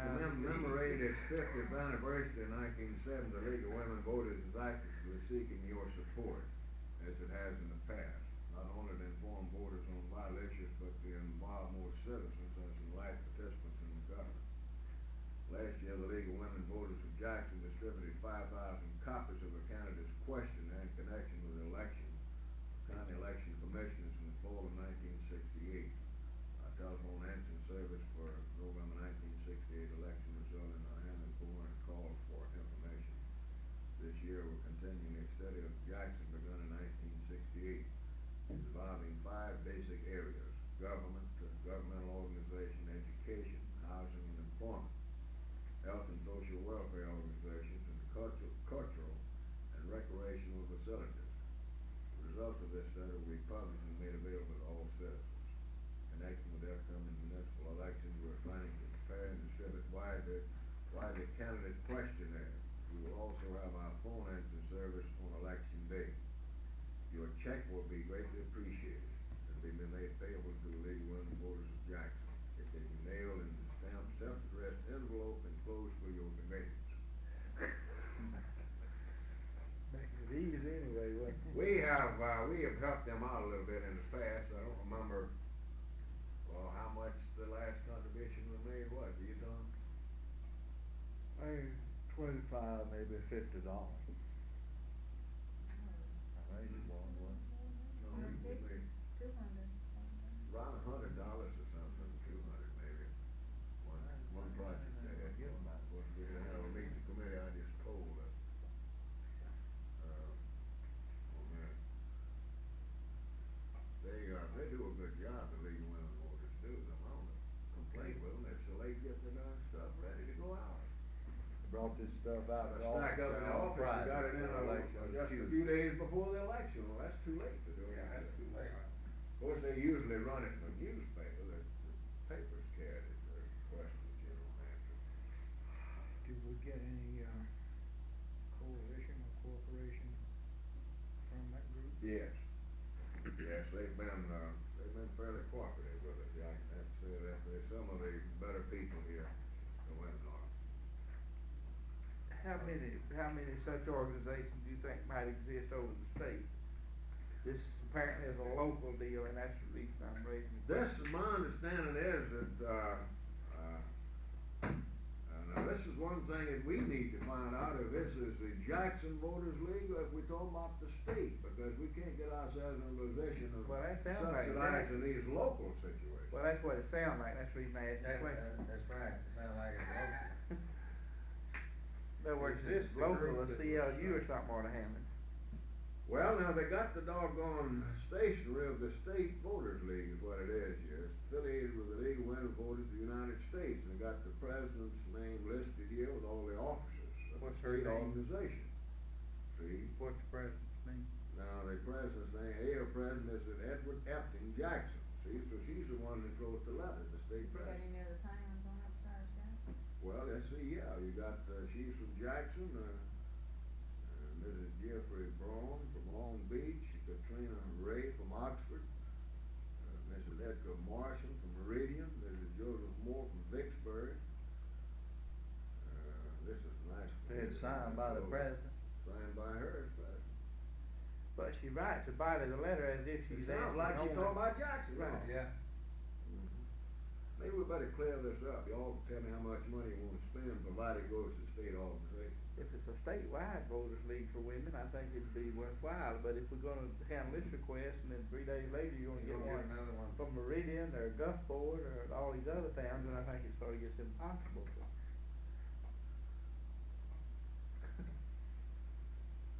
If it's a state organization, I'd make a motion, contribute $100.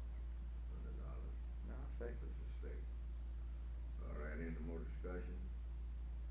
Not all in favor of the motion, signify by saying aye. Aye. All opposed? Motion carried and so ordered. So I'll just call her and find out what the status of this thing is, and then we'll take action.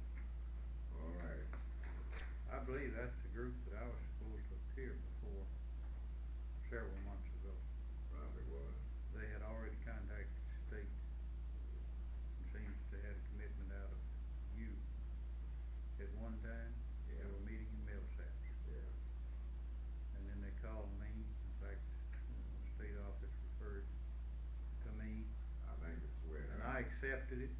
And then I had something come up within the last 5 days, and I referred to Bill Stanton. Yeah, and I don't know whether you went or not. I don't know either. You got us fouled up with another group one time, but not answering the phone or something, it's down in Southern, was it? Yeah. Or the folk down there. Yeah, well, let's see, that's one other item here that, I guess is all I've got, of course, depending on what the rest that we got, a year ago when we established the salaries of the officers,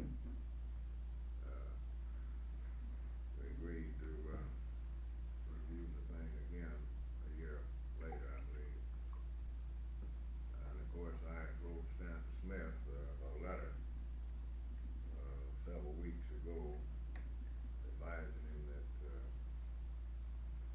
requesting that the subsidy be contingent, and so doing advising that the salary thing would be reviewed, again, and that we certainly couldn't consider any increases unless the subsidy was to continue. So, we'll bring that matter up now, and for your information,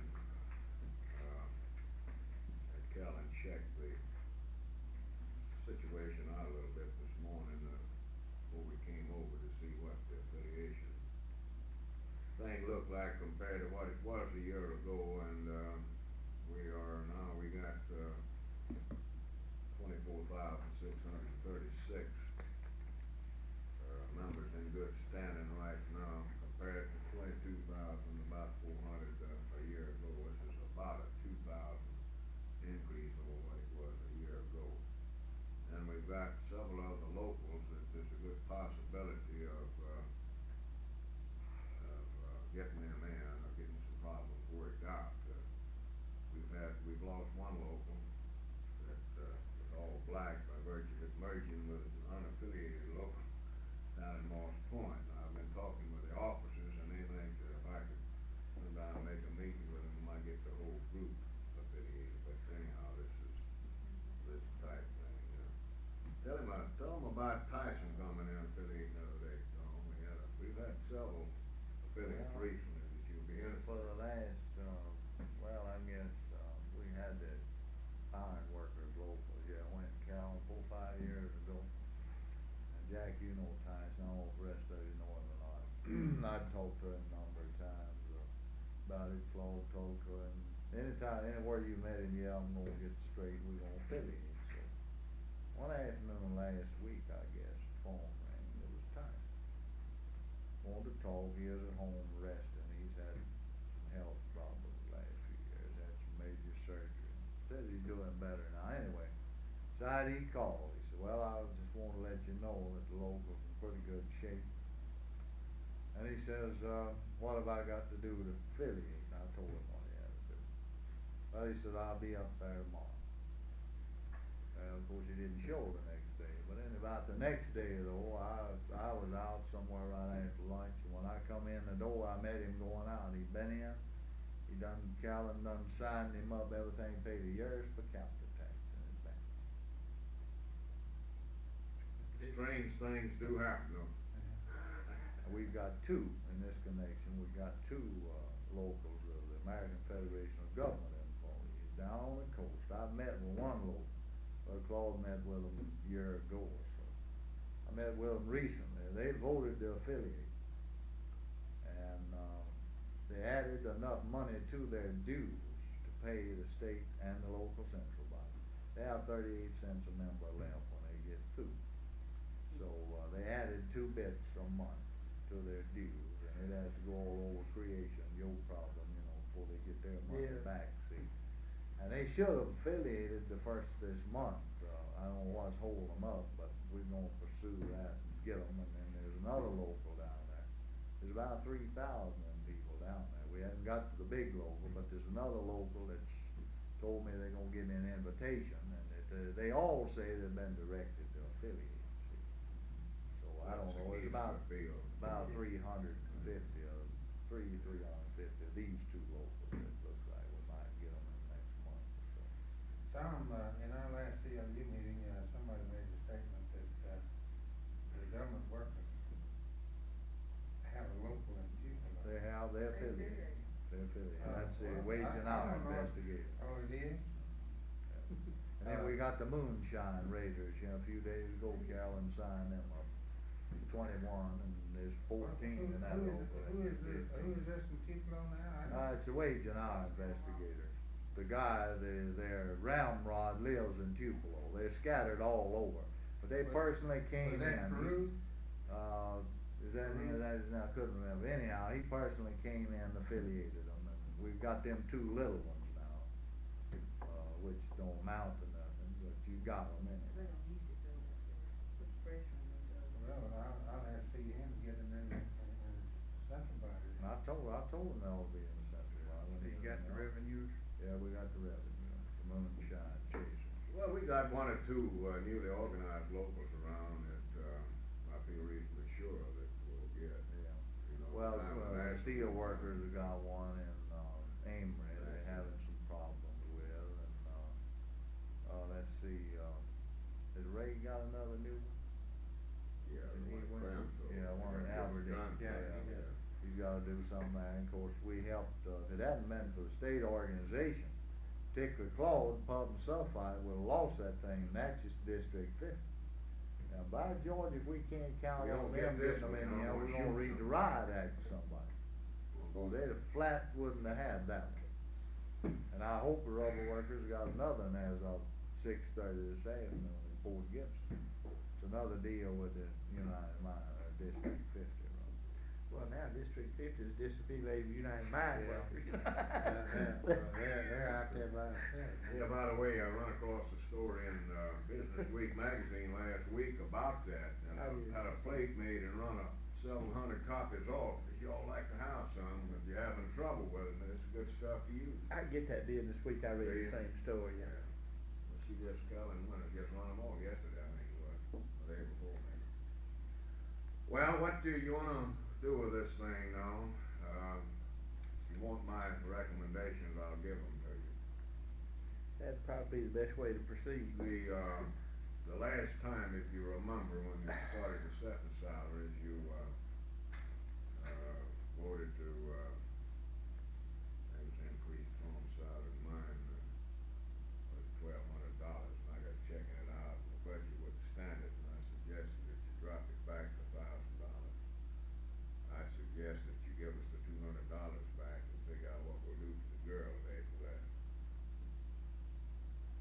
Make them stand for 200. You know what I'm talking about, put too much strain on. But my wife says that I'm gonna have to start moonlight. What craft you gonna bring to them? Huh? I'm doing a hell of a lot Right, of no moonlight, more. just ain't getting paid for it. Well, what would that, let me ask this question, what would that, make each figure be? Well, mine put it back where it was, really, as the last action of the board, mine be 10.6 1/2, and Claude's 11, I believe, or 11.2, No, his is just 11 now, so. well, maybe his up is to- 11.2, and mine is 10.6 1/2. Well, now, what I'm saying is you put it back where they were set originally, by the full board, you remember. Yeah, that's right. Yeah, and I wouldn't, suggest that you go any further than that at this time. See what it looks like a year from now. This was done in order that we could take the major medical insurance.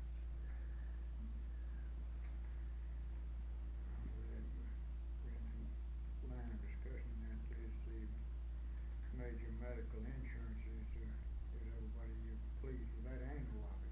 The, insurance, well, it wasn't at the time, it wasn't what we thought it was gonna be, but the insurance company has, really, I guess it's been this last 2 or 3 months, they got it straight now, they pay $7 a day office visits, and, they upped the whole program, and the major medical is good, it's $10,000, isn't it 10,000 right. now, once a year, it was just 5,000 coverage, period. Well, we've had our problems with them, they've got pretty stubborn about making payments, sometimes we have to send a claim 3 or 4 times, but, they Coverage is tend to leave the impression they think everybody's lying, about claims and stuff like this, we having our problems. I had to write them a little epistle about the problem, kinda irritated them a little, I think. They mailed a check, telling me what I could do, I told them what they could do. You told We each both- other. We could both do it. Well, I would, go on recommend and make a motion that we give the same consideration to officer salaries as we did last time and set them back to the figures that they were established at our, last time that we reviewed the salaries. Get a second to that. I would second that. All second it, there's nobody in Further opposition to discussion? it.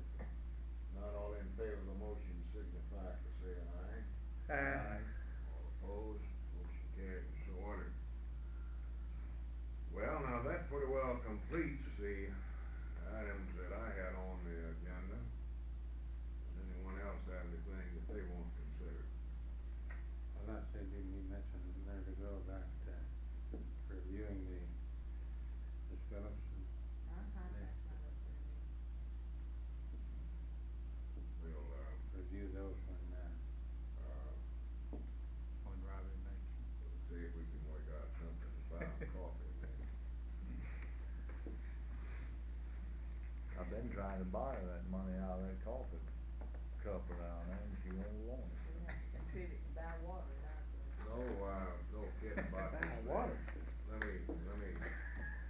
Let me, I'll bring you a jug next time. let me, time I use one. let's talk about the damn coffee. Let's put the coffee pot on the agenda. Now, she has made arrangements with, what's the name of the outfit, Cal? Coffee break. Coffee break service, one of these little old coffee makers, man. Yeah, where they furnish the machine, the coffee and sugar. One of the board members complained about us not having a coffee machine. Yeah, well anyhow, we've been financing that thing, out of our pockets, this one or that one, or drop a little in there. I don't think it went up a whole lot. What do y'all think about us just paying for the coffee over there? It's kinda embarrassing to ask, somebody come Yes, on, sir, drop put in a something dime. Inside, The day coffee's not talking, you having to buy water. The old water we got don't make coffee, you can, Oh. the buzzards fly over it, so you have to buy the water. Y'all see Can anything you wrong? handle it through petty cash? Yeah, do petty cash, I mean, I suggest handle it through petty cash. Yeah, The old Best way. moonshiner come up past, hey, look, today's the damn at the jump, what you got in there? I don't think there's any need of getting an emotion if y'all don't No, have to, no, make it part of the office We equipment. don't show him how to send bootleg liquor. You, when you need stationery, you go out and, purchase it, that's part of the office. Routine, I didn't wanna come along here with an expense item like that, though, when somebody came over, took this. But on petty cash, it'll be pretty well Yeah. bad. Tom, do you have anything that you need to pick up here before we break You're up? right. No, I don't guess, Claude, other than, just might make a short report to the committee on the central body situation. We've tried, been working on these central bodies that hadn't been active. Apparently, we've succeeded in Columbus.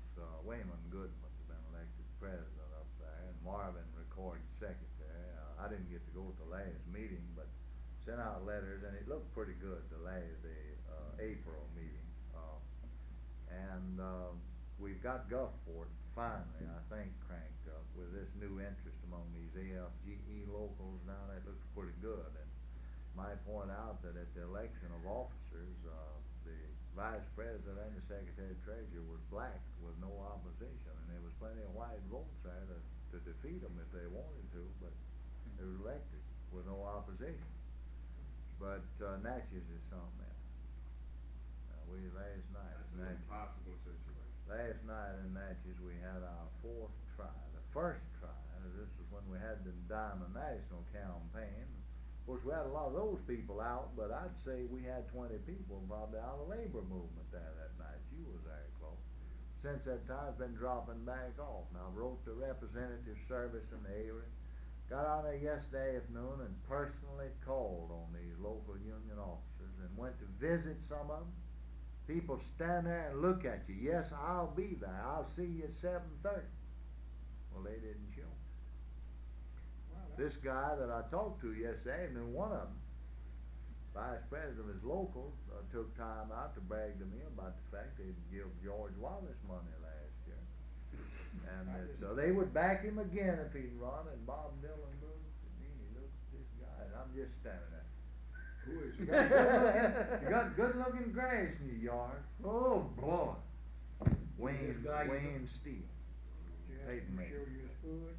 Huh? You have his hood in his pocket? Well, no, but I know he had his sheets all ready there. But old Dylan just knew I was gonna blow up, see. He looked this guy, he looked at me, and I'm just whistling and started talking about his lawn being pretty, just to keep from going out of my mind.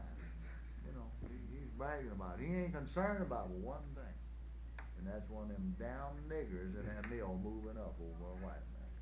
He said that. He said that. And they won't come out to that central body meeting because they know the rubber workers has got colored delegates. They know some other people there, some other colored delegates may show up. They ain't gonna sit in that hall with them. That's it, fellas, that's it. Let me tell you something along that line. The fella in Tupelo, he's got 8 daughters. And he was the imperial wizard of the, actually the Green Forest. That's right, that's the name of the organization. And now since the schools are integrated, last year he sent his daughters out to Manhatchee. Well, Manhatchee's got they got a star, fullback or something on their football team that's as black as Ace of Spades, man. So his daughters, his 8 daughters that are school age, they're sitting there at home. They're not in anybody's school. Not going to even. Growing up to be big, pretty, and ignorant. That's right. Now that's a fact. Now that's why we need a compulsory school law in the state of Missouri. Well, if we don't have anything else to come up here, I suggest we go to the office and try the coffee pot out. That's the situation. Now, let's ask here about it. We received, Tom knows more about it than I do, we just received a copy the day before yesterday, I believe, mailed to the local union out of New Orleans on, what did I say, 12-cent postage. Yeah, I believe it. It's, on newsprint, and it's the normal newsprint size folded in half, and it's, must be 12 pages. What's the name of it? Grassroots working. Let's see, I got that. Yeah, haven't I? Working man's newspaper, and then it's got something about grassroots over in there somewhere. You read a lot of things to me, but. And it's principally around the Masonite. Put out by your SCEL. They endorsed a candidate for mayor of Laurel. Issue, man. Well, who put it on? Independent. No, Issue's not putting it out. They endorsed, the paper endorsed him for mayor of Laurel. They endorsed a lady down there. You remember her name? I wish I'd have. Where you say it been mailed to your office? Yeah, You got it in your office? yeah. I haven't seen one of them. What's on the masthead, who they say it's published? There's 3 editors. Southern Conference Education Fund, and it's on Jackson Avenue in New Orleans, and it's got 3 or 4 names. That sounds like that student group, they come in here that time and went on there and supposed to been trying to help them people out or something. I'd like to see it and see who the. I intend to bring it. Yeah. Someone came in just before I left. Well, you get rid of one of them snakes and another one sticks his head up on it. You gotta. We told you about this one going out of business, didn't we?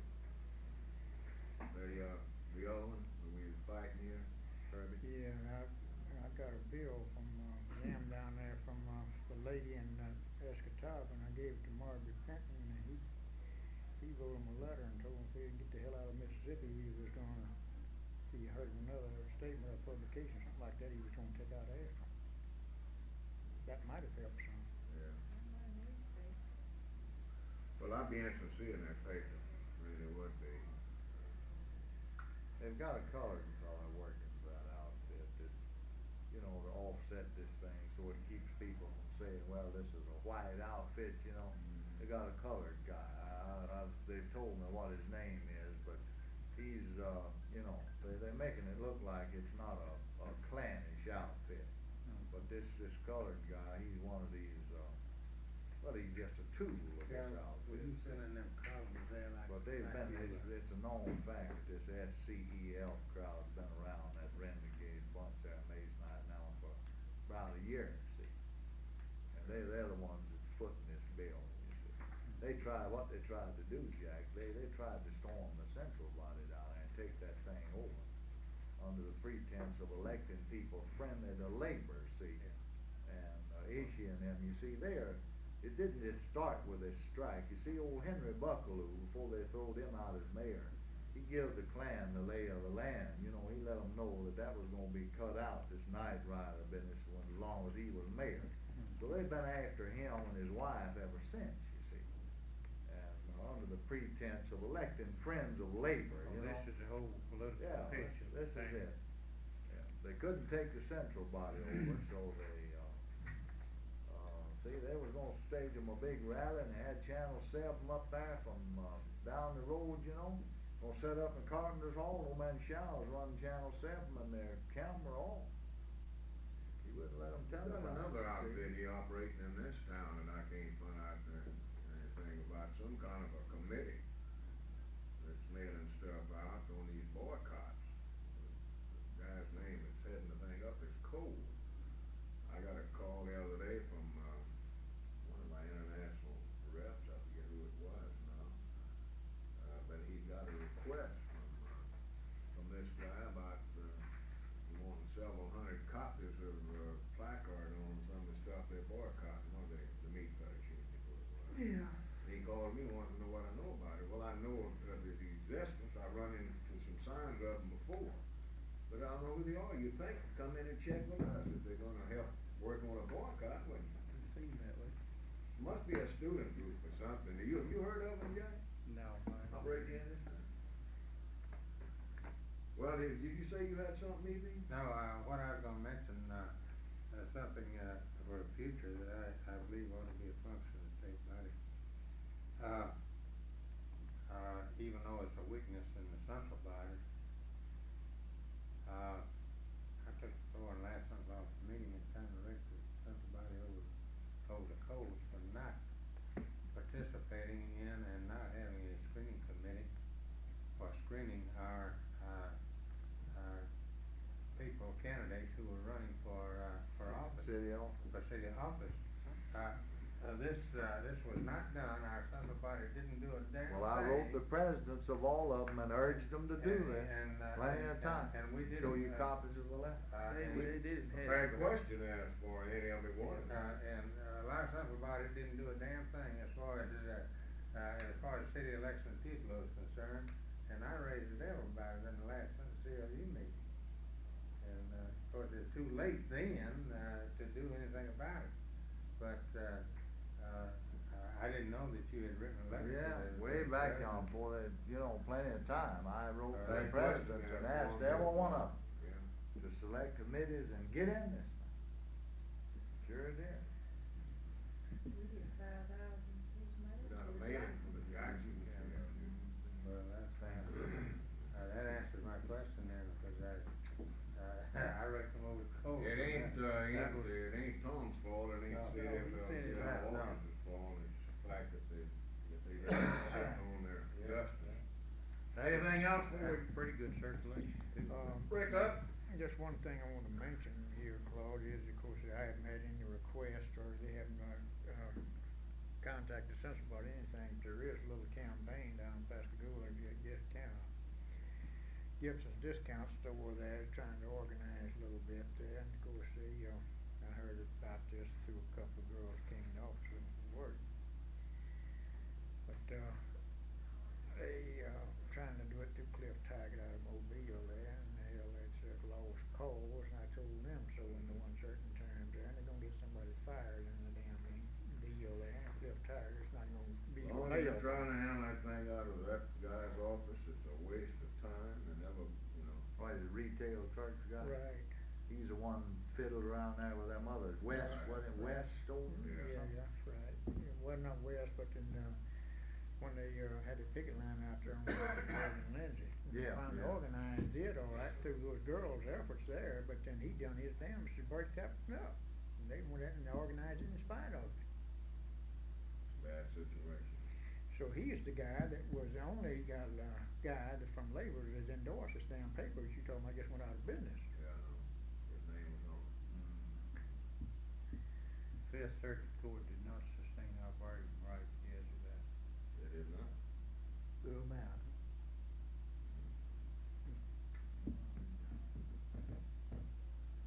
Sustained all of the cease and desist orders of the board. What does this mean? What does this leave, you know? Well, it leaves the employers, I understand the order, under court order, cease and desist their harassing tactics, Yeah. toward But it the means that organizing you don't have a efforts. majority. No, see, we lost the election. Oh, yeah. We had a majority card and lost the election, and the board came in, issued us, or gave us Certified. bargaining rights. Right, they destroyed in you. spite, of Yeah. the loss of the election. And, we're making another effort now to petition for election again. I met with people Monday night. There was a normal interest, there's been some turnover in employees since the original election. And, we were short about, well, we had 30%, better than 30%, but I wanted the majority card for petition.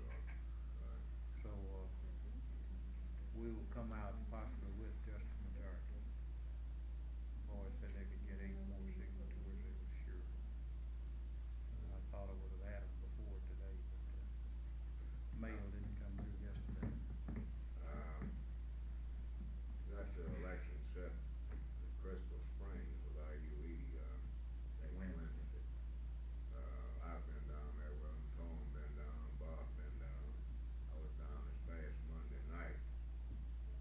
You had a couple of pound like guys, they had more dang business than I ever seen, local people, and Yeah. other local unions, you know. Those boys told me they gonna run that thing to 75% of the votes down there this time. I told them, I said, well, if you get 75% of the votes, you ain't got nothing to worry about. But I just can't picture the thing going that Better lopsided. settle for 51. Right, better